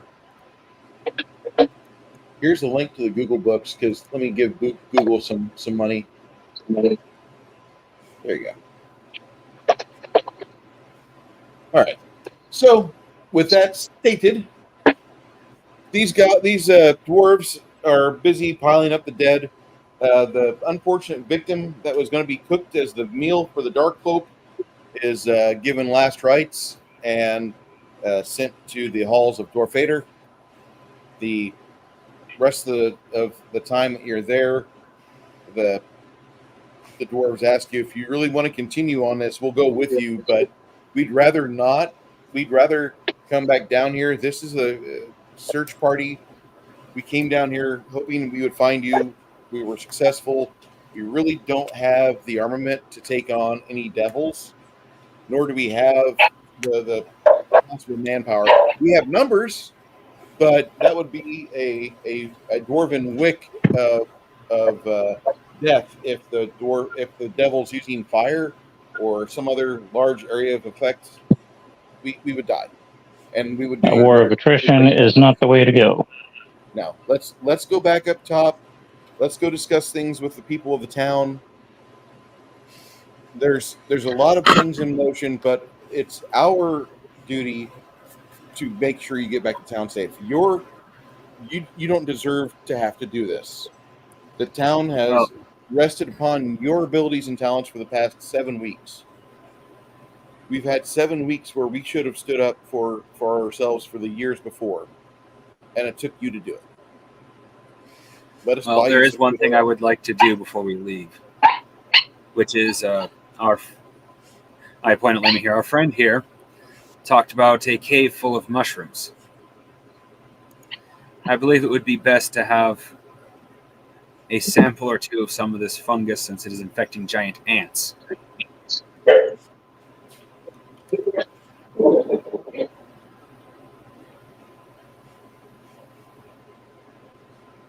We could find some mushrooms, sure. With that, right, guys. Let me go ahead. I think we should probably discuss this, our little group here for a second. Sure. So, guys. Team huddle. Yeah. Team huddle. Okay, so guys, do we want to keep pressing forward? I mean, we did kind of prep for it.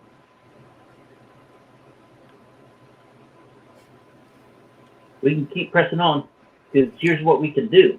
If they insist on coming with us, we press forward like we were planning on doing, and we hold them back in reserve in case things go south and we need to retreat. We can do we can have them as a rear guard to, cover us as we pull out of there. See what I'm saying? It's kind of. Well, here's my 2 cents, and I'm not a theologist, nor a philosopher, nor a spiritualist, but I think we are sorely ill-equipped to go after a potential devil. And as they said, it's really not our fight. They're not up to it. We're not up to it. Even combined, could be a clusterfuck. So, I think our best bet would be to go topside, back to the city and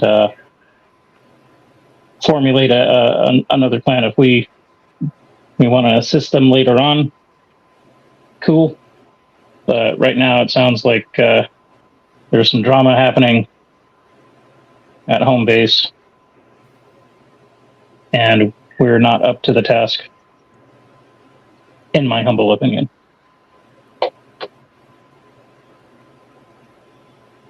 Now, I was kind of curious about finding out what's going on with Stoneholm, a deep and cut.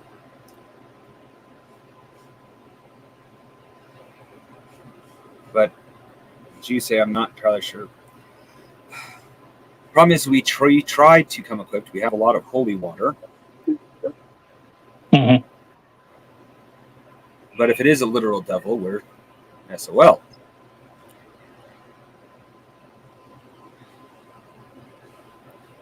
But right now, one of the things that bugs me is that fungus.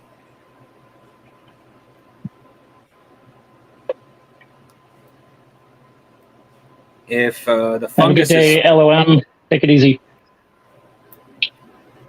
If the fungus is doing what I think it's doing, it's actually aiding the demons.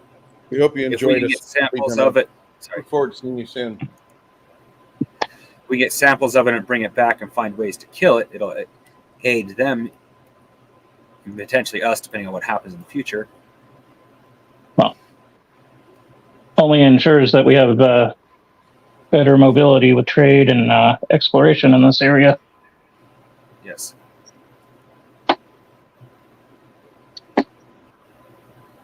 So, what do you say, Isabel?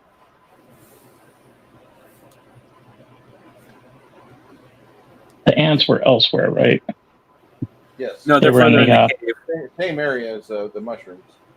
Is Janet muted? Mm-mm. I can hear. No. Oh, okay. Well, I asked Isabel what she thought of this. What she thought we should do. I couldn't saw your head moving like you were talking, but no. The thing is that what isn't our quest beneficial to them also? Our quest was supposed to be our demise. Well, I know, but not. What I mean is, the thing is that, but what we're doing, getting rid of these other creatures, or whatever you call them, isn't it beneficial to them for their existence, where they live? Yeah, but do we have to actually do it? That's the thing.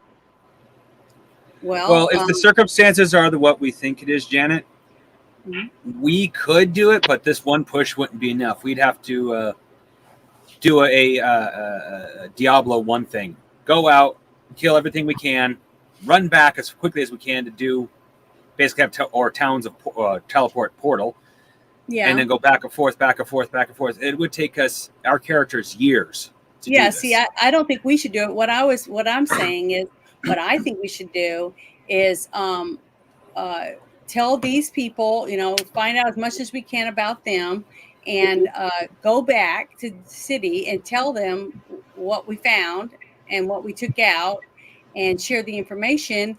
And maybe if this group wants us to, we can introduce one or two of them, the leaders or whatever, to some people from the city, and make some type of alliance for them. Janet, these guys are from the city.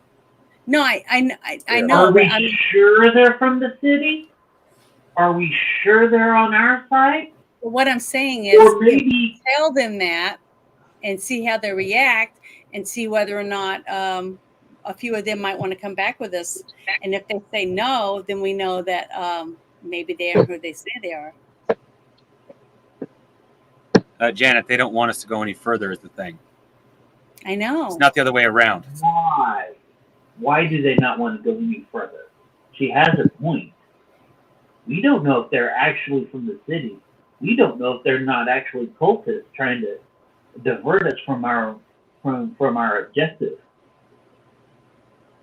We don't know. If we make it look like we're trying to help them, see, maybe, and then if they don't want to do it, then we know that there's more to what they're saying that they're not being truthful about. I don't have any kind of truth serum or anything, so I can't do that. Do you have anything like that? If you really want us to go that, Janet, we might as well just start pulling out the red hot pokers. Okay, well then we won't. I mean, just saying, sometimes just paying attention to how they react to what we ask or what we talk about can give us the answers that we need. I mean, what's it going to hurt? I don't have any red hot pokers, but I do have the mace, and they have kneecap. Mm-hmm. You know what sounds good right now? We should stop and have some lunch. All this slaughtering has worked up a massive appetite. I know, but are you going to eat what they prepare? Well, back at the city, yeah, we can have whatever we want. Do you think some of them might want to come back with us and eat?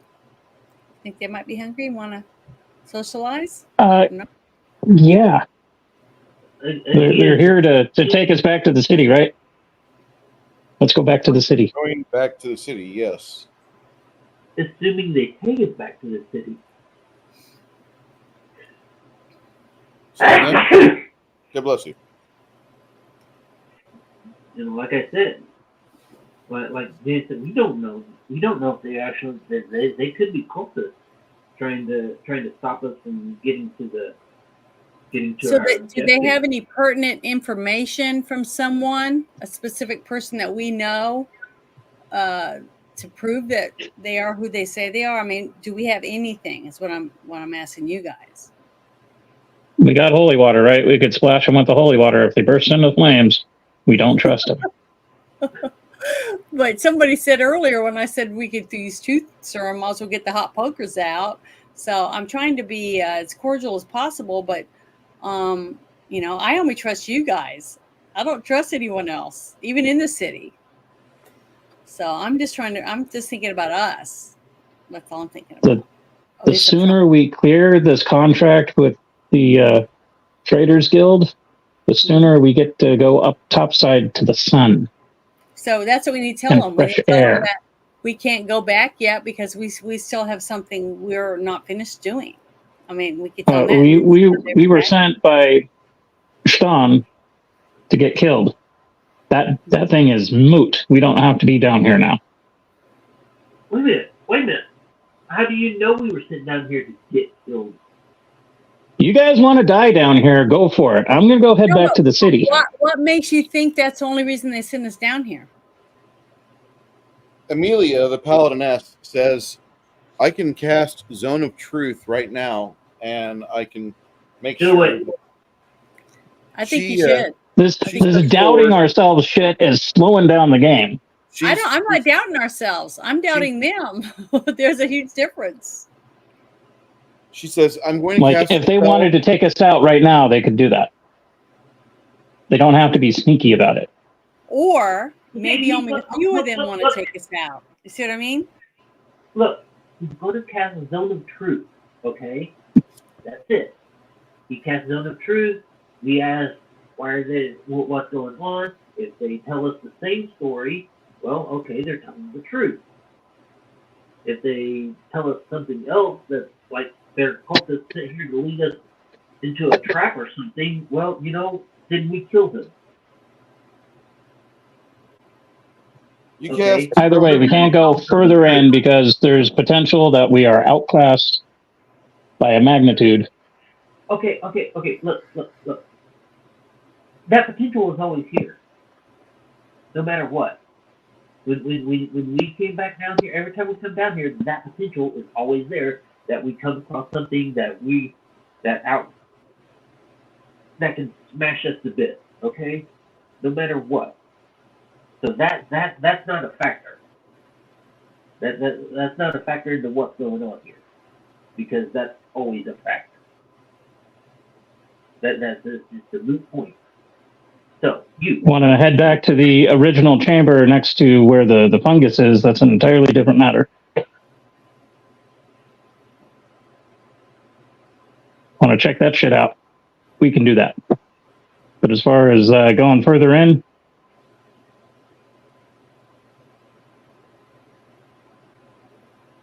Amelia casts a spell, Zone of Truth, and one of the dwarves understands what she says and is very, very amenable.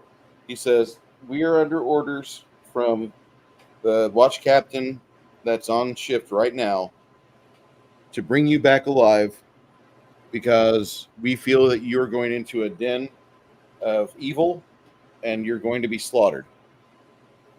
And as he says that, nothing changes. The air doesn't start blaring an alarm.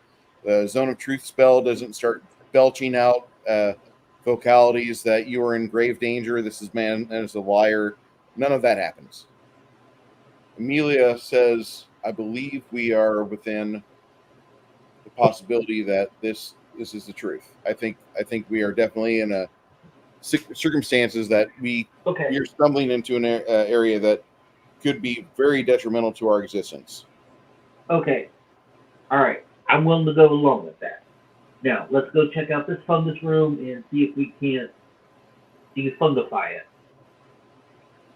You go into a chamber about an hour away. According to your maps, it might be shorter, but in reality, it takes you an hour to get there.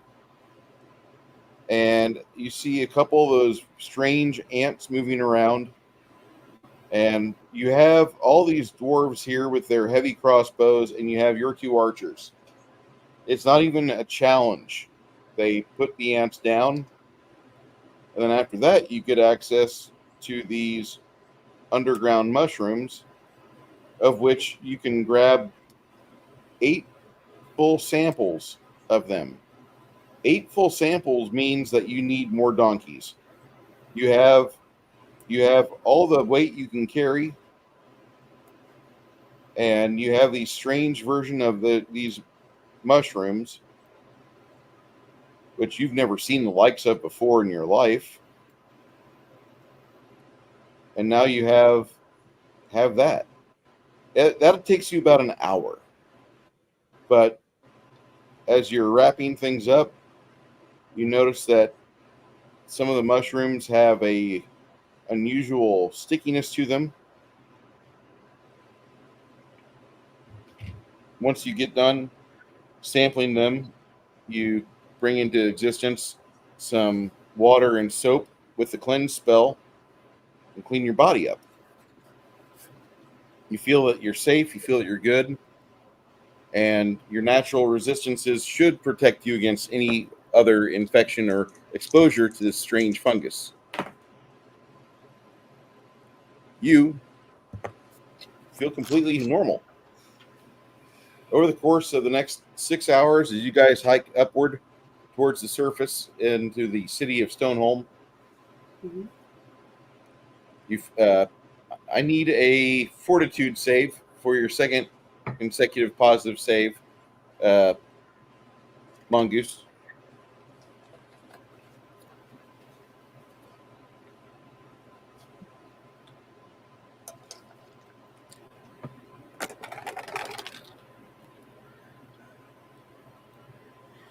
Total of 97.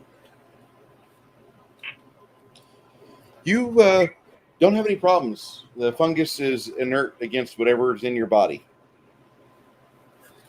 And over the next week, if you are allowed time to work on this fungus, you'll find a lot of unusual properties about it.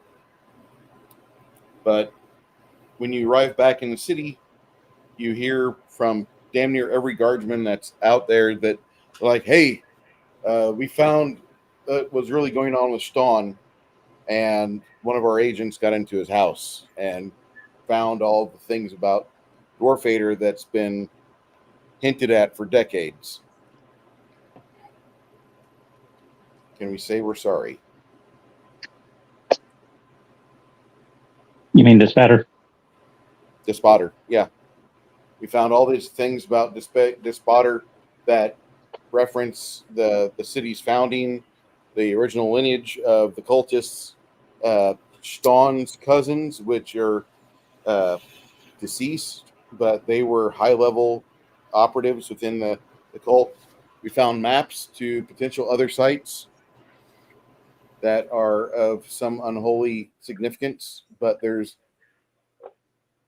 There's no need to trouble you with this. We need to handle this ourselves. We need to be responsible for our own safety and our own fellowship and goodness amongst each other to not allow our city to have such depravity, especially for greed. I can respect that.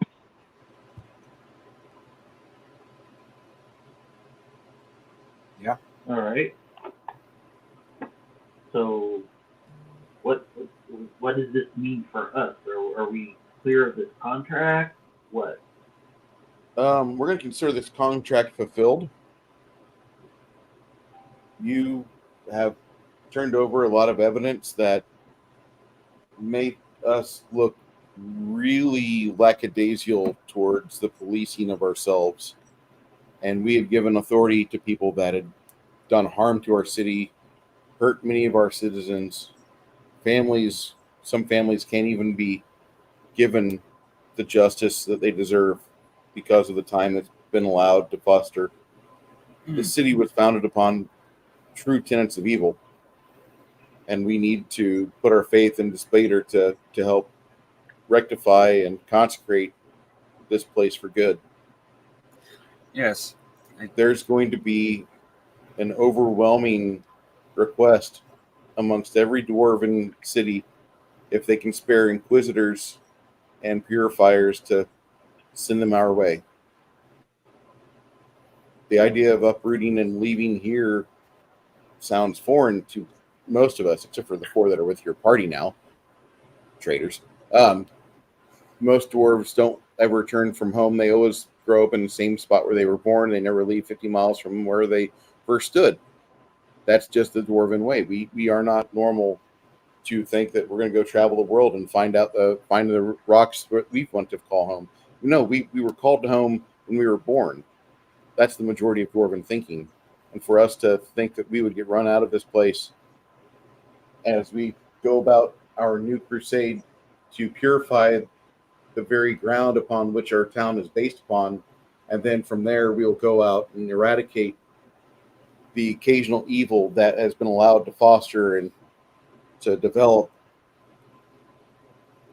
There's no need for us to drag you along in this. Stone is a fugitive. He is a cancer to any society. He's a master manipulator. He had everybody fooled. We all thought he was a force for good. What idiots we are.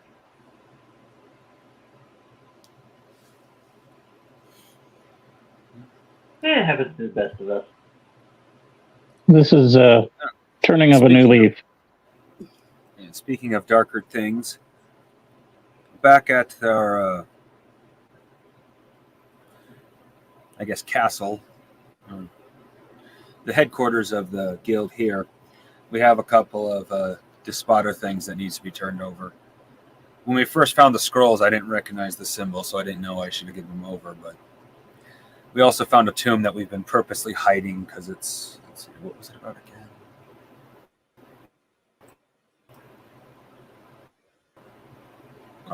again?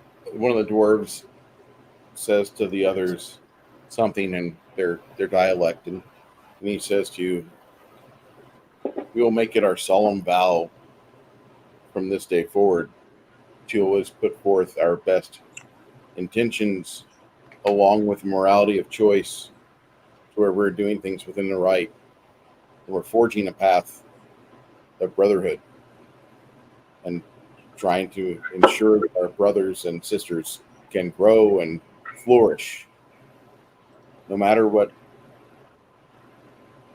evils may have been benefited this city in the past. We have to turn over a leaf. Those things were shortcuts to power, and Stawn has taken it. One thing we noticed when we raided his home was all of his valuable treasures are gone. He has taken them or secured them in a place that we do not have access to. Mm-hmm. We are sorry. This will be the only time this happens.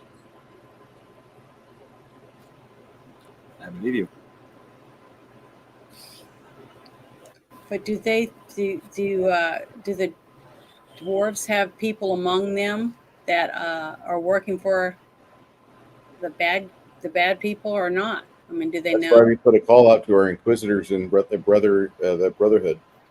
Mhm. That's why we ask for all of the people that have titled their church as Purifier or Inquisitor to come here and start working with us, start working for the benefit of the city, so it can grow under the proper tutelage and the proper mentorship. We do not want to have this place be dedicated to someone that's evil. We want to have a place to where families can grow and flourish. They don't have to worry about a sacrifice every 18 years. We don't have to worry about devils that try to eat upon the souls or the morals of the people. We want to have a place to where everyone has a chance to survive. It's not guaranteed. Nothing is guaranteed. But what we want is to at least have a better ability to do that than what we had when we first rolled into town. When we first rolled into town, Sean was behind the scenes moving things around, trading assets with other locations, and trying to put the blame everywhere but his own. He did not want to own up to that. And in fact, his entire ability for him to get your friendship and to gather you under his home and give you his food and his gifts, all of that was to shove your head away and turn your gaze away from him, as he was the one doing everything he could to keep you under his thumb. According to the maps that we have here, where you were headed to is an old sanctuary dedicated to the spotter. Not only is it sanctified in his unholy name, but also there's 3 devils that lair within that area. We do not feel that you would survive. We hope to get a hold of you before you arrive there. There is no need for you to throw yourselves upon their claws and blades.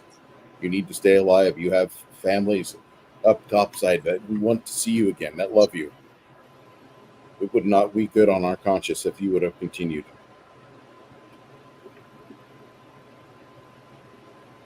Please, if you wish to stay in this town, you can. We will welcome your assistance. But we know that your time belongs up there.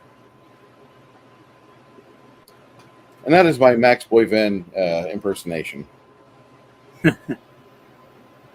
Well, I appreciate that, and make Stoneholm's great again. Yeah, there we go.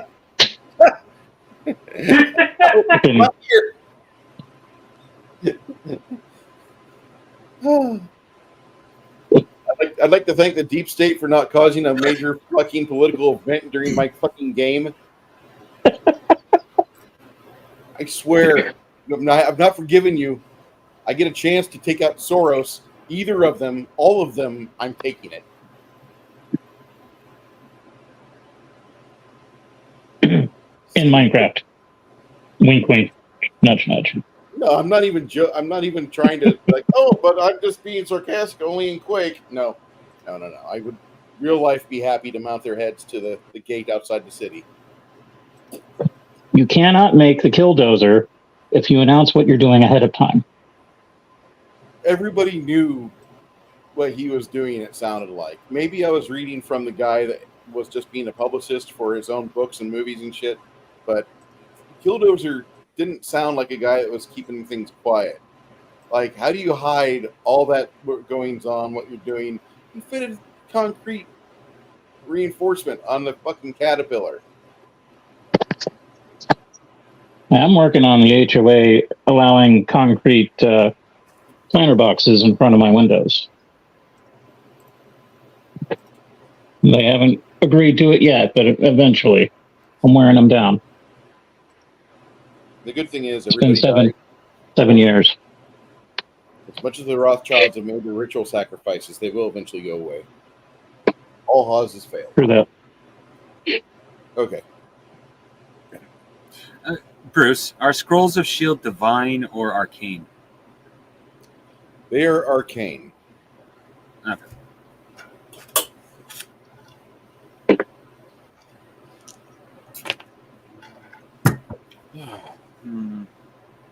Over the next couple of days, between packing and getting things ready, what you study about these mushrooms is that they have a proclivity for getting into the inner workings of carapace insects and vermin, both things that you've seen and things that you kind of experiment on, because you do have your ability to find little bugs in the Dwarven City. They have their own version of the palmetto bug, a sewer cleaner. You find one, you apply the fungus to it. About 2 days later, before you squash it, it's covered in this green, mossy fungus. And you can tell its behavior is different, so it's altered its little brain. Kind of weird. But you have you turn that information over to one of the College of Forge, and you keep one of the big mushrooms for yourself. It's about 25 pounds and it's 6 foot in diameter. Oh, jeez.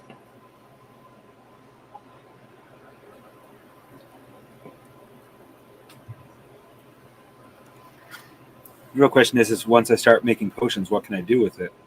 How do I make poisons?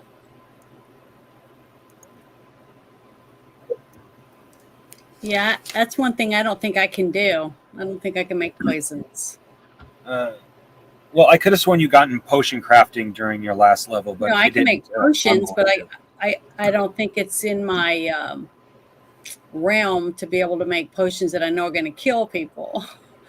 If I was to make something to put someone to sleep, like you're sleeping. In your case, that would be mostly up to your god. As to That's what what I'm you saying. could not make it. My religion, I wouldn't be able to do it. Just Because because if I it's poison, expect my goddess or whatever to help me when I'm in need, I should be responsible with what she would want me to be. You see what I mean? So I've tried to look at my character that way. So, Hey, Bruce. just because it's poison doesn't mean it's going to kill somebody. well, she would know into my heart if I'm making something, whether I'm going to use it to kill someone or not, or if I'm just going to use it to, like weed killer to kill weeds or something like that, or am I making it specifically to kill a person? I think she would know. No. But what I'm saying is, it's like just because it's poison doesn't mean it's going to kill. I mean, you can make a poison that incapacitates. What I said, I could make something to put people to sleep or to make them ill, to make them throw up or have diarrhea, to maybe use it to our advantage. But I wouldn't. One quick, Janet. Want me to make it to kill people. Yeah. Janet, there's one very quick way to answering this. Go ahead. Sorry, Bruce. I'll let you finish. No, the thought of Isabu giving the unholy blessing of Montezuma's revenge. I part of me says that is a battlefield tactic. Yeah, if you're shooting yourself, you can't fight. But I'm just picturing Isabu. Look, I just made a potion of dysentery. Well, the as thing I was is, going to say to I Janet, was in a circumstance where I felt like my whole team was going to die unless I sacrificed myself, which would be my religion, to make something or do a spell that I know is totally against my religion to save all of them.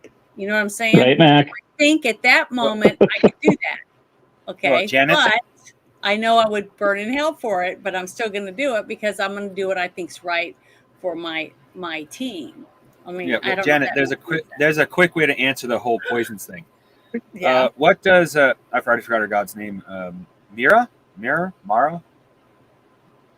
Okay. What does Mir. Janet's god think about Mir? What does Mir think of poisons in the battlefield?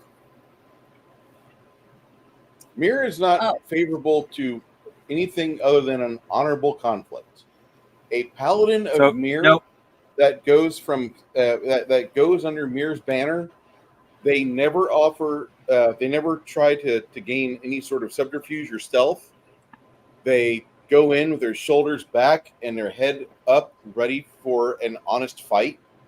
Like there's a paladin prestige class called the Justicar, which takes the paladinly virtues and accentuates everything by a huge magnitude. The penalty is that they can never go into anything, but they don't go stealthily anywhere. And even if like they have to abstain from like stealth tactics. They can't even like be like, hey, I'm okay with you like attacking him from behind. they can't gain bonuses from flanking.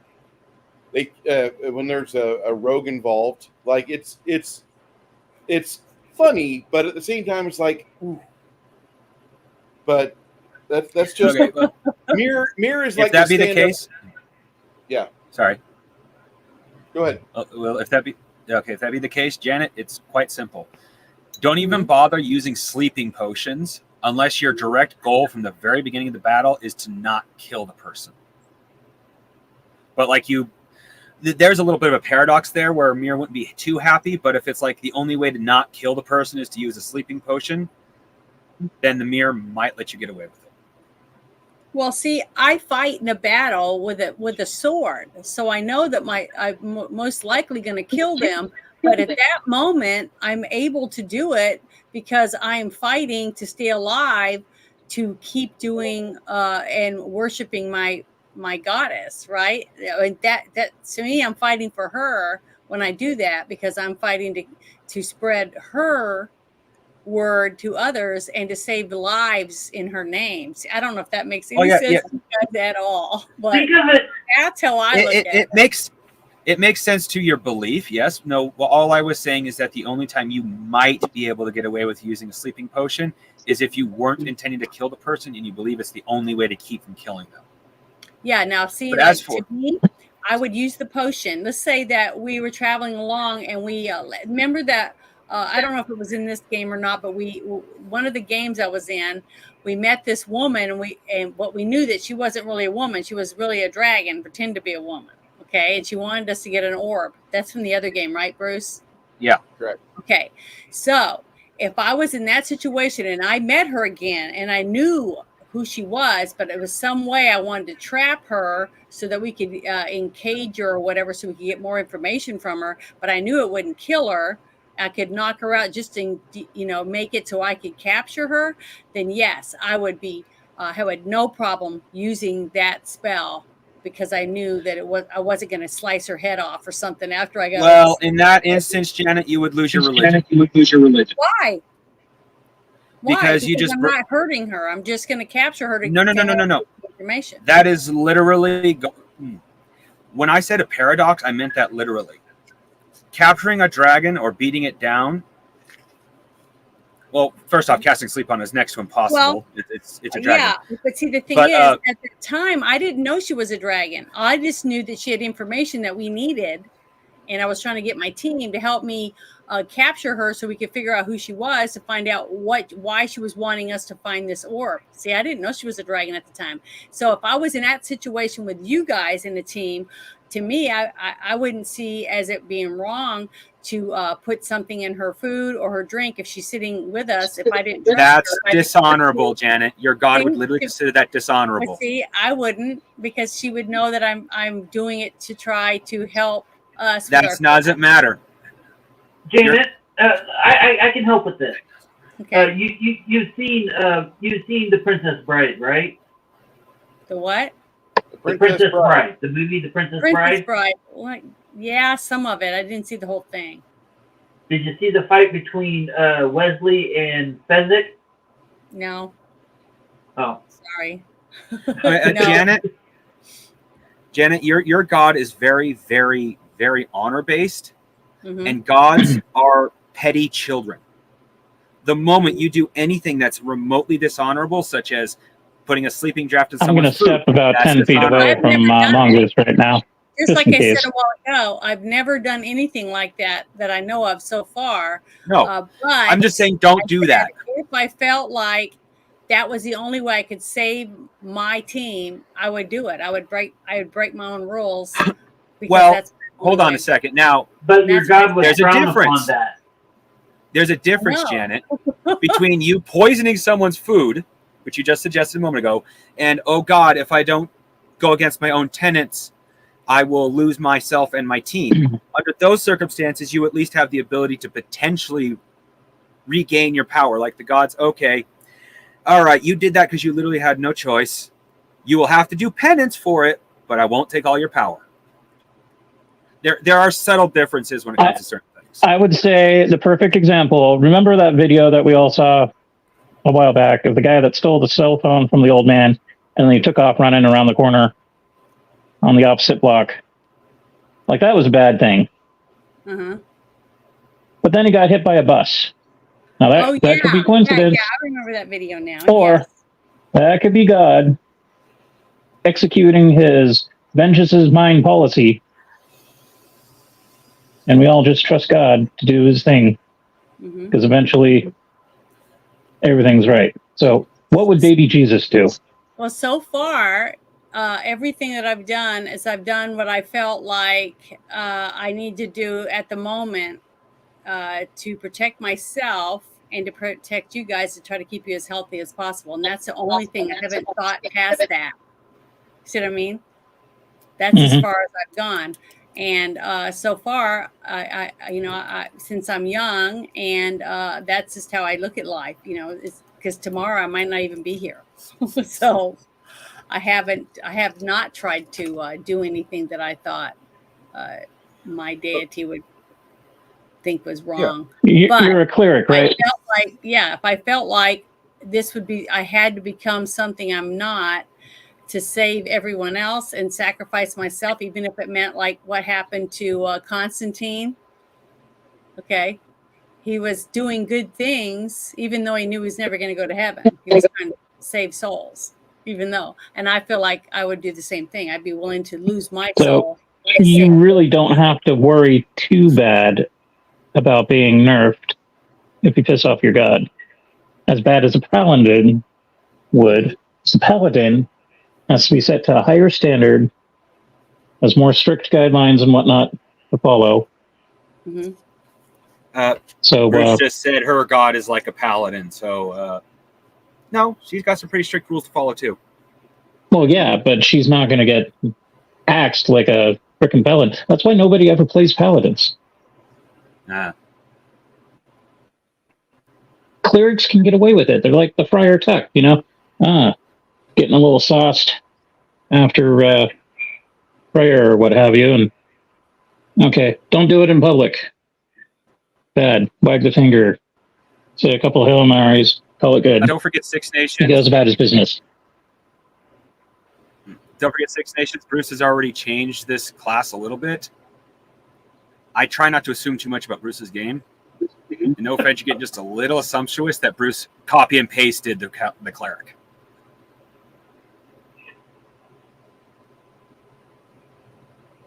Anyway, we've already sucked up about 15 minutes of this stream debating. God, it feels like a half an hour. All this shit. So, anyway, I have a quick question for Bruce. Go ahead. Well, I'm currently sorting loots for what sells and what stays. It says all it says here for something is 2 sets of axes. Is that like 2 sets of hand axes? 2 sets of hand axes? You have that in the...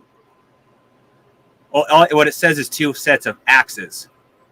Yeah, it says 2 sets. Yeah, they're hand axes. Hey, Ogre, you want a set of hand axes as spare weapons? Beats chucking bodies, but it's not as fun. Because if not, they're just going to go. Yeah, if nobody else will want the hand axes, I can throw them at people, I suppose. All right, do you want both sets or just one of them? Both of them. All right. Write them down on your sheet. I'm erasing them from the. Wait, is it 2 sets or is it just 2 hand axes? 2 sets of hand axes. You have 2 sets. 4 total. 2. Okay.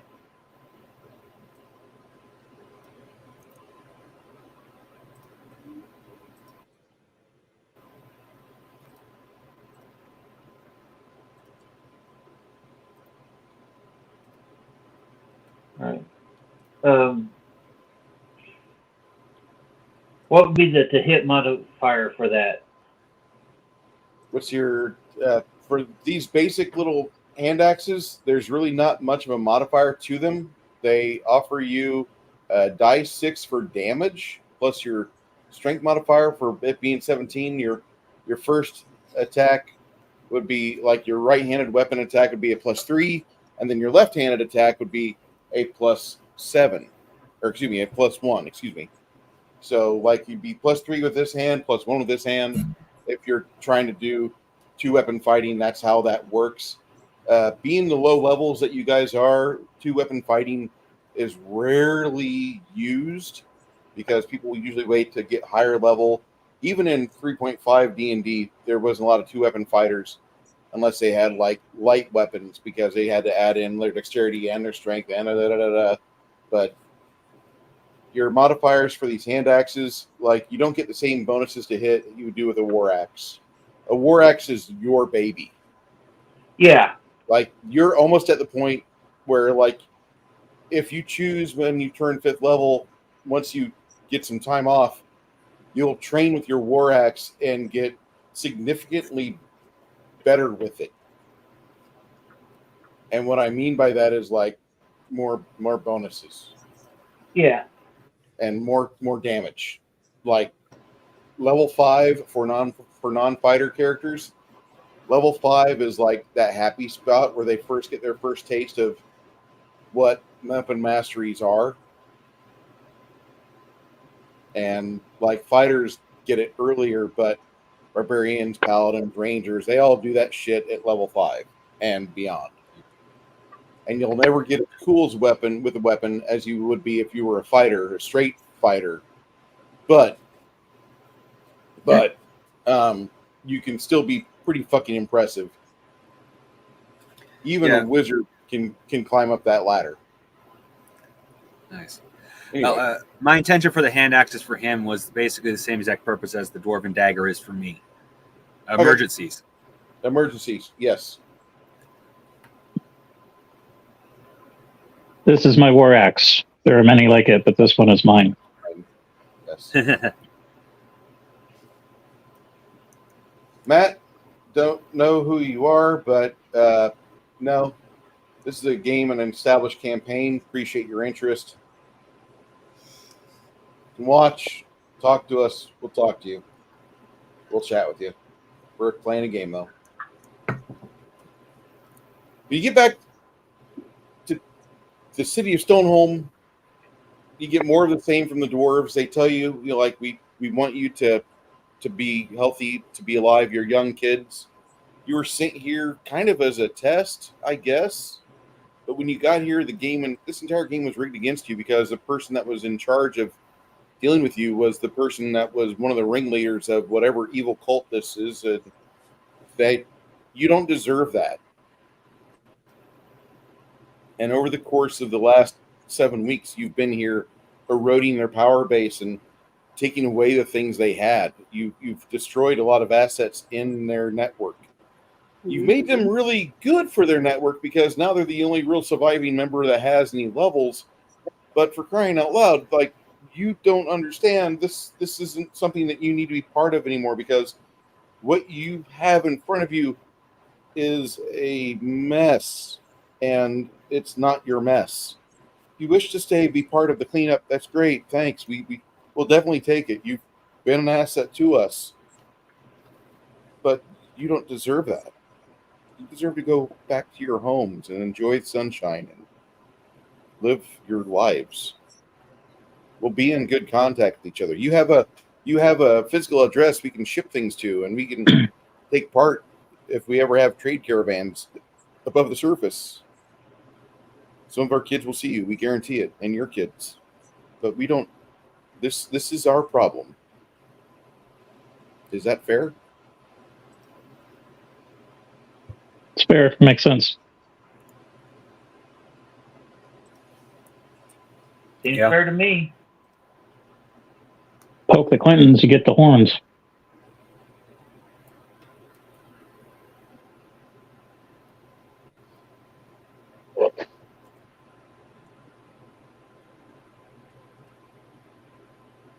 I mean, bear. There's a Clintons and a bear. Yes.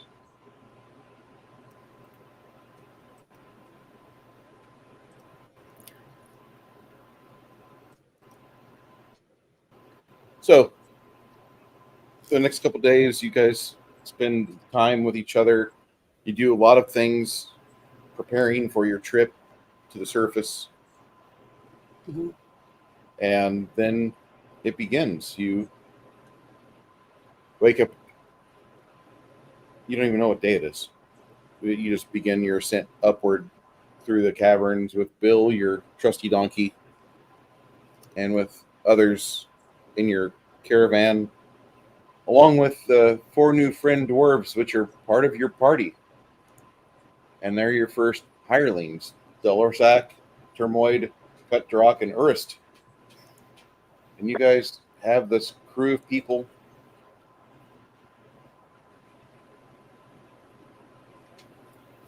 I was hoping to at least get a brewer and a cook, but oh well.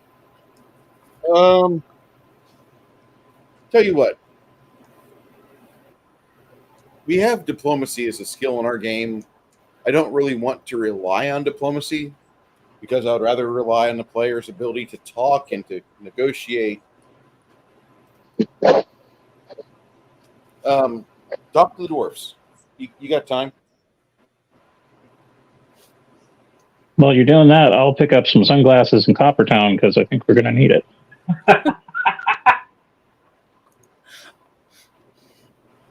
Do they even have that? No. No, we'd have to make our own sunscreen. You'll have to do that by yourselves in an area where you have the resources. I think it would be like chalk slate or something that you'd slather all over yourself. Probably lead. That's what they used to use: lead powder, lead cream. That's why so many people died. Well, Unless you're a dwarf.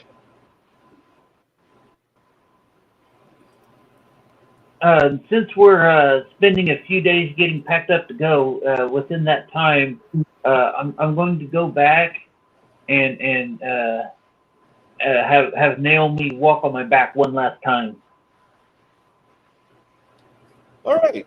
As Naomi's walking on your back and she's doing all the right things to your body that you have a healthier respect for her than you thought you did. And Yeah. like she's a fun person. Naomi says something to you of the mind that, like, she says, I understand you're going to be leaving soon. Yeah, we're packing up our stuff. We're getting ready to head out. Head back up to the surface.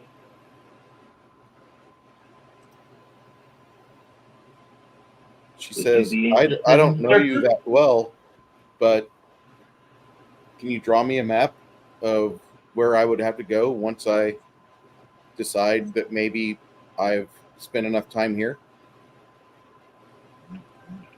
Well, I can, I think I can draw you a map. If you need some assistance, I can give you a hand with that. You think she's smiling, but her mustache and beard covers it up. She's adorable. I'll be your wingman, bro.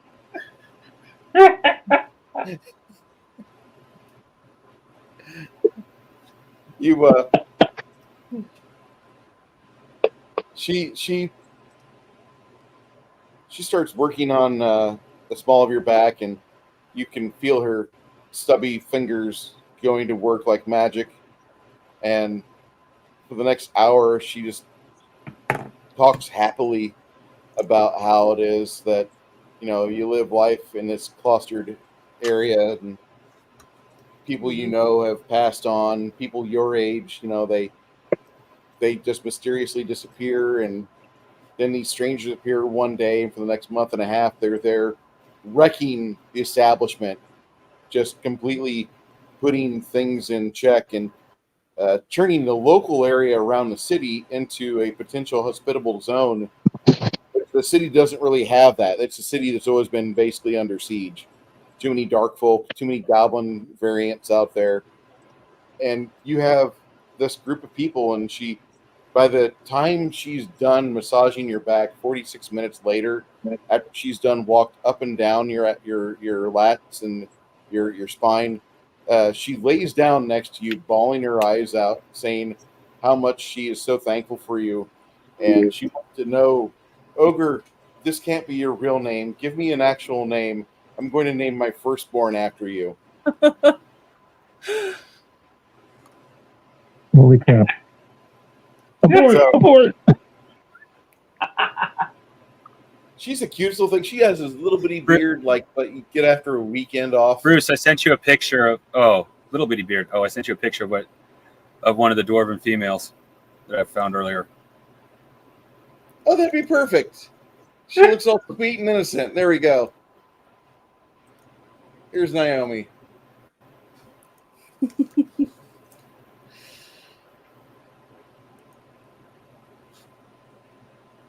Cute as a button.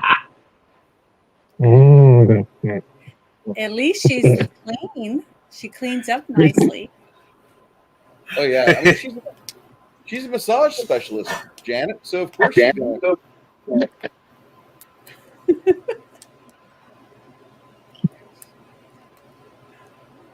Tune in later tonight for dwarf porn. Listen as they rub together. Oh, way. That's Why don't we funny. go find the shears first? I love my job. I love my job. I love my job. Why my dwarves date halflings? Wow. Back to what I was doing. So they can part the Oh, great. in height.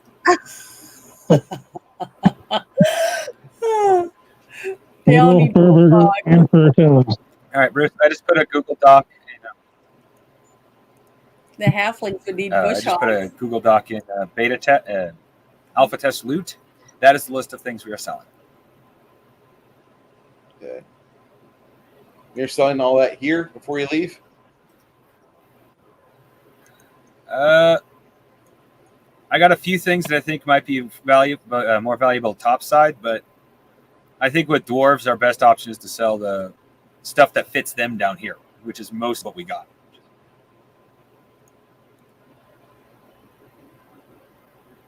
All right, I just sent you an email request so I can get in there and take a look at it.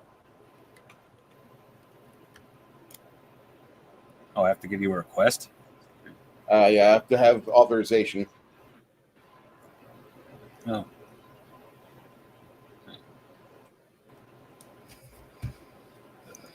Remember, kids, loose lips sink ships. Whose ship?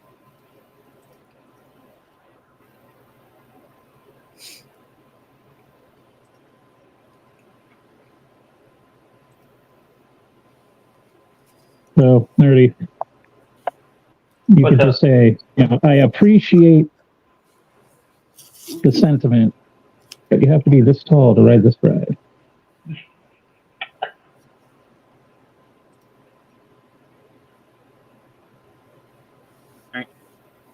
Access updated. All right, here we go. What are you about to show us? I'm not about to show you guys anything. I'm about to look at the list of stuff. Here, Mr. Hoffman. I pretty much a few of the weapons we might be able to sell topside, but most of what we got is dwarven sized, Mm-hmm. Yeah, but But you it's could sell so dwarven. it it wouldn't be worth that much up top.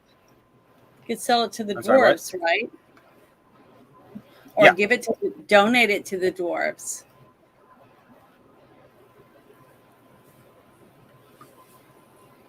Oh, I'd hang on to that I kept a smelly few leather. items that are meant for keeping. I tell you what, Here, I Yeah. have a few items that are meant for I keeping. get for that stuff. the stuff that you guys are really going to make a mint off of here is the coppers and the silver. Oh, so I'd be better off selling the weapons and armor up top. No. You're good. You can definitely make money on the weapons here. It'll sell. It'll sell pretty close to. Let's keep what we can make more money upside Six and Nations limit the amount of weight. might need to The plug amount in of your livestock. headphones again. Oh, I might be leaning on my earbud more than I thought it was. Okay, sorry, because it How's that? sounded muffled. That's I was much like, oh better. no, his stuff's about to die again.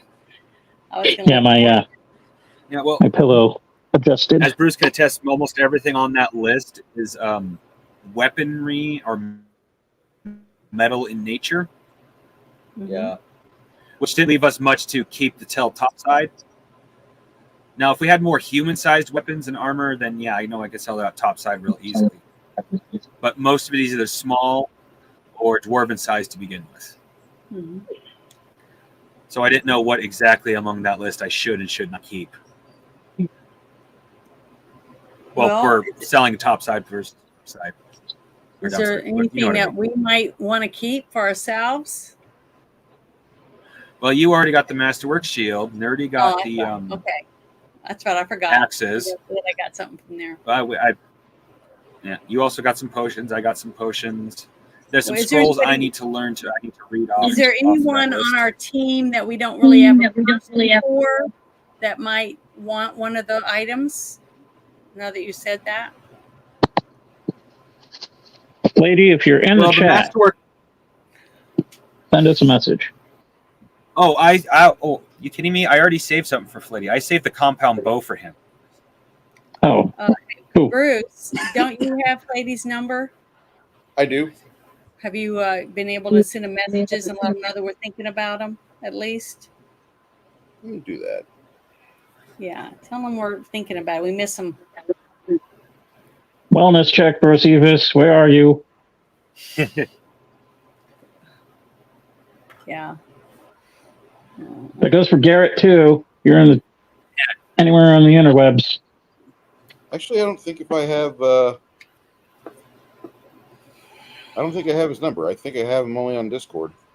Oh. Let me check his Discord here. Well, send him your number on Discord and tell him, hey, if you get a chance, give me a call so I can make sure you're okay or whatever, something.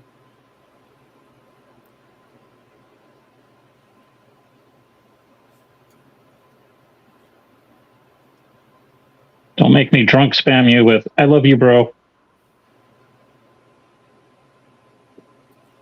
because I'll do it. Oh! I almost forgot. Nerdy Ogre, or Ogre in this case. I saved something special for you. We have a flagon of Dwarven Ale. Is it an everlasting flagon of Dwarven Ale? That would be cool. I wish. Oh, yeah. Not just one flagon.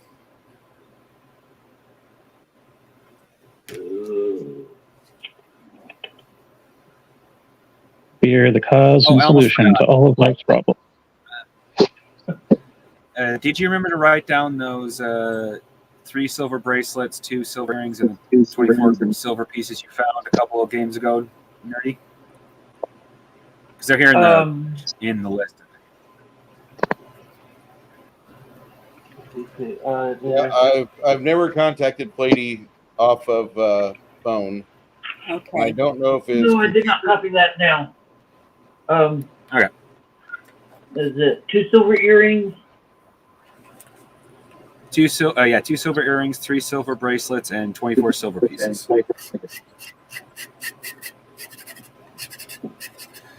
I keep things organized by when they were found. Well, teeth are little bobbles in the beard. Any money that I get, I want to donate some of it to you for your fortress thing that you're building. The Pagoda of Death. You don't have to, Janet, but... I know, but I want to, because I might have to stay there someday. Yeah, that is true. Well, don't forget to donate to your church first. Oh, thanks to the guild, I'm good. I always donate to my church, but I want to give you some money to put it to the side or whatever it's for, so that, because you're going to have people to work there. So I want to help. I was going to do that last time, but I didn't get very much money, so I had to pay my bills and buy some stuff. Well, sitting in our I've left them in hoard as an emergency, but we still have 200 gold pieces and 8 silver pieces. 200 silver pieces and 8 gold pieces. Because I put sitting as emergency money currently. What's my list real quick? I put a offer back to you in Discord, by the way. Okay. I do not see Plady online, nor do I see a phone number that I've got of his. I think I did send him my number, but if you guys see him, he's not using his regular computer. I think his regular computer just upright shit itself and stopped. Yeah, usually he's on his phone or something, from what I recall. Yeah. Infinite sadness on that. I'm so sorry to hear that, dude. But I just wanted to say that I put at the very beginning when we got that one big amount of money, I put $700 in the 6-month security thing back where we grew up. Same place I took my cow when I took it to my calf, and I gave it to my family. But I have right now on me, I have 28 gold pieces and 9 silver. See, that's all I have on me. So.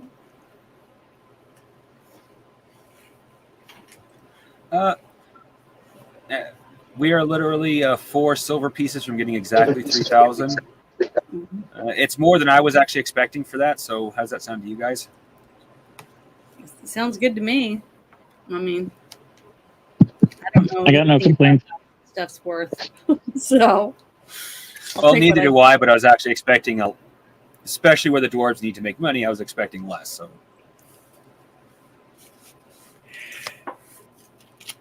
Yeah. Okay. Let's see here. We also have to pay our new followers from this as well. Mm-hmm. And we got to pay for our room and board. Oh no, we were getting that for free.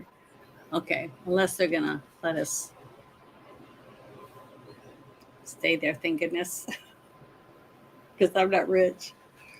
Well, but after a certain point, they're like, "Oh." Well, after a certain point, we weren't technically staying for free so much as the city was paying for us. Yeah. Because we were doing so much for it. And what was it?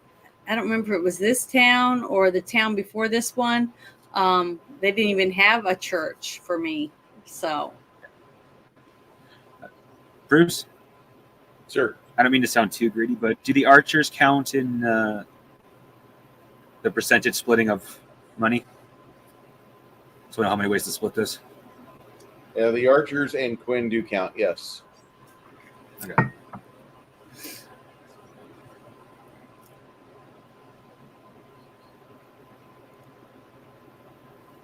Okay. Because I never thought about that before. About going back and seeing how much stuff we've collected and what we're doing with it. You know, I never even, I don't know why. Unless I didn't put it in my pouch, I didn't even think about it as it being around.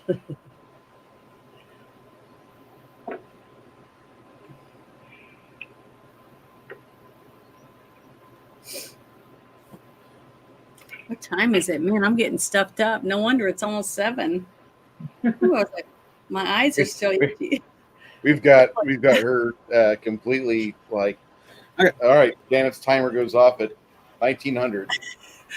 I can't help it. It has nothing to do with the clock. It's all, in my head and stuff. All right, well, divide it up. Actually, even with paying the followers and the archers, we still get 208 silver each with 2 or 3, give or take, because it says 0.727272727273. So basically 2 or 3 silver pieces left over to put in the emergency money. Okay, good. All right. Well, after the city goes through and assesses everything after they confiscate Staun's Deep and Cuts materials. Oh, I make sure to hand over the tome of strange demon worship and the 2 Dispotter scrolls that we found and didn't know what they were at the time. They're still sealed. I left the wax seals intact. At the time, they weren't that important, so.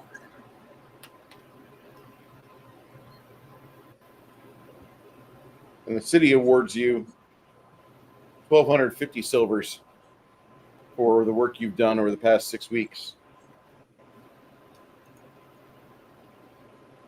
Oh. Okay. Now I have to recalculate. No, that's after that's split. That's the 7-person split every one of you gets Oh. 50 silvers. Gets Okay. 50 silvers. 1,250 silvers. Wow. So you get a grand total of 1,408 silvers. No, 1,458 silvers. God, my pouch big enough to hold that? Hookers and blow on me. I think we need to like use the donkey to transport some of that home. Yeah, we'll need something. Okay. I'm at the point where I feel like I've done something wrong. And by wrong, I mean incorrectly. You feel guilty about it? No, I don't feel guilty about it. Then it's perfectly okay. I don't want to be like, okay, when I first started playing, I don't remember how, but I was told to roll something and multiply it by something else, and that's how much silver I got. Now, I ended up rolling up for 4,000 silver. So I just want to make sure. That would be within the realm of possibility, because I don't remember how to determine what my starting money was. Well, Bruce, by the amount has given us thus far, if you haven't spent a penny since your character first started venturing, that's not actually far off from what we would have. But we've been spending our money to get potions and other things and crap like that. Well, I've spent a little bit of it. I'm down to 3,962, and that's not even tallying in the 1,450 that we just got. So, I'm just saying, by the time you showed up, that's not too far off. Maybe a little more than we would have, but you're a barbarian with simple needs, so yeah, okay. Makes sense. You have so, that much money. like I said, I don't want to be starting out with like thousands of silver pieces, and I'm only only supposed to have like a couple hundred. Like, made sure I did everything correctly. So if it's within the realm of possibilities, it's not unreasonable, then fine. I'm okay with it. Not going to complain. But if that's like, whoa, that's way too much. You shouldn't have that much. Then okay. No, if the party had never spent anything, we have like individually. If we had never spent anything, we'd have at least 3, maybe even 4,000. At the most 5,000 silver each, but I think that would be stretching it. But that's if we had not spent anything since we started.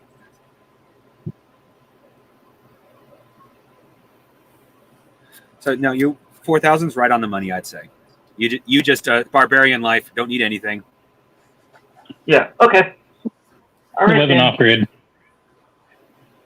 I'm jiggy with it if you're jiggy with it. The rest of us plebs have been stuck in this damn Federal Reserve banking system for so long. Oh, you're going to hate my game if you ever play it. I officially put a taxing guild in my game.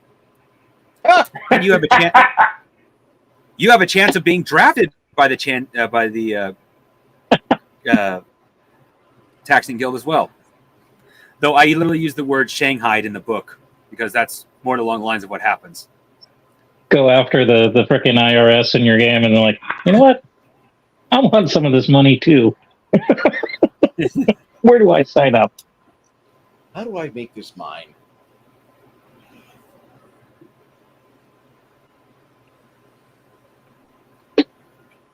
Stevie Ray Vaughan, Taxman.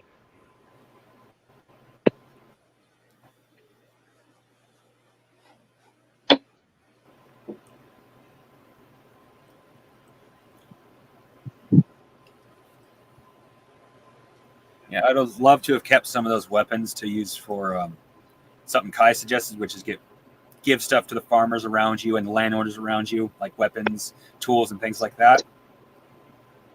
And you'll What is this wondrous item? get their trust and things like that. Yeah, but at this particular moment, we're sitting in a little early, I think, to be able to start giving out that kind of stuff.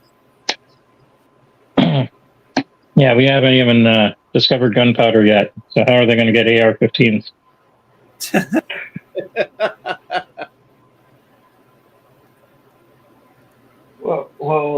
Since it's like gunpowder itself would be new tech. Wouldn't that be an AR-1?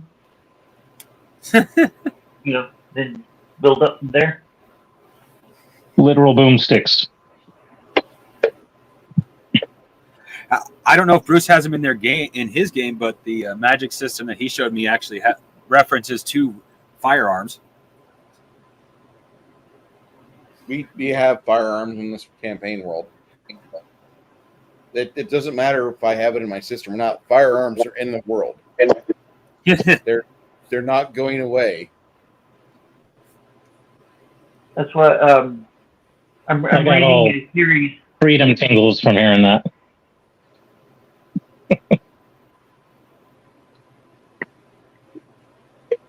I'm reading a series, the Ring of Fire series, and basically it's the plot of the story is a small West Virginia coal mining town from the year 2000. It's transported back in time to 1632. Mm-hmm. Oh man! And they try to teach some of the local population how to work modern firearms. And the local Germans, which is they transport back into the right in the middle of the 30-year war in Germany, and they're like, aim? No, you don't aim. You just point the weapon, and then you pull really hard and close your eyes so you don't get flash burn, And so it's like they just couldn't wrap their heads around, you keep both eyes open, you gently squeeze the trigger. So what they ended up doing is they ended up giving them a bunch of shotguns. That way, aiming was rather a moot point. Yeah. But yeah. Well, the shotgun actually serves the same exact purpose as a machine gun. It's just earlier in the timeline of guns, which is someone who does not know how to fire a gun can still be deadly.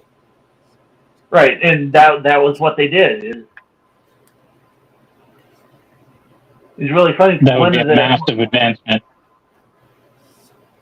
One of the guys in the town, he was in Vietnam, and he ended up taking apart an M60 and mailing it home. So he had an M60 buried in his backyard with several boxes of ammunition. So, whenever you see a column of enemy soldiers marching towards you, and you got one guy stepping out with an M60, fighting's done. Sounds about right. It's a great series. I'd recommend it to anybody. I've been reading more books lately, so I might check it out. Well, listening to more books would be more appropriate to say. Yeah, we've got a whole library and a half of books from various flash drives. Well, it's on YouTube. The audio book is on YouTube. You can look it up. 1633 by Eric Flint. So you can look it up on YouTube and have it playing in the background while you do stuff, drive, do chores. That's what I do. Hey, Nerdy, have you ever read The Guns of the South by Henry Turtledove? No, I have not. It's kind of neat. I'll get you this synopsis here in a second. This guy,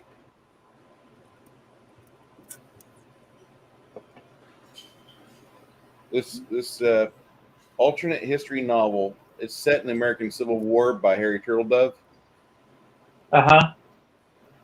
And there's a time traveling members from Afrikaner Weerstand AWB, basically. It's imagined 21st century South Africa, and they supply Robert E. Lee's Army of Northern Virginia with AK-47s and other advanced technology, medicine, and intelligence.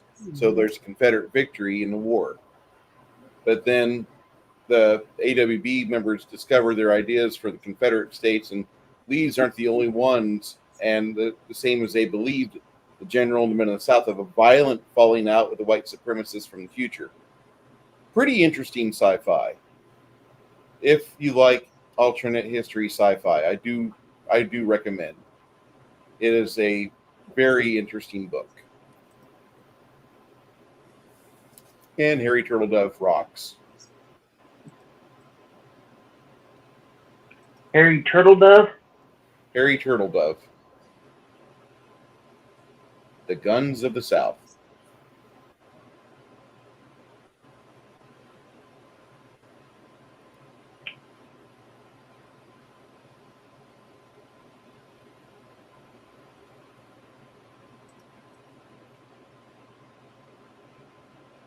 Guy's still kicking too. Mm-hmm. Should be in his 70s or something. I think he is. 75. He's still doing conventions. Still does a lot of sci-fi fancy conventions. He lives in southern. He lives in the southern avocado curtain. Yeah, he also used was it 2 pen names or something like that? He has like 5. He's got a lot. That's all I'm going to say.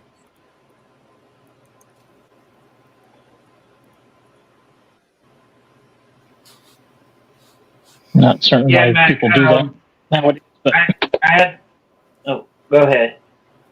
I was pretty much done with that comment. Don't understand why authors use pen names anymore.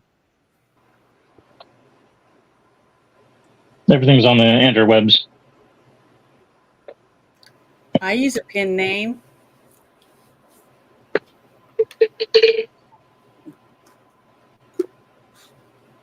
That's a fight against the patriarchy, right? I can understand why you use pen names. Not too sure yourself. Yeah, I don't have a publisher or anything. I just put mine on Booksy, my book that I'm writing. I'm almost finished. I got one more chapter that I'm almost finished with. And you're not too sure yourself, and you don't want something that's going to be trash under with your name on it. So you use a. Well, I don't think mine's that bad. I think it's but no, look, I'm not saying. Look, I'm not saying that your stuff is that bad, and I'm not even saying their stuff is. It's just I understand how creative people think. Creative people tend to be their own worst critic. Well, the thing is, I think most people use pen names because they don't want to be harassed, basically, That too. Because that's why I do it. I mean, I use the name so that people can't just walk up to my house. You know what I mean? I don't know how people would want to have that happen because I don't have security and stuff like that. So, insert the name of the medical bracelet that says "delete my internet history." Well, the thing is, some of the women that I've talked to, that are, porn actresses or, they're really big on Instagram or whatever else, they get worse stuff than I do. I've gotten, people saying, go to another planet, commit suicide. I know where you live and I'm going to come in and slit your throat when you're sleeping, all kinds of nasty stuff. I've gotten lots of that. So, and I'm nobody, I'm not even monetized or anything. So I can't even imagine what some of these big accounts get. They have to get a lot of hate. They probably can afford having moderators that peruse that chat section and whatnot too. Mm-hmm. I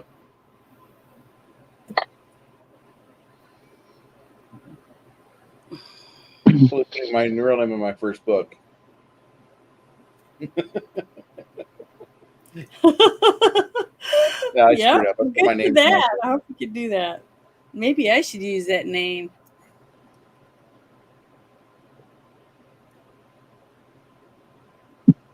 You trying to seduce my wife away from me? You're succeeding. Well, I could say big dick and little tits or something like that. I don't know. My name is Biggest Dickus. That's no worse than my character's name, Long Hung Long. Yeah. What I lack in length, I make up in girth. They call me Tuna Can.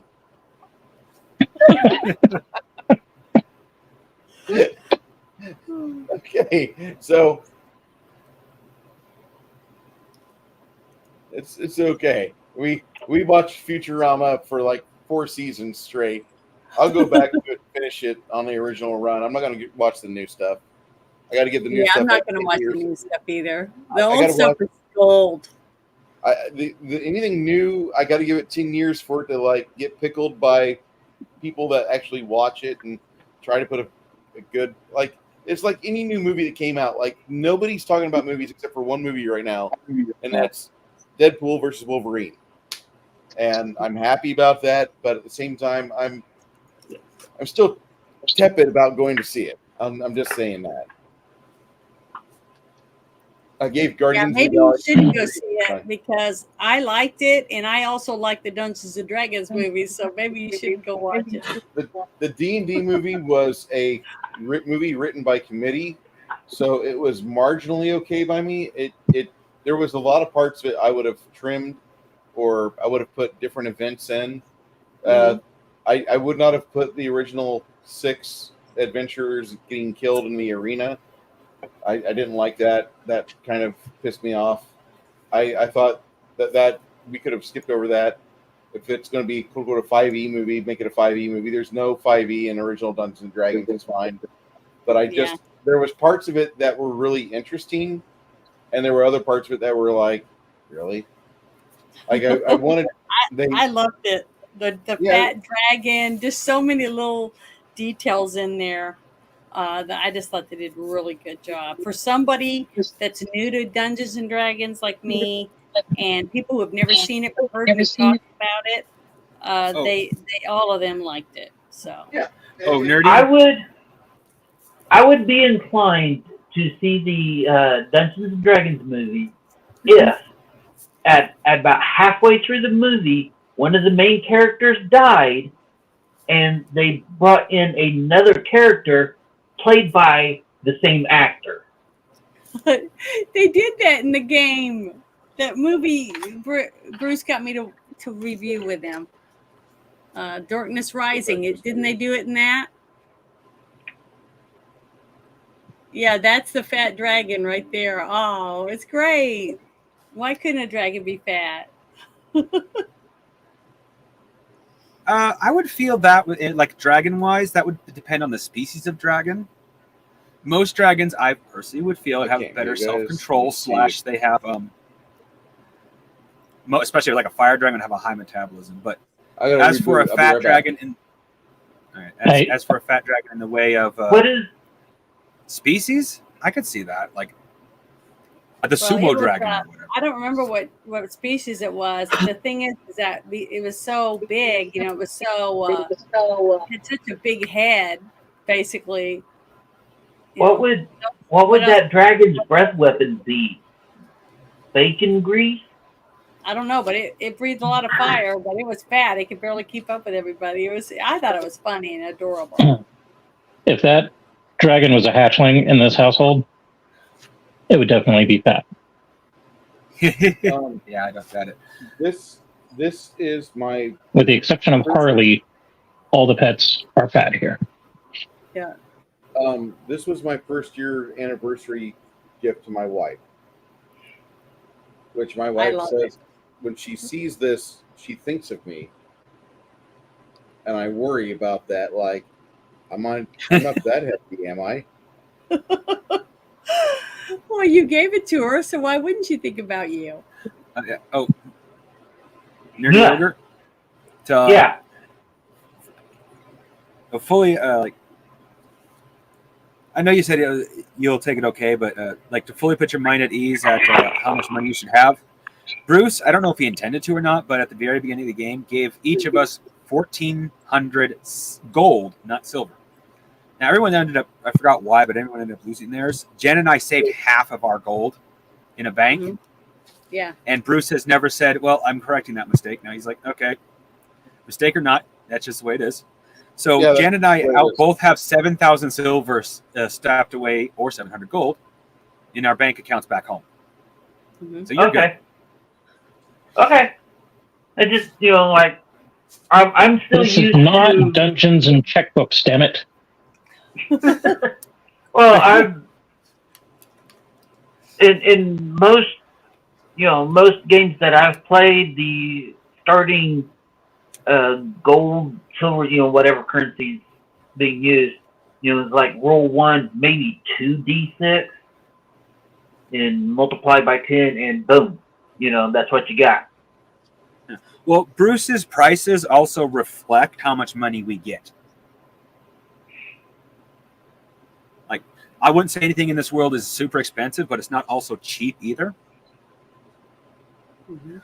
Like, Yeah. buying enough alchemy supplies to give us all potions cost me 600 gold, or 600 silver.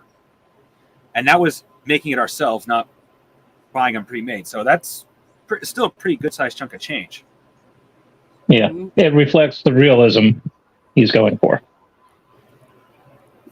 Yeah. I mean, yeah, okay. But yeah, I'm okay with it as long as it's, fair and legit. I don't want everybody over here counting their little ducats, and I'm Mr. Warbucks over here.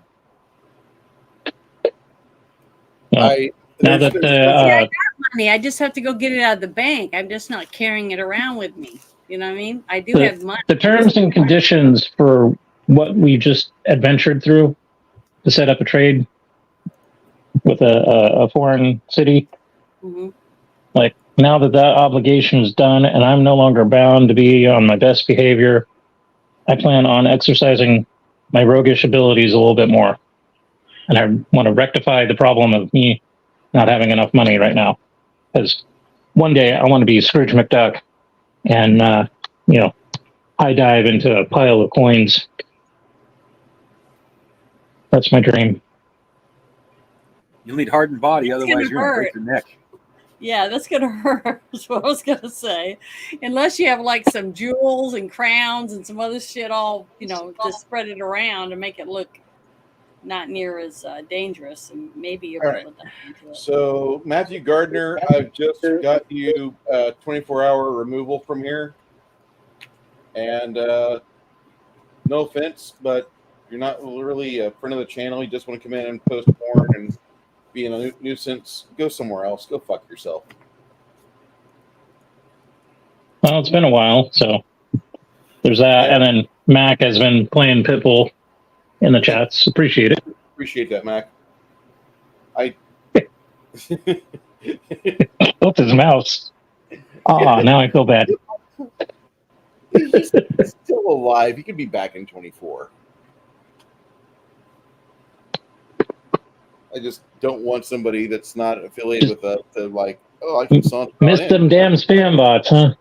Yeah. Those were the days. So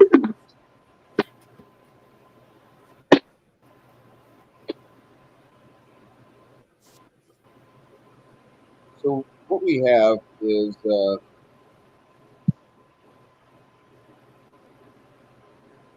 journey ahead of us. And you guys, this journey is not a shortcut. This is a trip. And when I say that, you're going on a long road home. You're going back to Gilboa,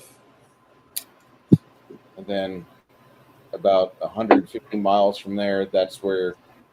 What's the name of your fortress, Mongoose? Doragon. Just between Caradire and Gilboa. By the way, on your way through there, once you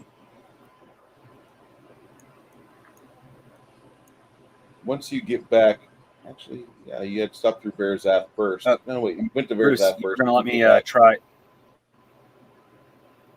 Sir? You said you were going to let me try to do a diplomacy roll to see if I get at least a chef and a brewer to come with us. Yeah. Yeah, you have that?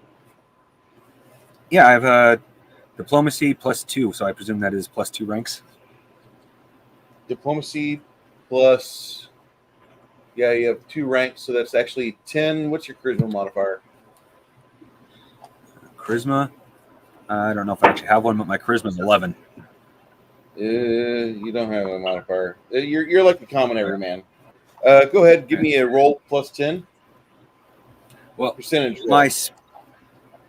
Well, I'm going to do. I don't know if it's going to help any, but my little speech about why is to encourage trade between the different parts of the dwarven kingdoms, and let the dwarves who come with me be the first be the first people to have a chance to get in on that profit. Okay. Nope. Nothing. Ot 9. Well, It's a Looks like the dwarves are long road when you're on your own. you talked And to it hurts a couple of guys at the to bars. carry your dreams far. You're going to travel from like about right here. There's 200 miles. That's already pretty much like 12 miles a day, 2 miles a day. Okay, so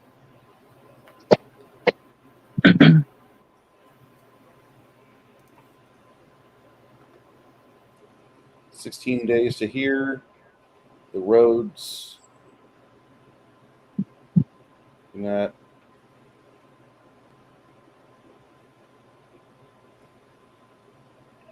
It'll take you about 4 months without taking a whole lot of time off. You do have an inn not too far from Care Dyer, as the little game trail goes off towards that location.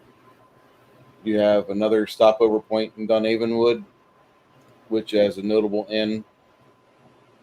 Then you get down to Gilboa. Gilboa, they'll probably option you to go to Ream, which is another month of travel to get to Ream. But the reason why is the leveling up and training. Unless you want to go to Gilboa to train. I'll let you guys decide that. Well, if we have a Well, by the better time chance of we getting make good it to teachers. Gilboa, the weather should be okay, right? For travel. We're not going to be in the middle of like winter or what have you. By the time you guys get to Gilboa, you'll be at the start of the 11th month. Okay. Assuming it's a temperate area, we should be fine then.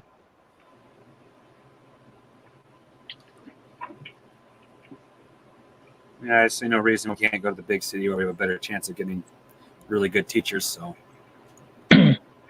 I would rather like get some professional training done. exactly. I'll say hi to the folks, but I'm going to bounce.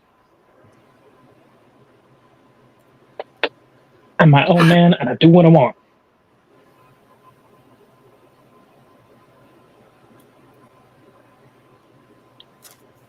Well, when we get to Doragon, I give the dwarves the option. They can either stay with the fort, where they have the option to do their own machinations, basically.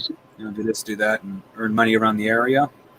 Or they can come with us, where they'll continue to get a slice of the loot. But that means they're also traveling a lot more.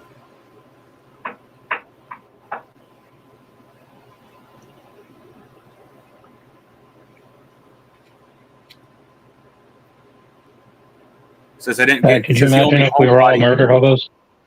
Yeah. Since the only homebody one would be the stonesmith, and he might want to come along with us. The dwarves tell you when you guys travel, you get over to the Go Both Road. About 4 days of travel, they discuss with you. They say, we'll probably, once we pass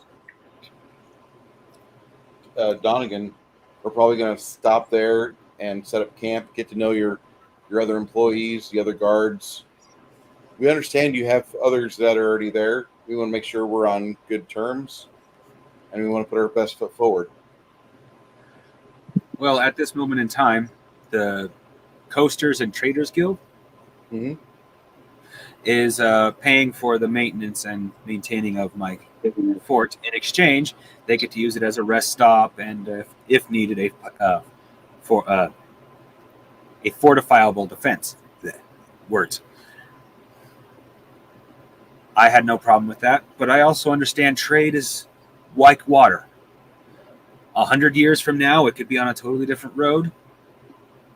Or it could be just 5 days from now, it's on a totally different road. Mm-hmm. I'm trying to set up my fort just in case trade shifts, and I need to support my fort myself. Be uncomfortable.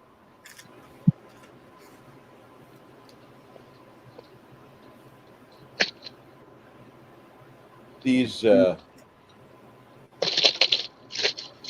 dwarves tell you, they say, if you want us to be with you, we'll travel with you. If you want us to be at your fort, we'll be at your fort. Either way, we're going to do our best to make your life a little easier to deal with. You brought us on. We're going to take our orders from you, not the guild. Even though the guild is where you get your marching orders from. No offense to them, but we'd rather honor somebody that we can talk with and negotiate with in the flesh rather than wait for a missive or messenger. Mm-hmm. Is that fair? Yeah. Well, it sounds like you'd rather come with me. If we've never been to we've never been outside our hole before. Okay. When we have ample time, I'll definitely want to return and spend some time planning out some changes that can be done by look up the names. You guys are lucky enough to be within the small. It's like a small religious community, about 6 hexes south of Berzouth on the trade road, and this puts you there right around the 9th month. But you've had small encounters here and there where you meet other people on the road. Not a lot of signs of goblins or orcs, but you do get into a small religious community of about maybe 12 buildings, and they call it the Respite of Thyr, which is a small community of hardcore Therian worshippers, and that's the brother of Mir, the sister, the paladin god of the world. And Thyr is almost as much revered as Mir in this area, especially much more so in this community where people talk of Thyr and Mir, and there was a third one that they discussed as well, but that name has been lost to time. But they know he's alive because things have happened in the last 2 years where the oracles of both orders of Thyr and Mir have seen a reawakening of the third, which that used to be the Holy Triumvirate, but they don't know the name. But they just know that god is being worshipped and used again. And so somebody's out there has fallen in love with the dead god and given him life support by being a follower or worshiper. It's not normal for that to happen. Usually dead gods don't come back, but this has. And while you're here at the Respite of Thyr, you listen to a lot of the tales over the course of a night They do have a wonderful wild pig supper, which wild pig is not the tastiest of all animals, but it's enough for you guys to fill your bellies with, and they have a pleasant amount of food, and the corn is good. They just had their harvest of corn. And by the way, over the last 7 weeks, you have met with the son and your friend Lemmy. Every day he is outstretched like for about 2 hours a day. He's just there riding bare chested, even in the rain. He's happy to be outdoors. I don't have to touch the cavern wall anymore. I'm not touching the cavern wall anymore. So he's pretty happy. As he's saying, Bruce, as he's saying, I'm not touching a camera wall anymore. I tell him, I intend to build a large basement for my fort. I'm never going in there. Never. One of our friends from Rumble, Pappy J77, says, Baldmen are beautiful. I should know. I am one. Hello, sir. And yes, the lovely Jackie Blue, the progeny of greatness, is she strides in. Still at it, I see. Yes, dear. So, you guys, while you're here inside or along this road, it's a strange trip that you're on. But despite of fear, these are some nice people, and they offer you a little bit of food, and they give you they give Isabu time to stand at the pulpit and discuss the lifestyle that Mir has helped her get through, as she's looking at turning 18 in the next month while on the road, and she discusses just the various things, unless Janet wants to take over and just discuss what her life has been like, if you so choose.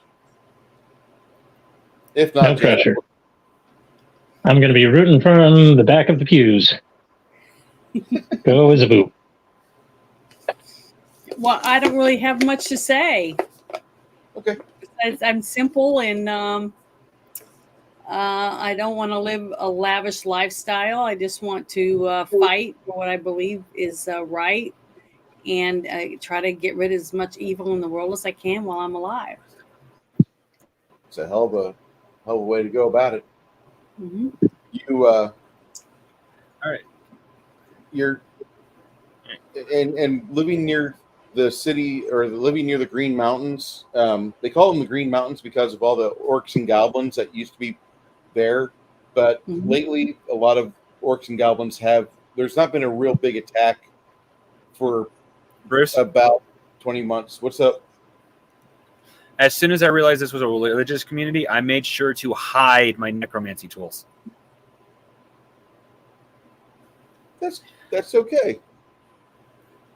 That you do that, nobody in town even discusses that. They just recognize that you are an arcane user.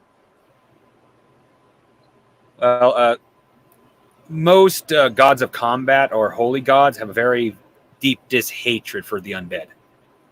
Not all, but most. Yeah, these people are a religious community. A lot of them just kind of give you a wide berth. Others that they at least know something about spellcasting, they don't try to inquire too much. The fact that you're traveling with a cleric of fear or a cleric of Mir, it tells them that there's something about you that's trustworthy, and they're really happy that you're there. And they also recognize that you can do a lot of things that she can't, where her magic goes for protection and healing. Yours can be for other things. That reminds me. You dwarven. complement Sorry, each let's other. finish. Go ahead. Nice. Oh, I just remembered. I need to ask if the dwarven cleric, does he have crafting? Yeah. Well, at some point, I want to work together with him to design a. I'm pretty sure the dwarves have something like a sewing machine. Not necessarily as complicated, but They basically, actually try to use something called a loom. They're variable size looms. well, I wanted to make for lack of a better term, a little hand stitcher that can stitch someone's wound closed, but it's basically the equivalent of a multi-use healing scroll for Janet. Mhm.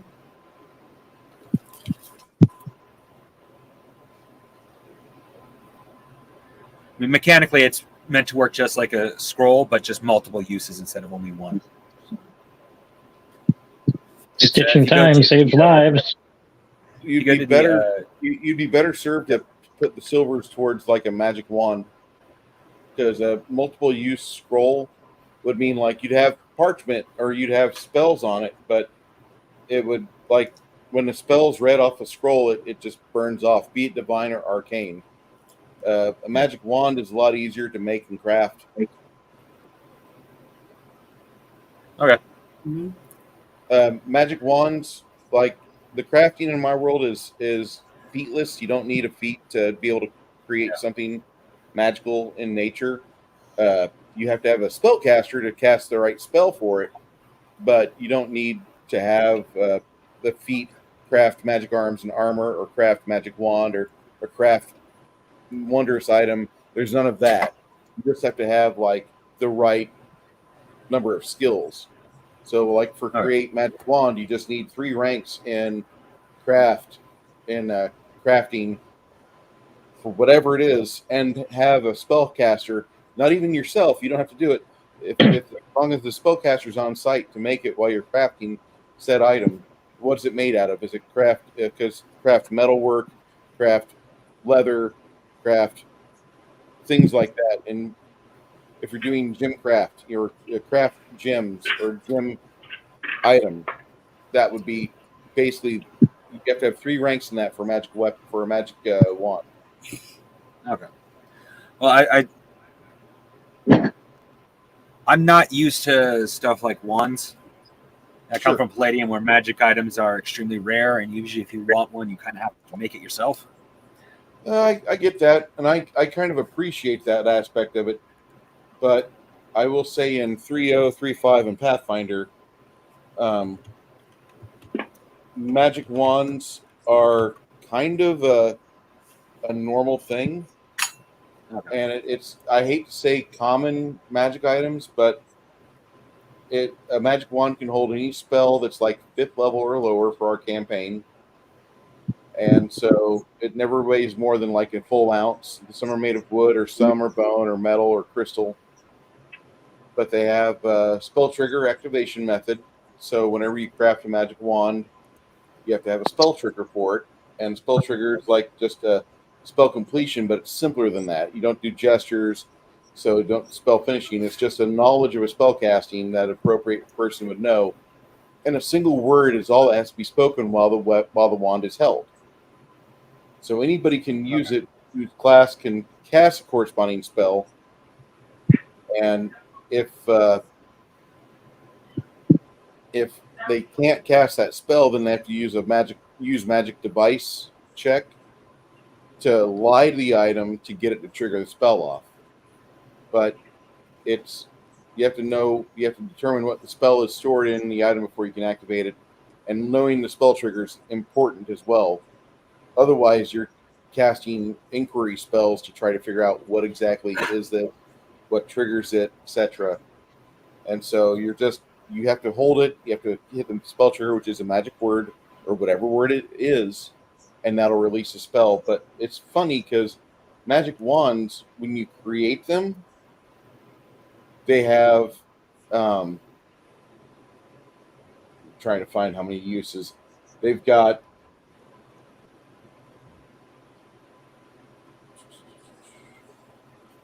50 charges when they're created.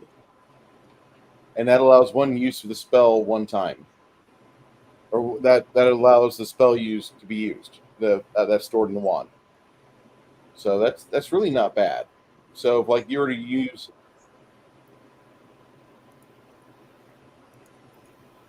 welcome back, Nerdy. If you're going to cast a spell off of a magic wand, say if you were going to put magic missile in there at 4th level, where you're at, I would recommend wait to 5th level. But the way it would cost is that it's a 1st level spell, and it will only cost you 750 silvers. Okay. It's not bad. Well, I got one more rank to go in the crafting before I can make a wand anyway. Okay. You have to have 3 ranks to get wands. That's it, though. Okay.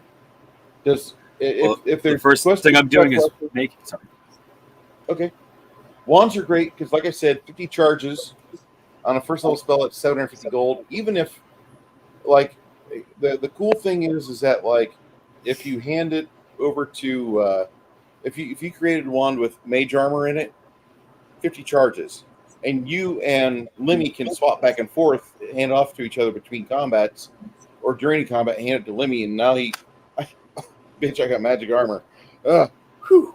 You know, and suddenly his AC gets 10% better because he already has other armor on, so you can only go so far with it. But you yourself, you get 20% extra armor boost from mage armor.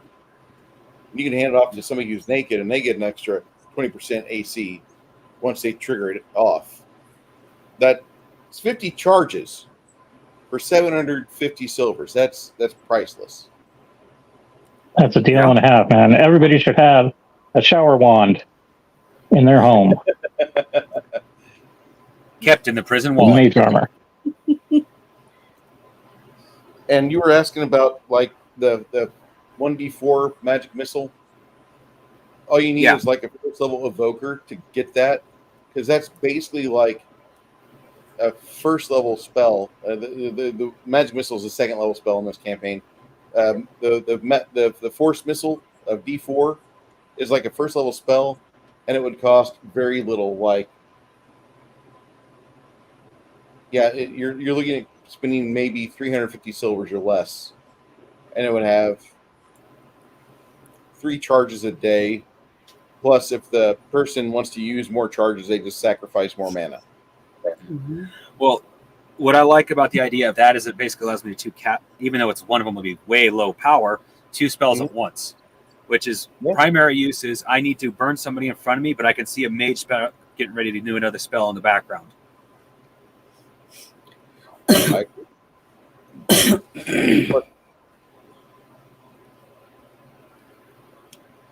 You continue moving over the course past the respite. I keep wanting to say Kinnereth, but I've been playing too much Daggerfall, so I apologize. You make your way into Caer Dire, into the lovely. It's just like an adventurer's rest. Caer Dire is kind of like a cave area that it's kind of interesting. What's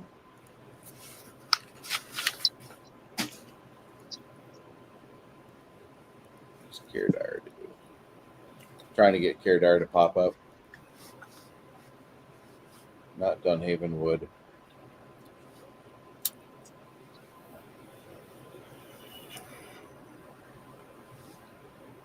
Did you say it's like Bodega Bay? Yeah. And drive through, enjoy the wine country, and then take off. Yeah, Caer Dire. Do some. It's just a small settlement, and the joining portion of the road that goes past it that has a game trail going off Caer Dire. It's just a neat area just north of Dunhaven Wood, and it's also known as Caer Dunhaven. You about 3 days later you bump into some rangers, and it's the Caer Dire is an old castle. It's now tavern and trade meet for 3 tribes of various ogres and orcs, and it's kind of like an adventure spot for people that want to like level up or to get some bump XP, but it's for higher level characters because you've got 3 tribes of orcs and ogres that move in and around that area, and that's kind of where they meet up at. It's kind of weird they would have that so plainly listed on the map, like, oh yeah, let's go check out Caer Dire. Oh my god, we're gonna die. Yeah, TPK. But you have this really dangerous spot, Care Dire, and you meet up with some rangers that they tell you, like, there's probably about 50 of us total that maraud around here, but we try to make sure that we try to keep the normal travelers away from Care Dire and keep the orcs that are in that area away from the road. Dunhaven Wood's not safe either. So when you're riding by that, just be careful, be safe. And they're really nice people. They're kind of like Faramir was in the Lord of the Rings trilogy. They're relatively pleasant to you. They don't offer you a whole lot of grief.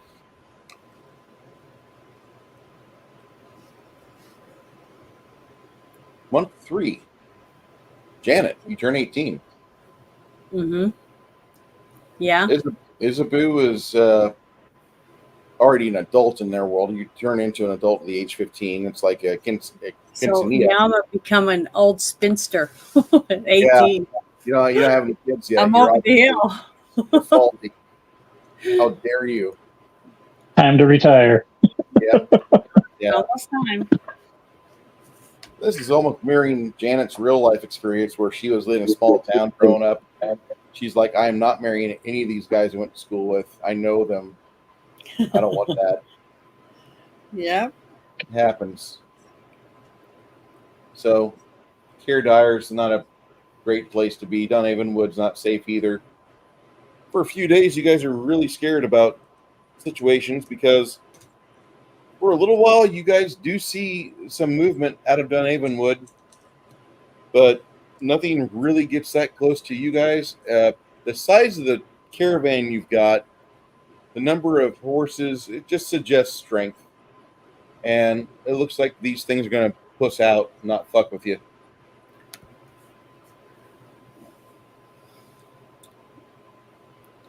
And on First impressions count. Yeah. But what You're- about you're- the all the ice coming down towards our town? That's hundreds of miles away, Janet. I know, but it doesn't mean it's not going to come. It's a ways away at this moment. Janet, Bruce didn't say this, but the impression I got, we should be closer to 8, maybe even 9, 10, or 11 before we try dealing with the ice.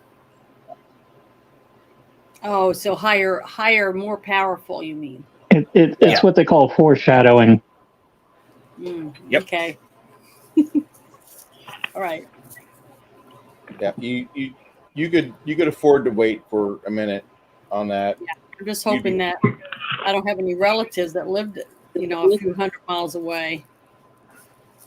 That are now no longer living because they were taken over by ice. As long as we don't hear about some dude by the name of Necron, I think we'll be okay.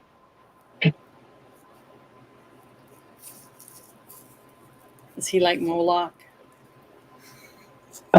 He's the dude from Fire and Ice who's attacking everybody with the Giant glacier. yeah. Oh, You remember the giant glacier guy in Fire and Ice, Janet? no.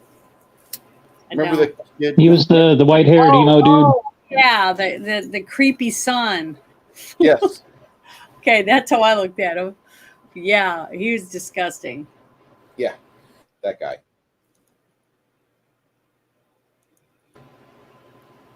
He was a spoiled brat.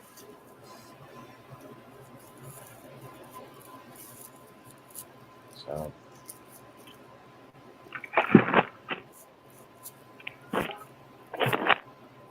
Oh, we're topside. We could check out the local newspaper. Yeah, you stop by a couple of places, talk with people over the course of the 4-month trip you're making, and you're going home. You're going home. I don't know how I can impart this to you any other way, but where you're going is home. This is something that you're so excited about. Because maybe now I can go home and meet a man and have my own family. Well, that ends the campaign. Why? Other people have babies and stuff. I'm just Jet, you're the mother. Yeah. Do you really think you should go adventuring while you're raising your kid?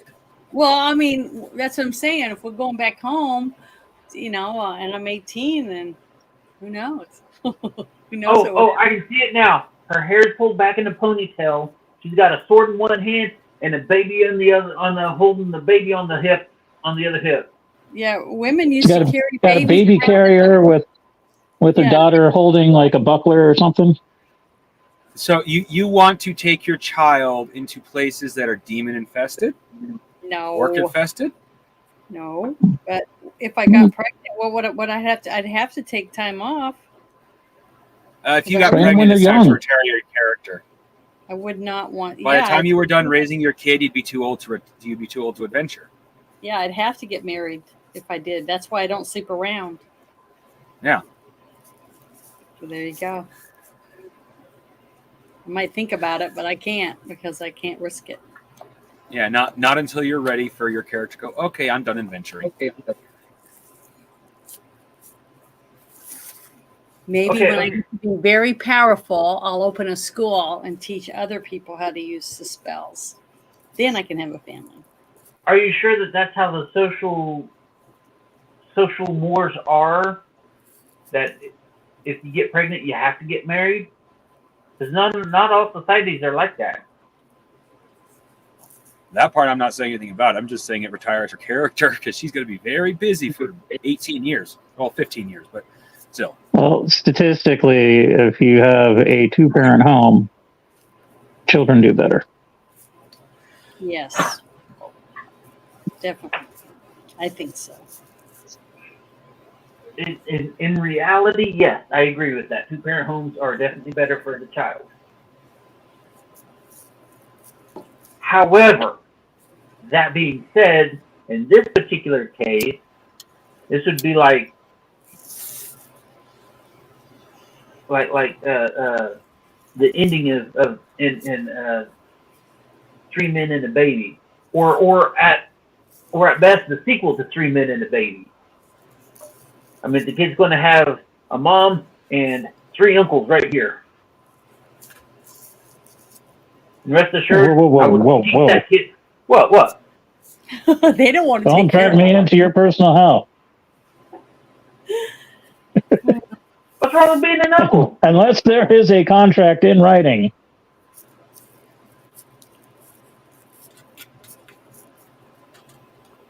well, I mean, look, being an uncle's great. You get all the joys of being a parent, but none of the hassle. Well, I know. In real life, I'm an uncle. But in a fantasy world He doesn't want to be one. with magic and monsters, I've got enough trauma from fucking fire and goblins and meth goblins. I'll throw those bastards in too. And what are those things called? Yeah, Flayers? and that demon gnawing on my neck. Yeah. Like, Worms. to worry about my kids being eaten alive in front of me. Yeah, by worms. Good God. No thanks. Yeah, no thanks. Well, I'm still waiting for Bruce to pull out the phobia my character has. I'm not going to do that just yet. I have to remember. Any would-be adventurers in the chat, stay home. Okay, Dory, come on. Dory. Grow your turnips. Live a simple life.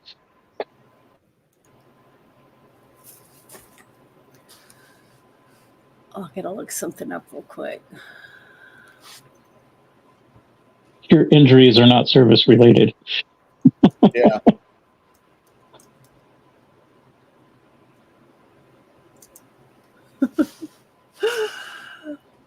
Oh.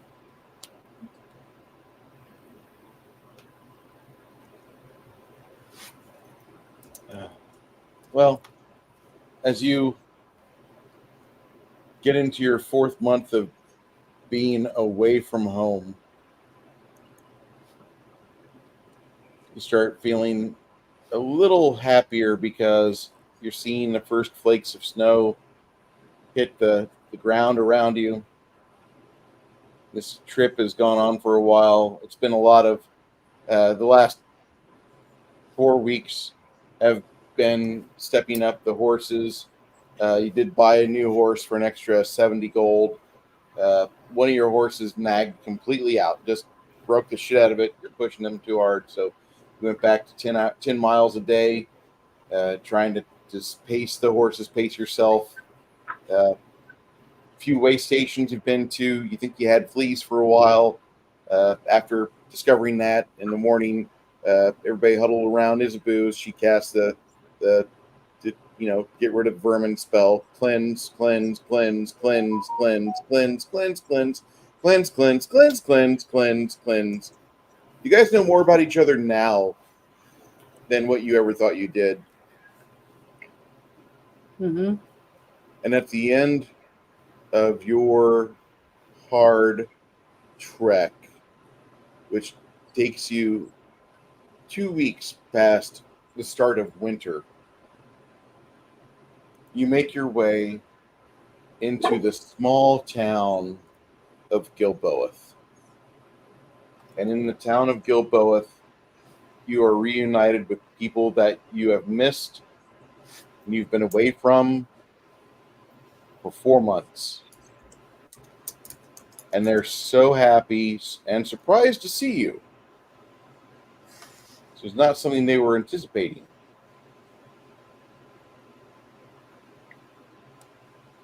The rich fields and vineyards now covered with snow.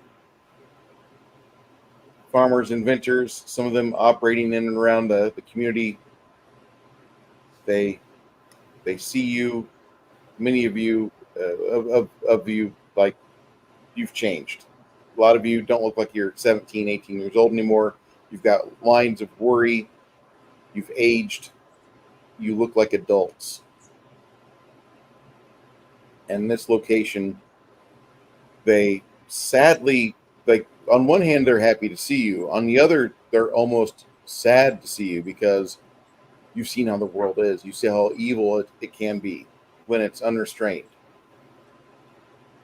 And the first thing that each of you do is you grab an inn room not too far from where you can stable your horses at, and then you stagger to go grab a shower, because it would be really impolite if you just run into each other's homes. I'm going to grab a shower, Mom and Dad.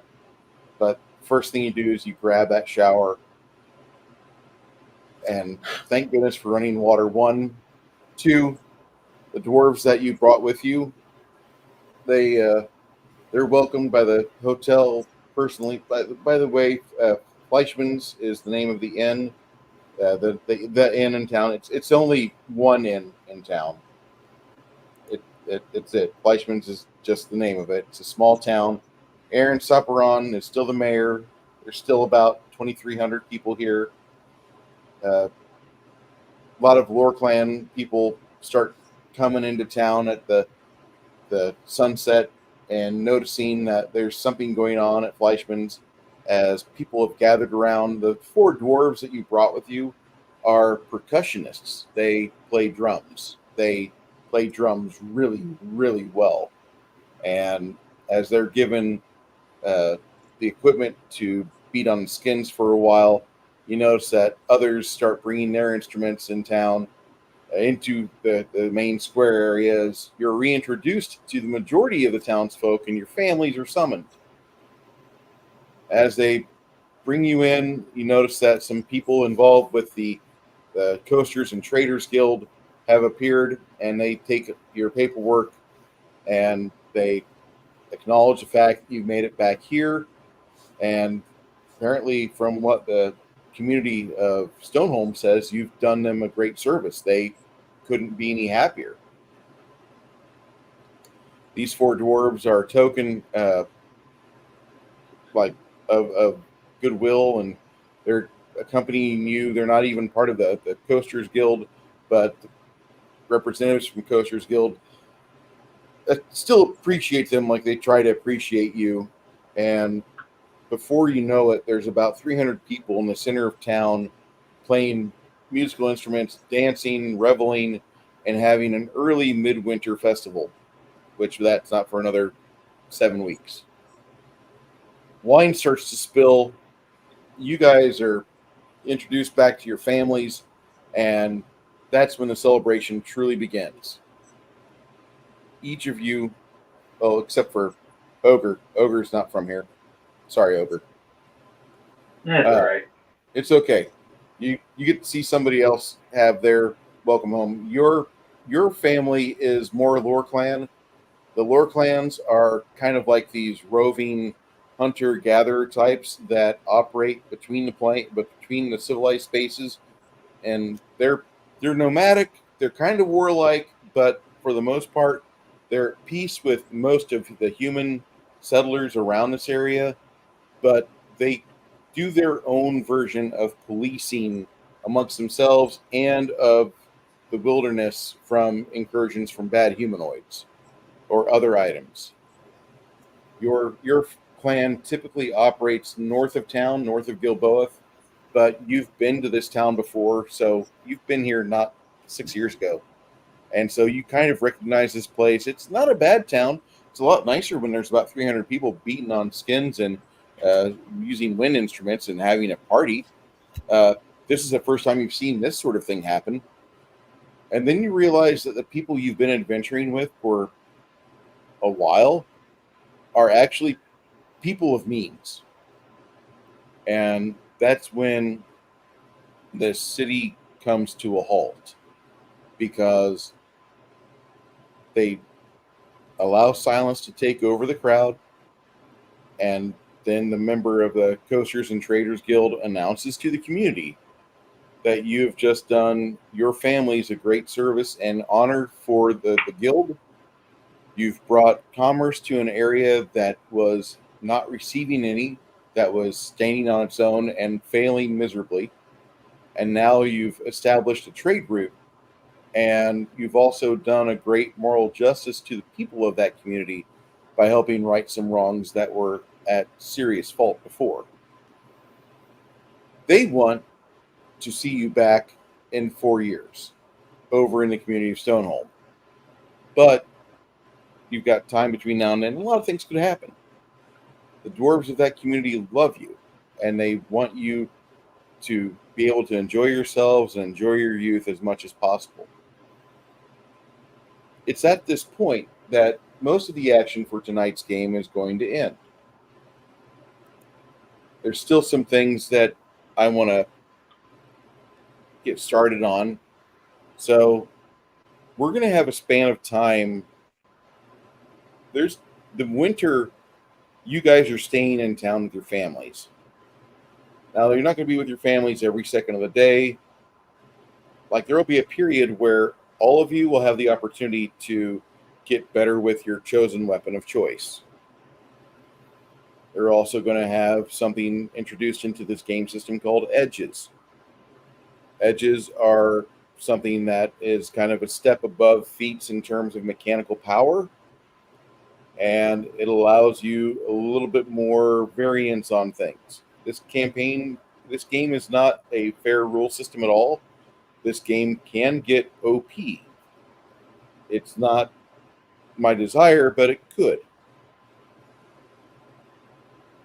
For you, all of you are going to learn, like, with your chosen weapon. Even the wizard Mongoose is going to learn how to get better. Is it your dagger or your staff you use more? I know you really don't use either. My dagger, but I kept the staff with the quartz gem you gave. We found earlier.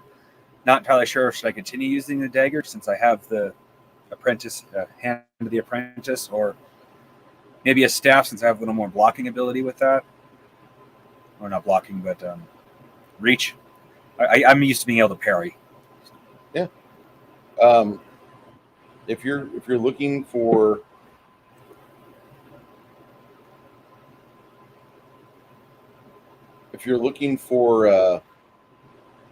what do they call that?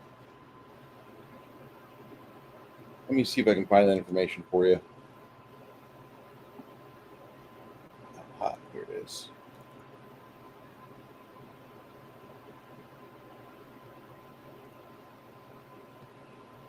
All right. So page 48.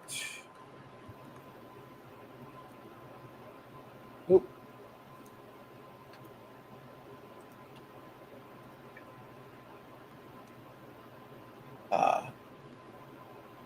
So, like I said, your ability with your weapons is going to get a little better.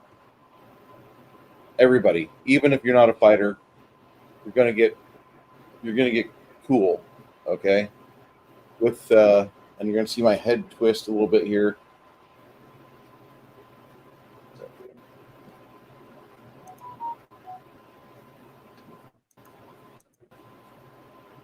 Okay, so with the staff,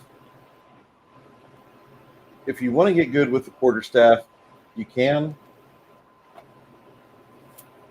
Right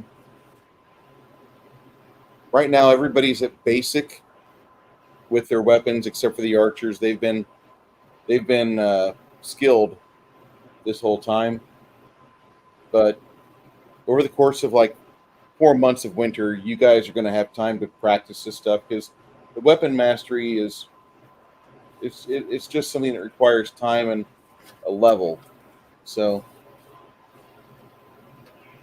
it takes you about a month because it's winter and you actually have a good snowfall. You guys take the time out. If you want to get good with your staff, you'll be doing a die 6 plus 2 plus whatever strength modifier you've got.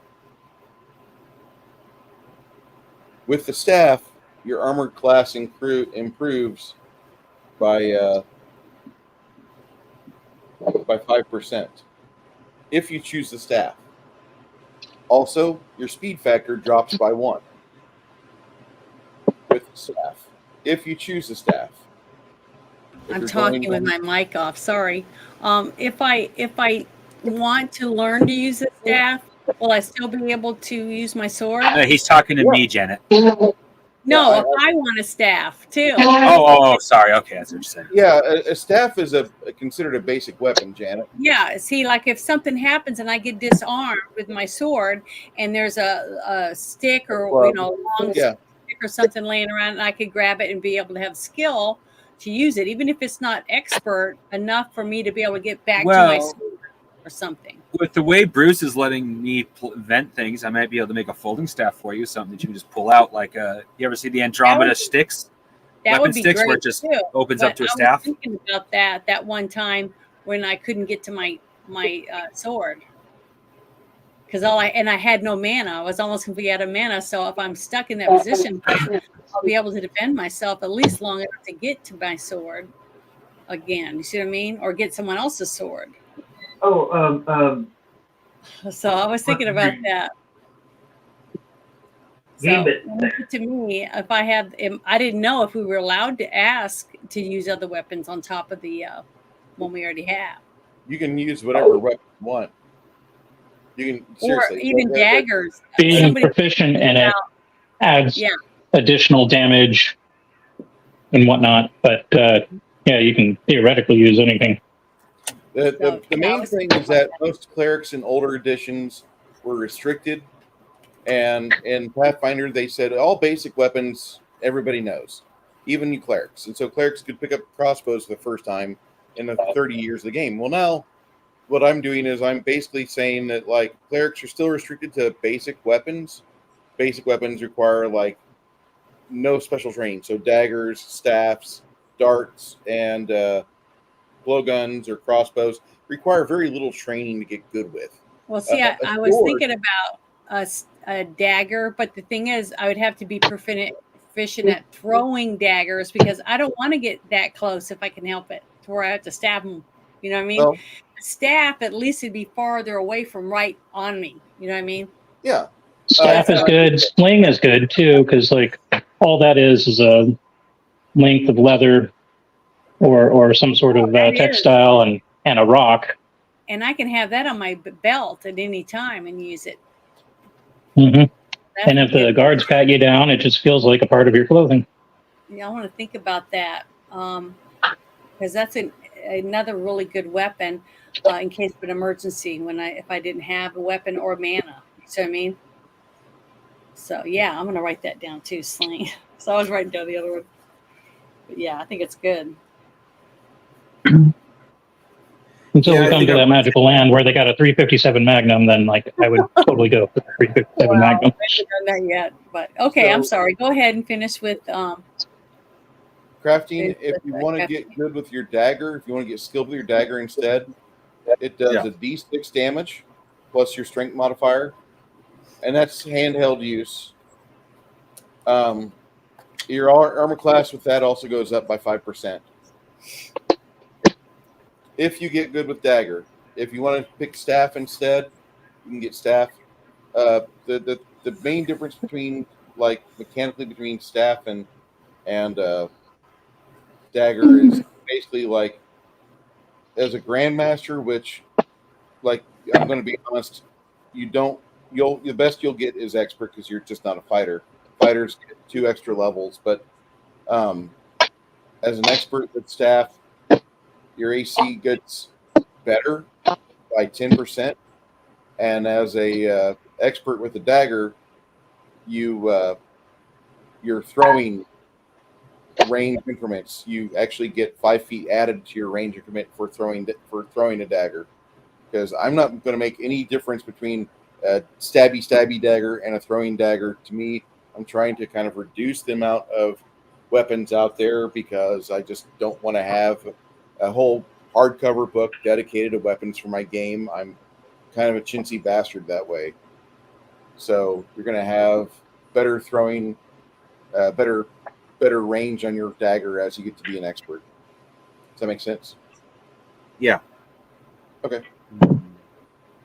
But you're going from basic to skilled.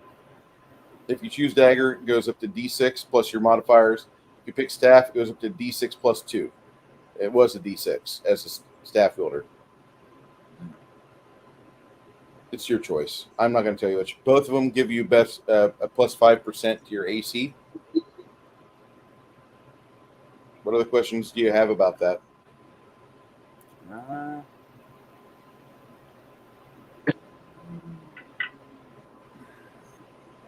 Not at the moment. That's kind of a hard decision because I can see how both can be useful in the future. Yeah.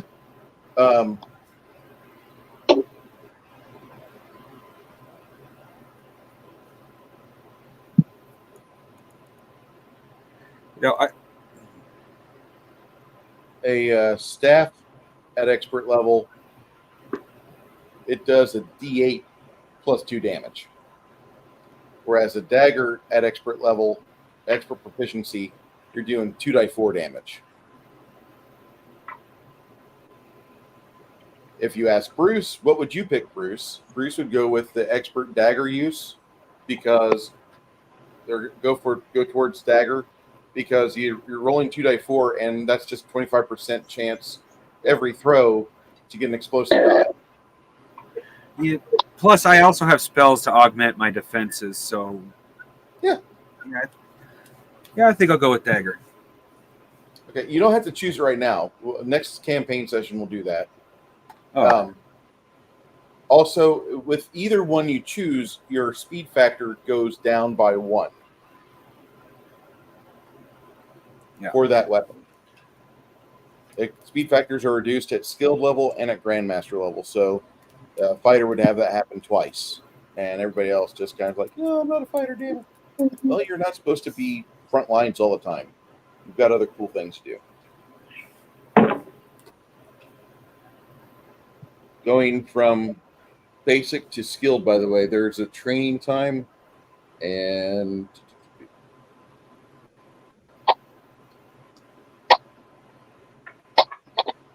it takes you about 2 weeks to get trained.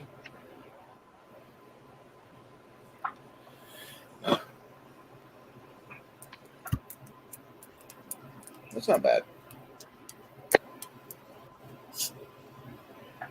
Anyway, Lemmy, Yo, for your weapon mastery, I'm assuming you're wanting to get better at what weapon? excuse me. Short sword. The short sword.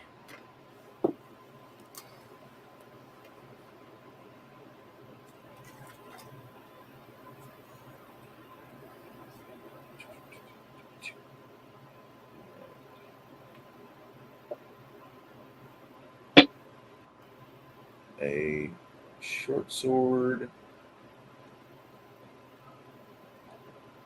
Go from a D6 damage to a D6 plus 2 plus your bonuses.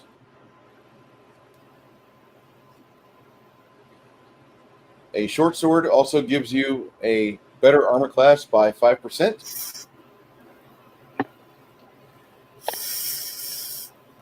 And if you ever go for a disarm maneuver, you get a plus 5% on your disarms if you're going for disarms with a short sword.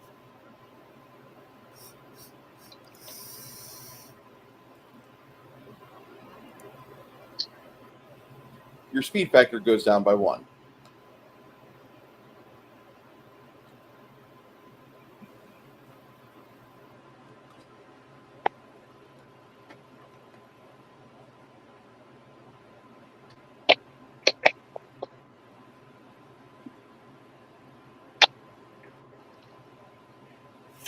Oh, excuse me. Okay.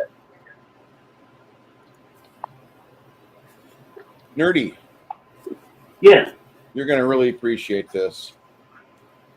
Your war axe, I'm assuming you want to get better with that.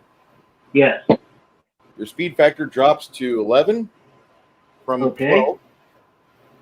Your damage on your war axe is going to, right now, it's 2 die 6. Now it bumps up to 2 die 8. Ooh. God damn.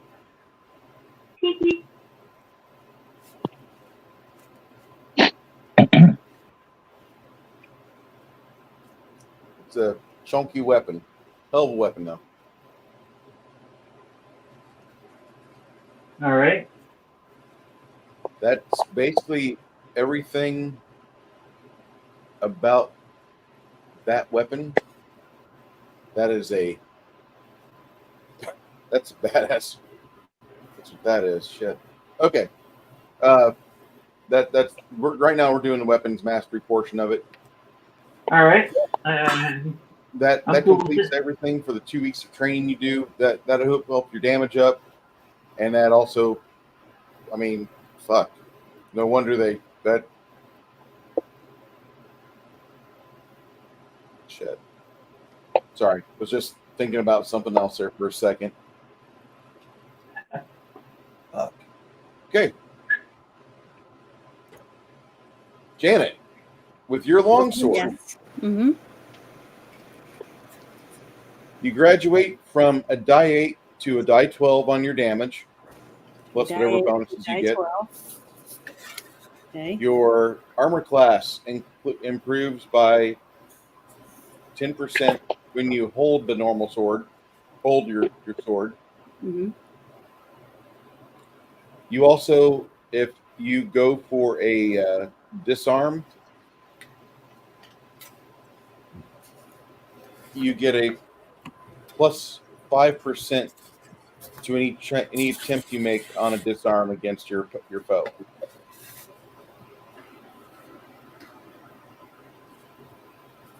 So basically, like this, that, and I'm going to have that stack with any sort of like improved disarm, CMB feats, etc.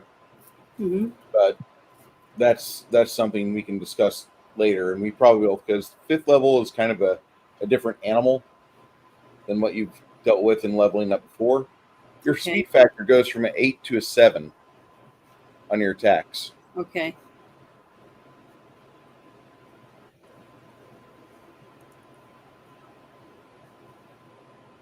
And that's you.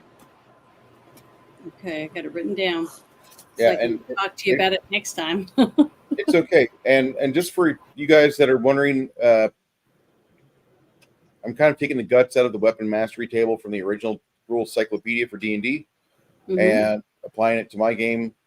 For those of you that are wondering about the armor class bonuses, those are considered deflection bonuses because literally when they're wielding their weapon, they're trying to keep harm out of their way. You get disarmed, you lose that deflection bonus because you're not holding your hand anymore. Finally, oh wait, that's all 4 of you, isn't it? Yeah. Okay. Well, that's the weapon mastery portion of leveling up at 5th level. The edges I will have to go through and like I know you guys want to go down to Ream and get trained, but with a particularly harsh winter, probably be better for you guys to stay up in town, at least for the moment, and not get fully quote unquote trained. The 2-week training time that it takes you to get better with your weapons is increased by another 2 weeks because of the crappy weather.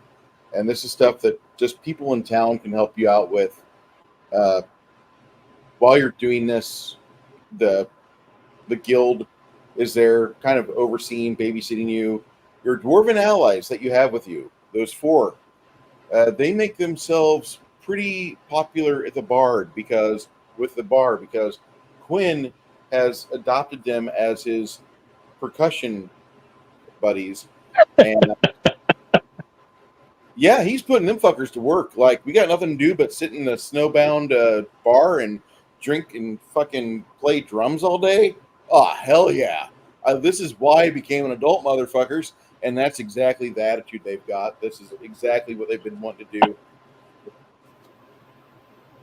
Over the course of 4 months, like, these guys get some bonuses to their perform because that's all they can do.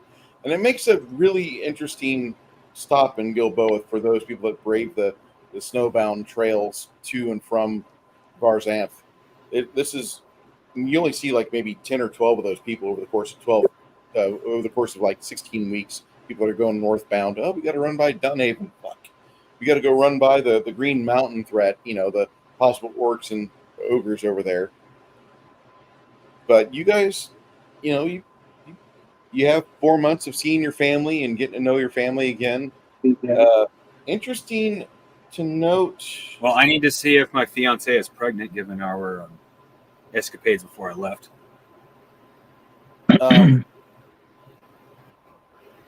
After the first 4 days, I'll rewind things just a minute. After the first 4 days, you go back to Doragon, and your fiance is there, and she's still pregnant.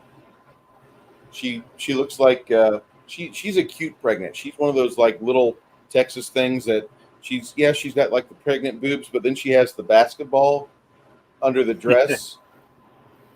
Like when she turns sideways, really for now, when she's looking at you straight on, if she's wearing like a something that disguises or hides her body, you don't really note that she's pregnant. But whenever she swivels towards you or swivels away from you to the side, gives that profile shot, she looks like she's got like a road pylon or a construction under her smock. Like, what happened? Oh my God, he sat on it right. That sort of reaction. And that's like, they're happy to see you. And by the way, like, if you could stack children in the womb, like, she would definitely make sure she drains the balls because she doesn't want to let go of you again. And that's what she says the first like 4 or 5 days. After about 7 days, a messenger comes up from Gilboa and asks you, Mongoose, can you come down to town for at least a month? Yeah, I can do that. So you go down to town and you stay there for about a month. Your staff are willing to take care of things. One other thing they're going to put into, if you're going to be like this, we're going to install some sort of messaging device on top of Dunnigan, which is pretty much like a shuttered area around the fire pit, so you can send messages whenever you light it all up. Takes about 3 days, about 30 man hours to cut enough wood to get a fire ready so you can do messaging with it. Later on, we'll upgrade that to where you just have to cast a light spell in it. But right now, it's good to have that because it's a way to keep your people that are staffed here in shape and fit by splitting lumber all day. You don't want them to get humble. You don't want them to get big heads. Oh, I don't got to do that. I just cast magic spells.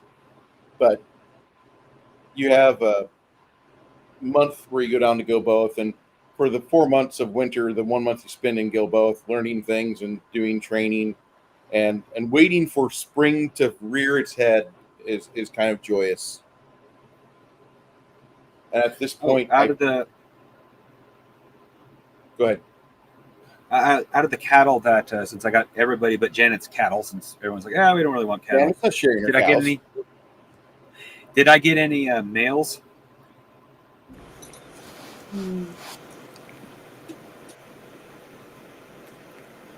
Three. Well, the first thing I do is, since it's definitely the time of year where the farmers will be in the bar, I start making deals with the local farmers for feed for my cows and the potential of getting a little bit larger field for my cows in exchange for breeding rights to my 3 males. Because that's the premium cattle. Yeah.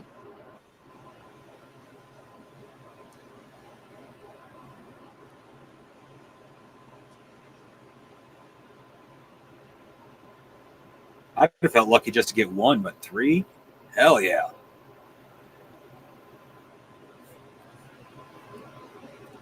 So these get three males. Not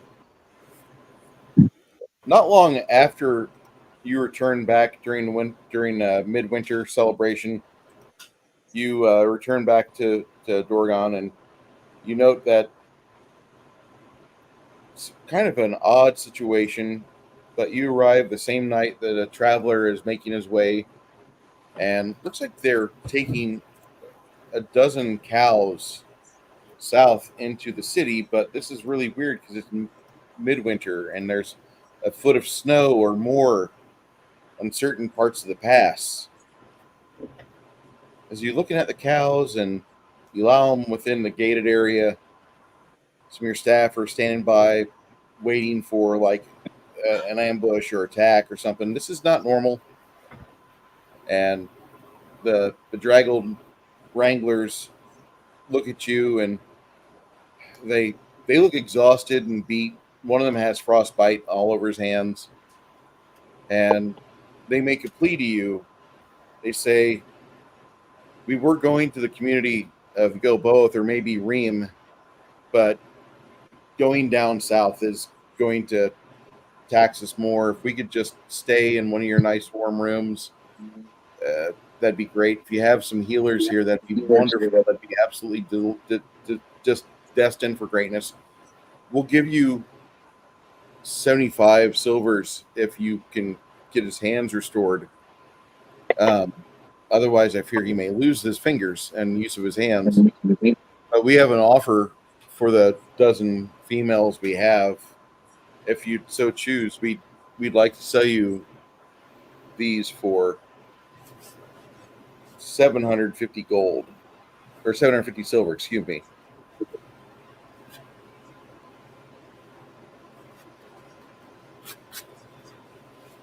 You gentlemen immediately drive a hard bargain. Besides, I don't like the idea of turning away someone in need. He turns 75 silvers of his around after he takes your 750 silver, and he says, "If I could have a cleric, that'd be awesome." And you actually do have one. You have one inside the female staff that you have. Nice. You have a 16-year-old lady who is basically a level 2 divine. She's not a full-blown cleric, but she knows enough to where she can get a ritual started to get some healing applied, and then she can start the long-term care required.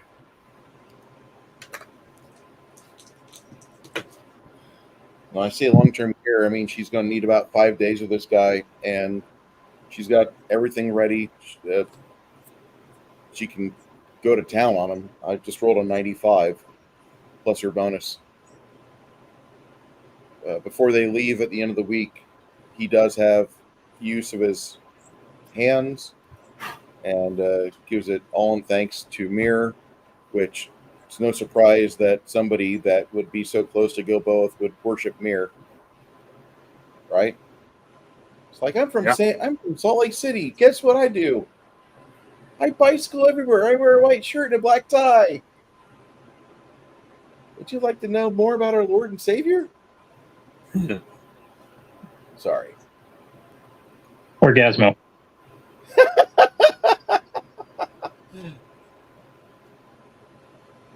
So now you have not only the cows you had before, but now you have more.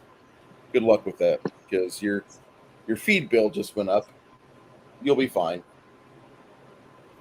And this is a point where I probably want to wrap up today's game because I need to get everything set up for next session.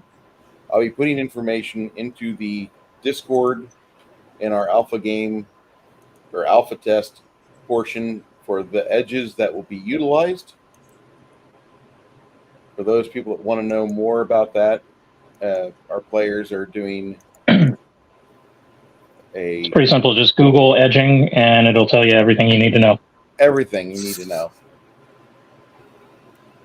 Don't look up edging, kids. Don't look up edging at all, and don't look up thigh jobs either.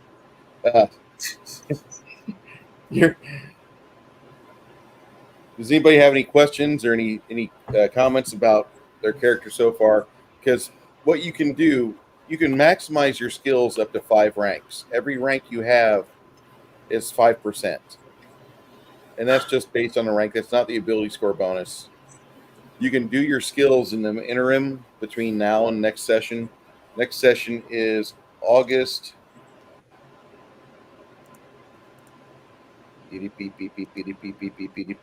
August 10th. Janet, are you going to be here for that, or are you gone?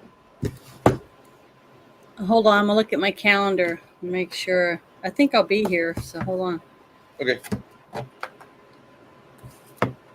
But kind of convenient how your training time takes place during the winter. Not much else to do. Might as well get better at what you do, right? On the 10th, The 10th. yeah, I'll be here for the 3rd, the 10th, and the 17th. It's gonna be Okay. the 24th and the 31st. Those 2 games. Okay. And you guys are gonna be doing 100 beavers. We're yes, we are doing Not all at the same time. Just we're going to pace ourselves. Yeah, but it's gonna be funny. It'll be funny. Our friend Connell has introduced us to this movie we must absolutely watch called Hundreds of Beavers. And if you want to know more, then you have to go Google the trailer and watch it and see It looks why good. we are obsessed. It looks so good. Like Comedy. was it the last movie that I saw that had beavers in it was Zone Beavers, and that was pretty decent. It was like a schlocky horror movie, but entertaining. Like everybody knew what was going on. Very tongue in cheek. Yeah, very tongue. So this ought to be like well entertaining. Last time I seen anything with a beaver in it was Adam Savage building his box for his beaver named Winston, his stuffed beaver named Winston.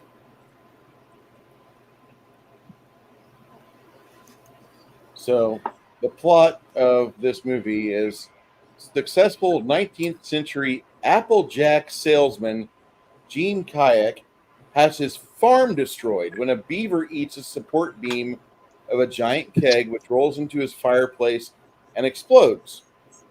Gene awakens in the winter, repeatedly failing to catch food. He finds a group of beavers by collecting logs to build a structure and attacks a pair of them, but is easily beaten by them, and he catches the fish by making his fingers bleed using them as lures.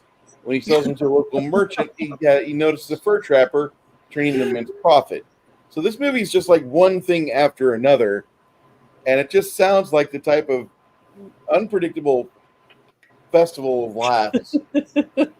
So he's just like, the synopsis is over 6 paragraphs on Wikipedia. That's a twisted movie. That's a load of info Yeah. Yep. So, for a synopsis.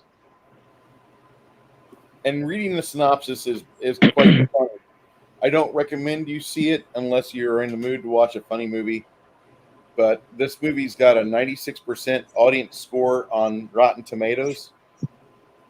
And it's actually got critical praise. It received a wide video on demand release on April 15th of this year. It was the budget for it was only $150,000, and they box office was $472,000 for the box office. That's not the sales money from video on demand. The VOD, I don't think the VOD is included with that. Self-distributed and received a huge video on demand release. So I'm thinking this was also released in like 3 or 4 theaters. That's crazy. Let's see, I'm looking at the release of it. It was shown at 14 independent theaters in Great Lakes region, including Music Box Theater, which is where one of mine and Janet's favorite movies of all time, Moonlight, Escanaba and the Moonlight. Escanaba. Yes. Yeah. Yeah. They released that there. The filmmakers rejected distribution offers made after festival showings, as the plans was only show the film in theaters a week before sending it to video on demand.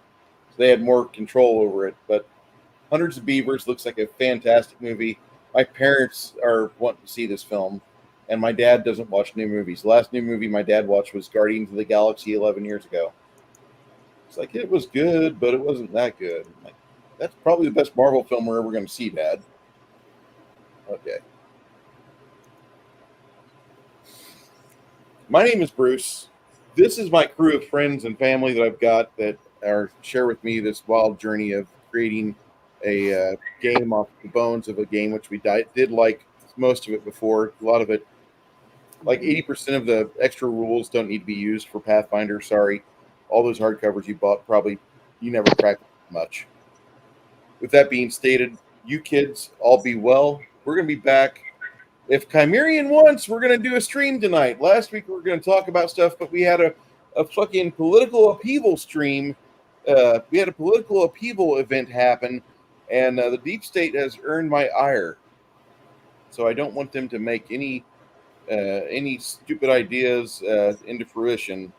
And like I said, we're going to make sure you guys like stop. You're done. Yeah. You're done. Deep state can suck my maybe. Yeah.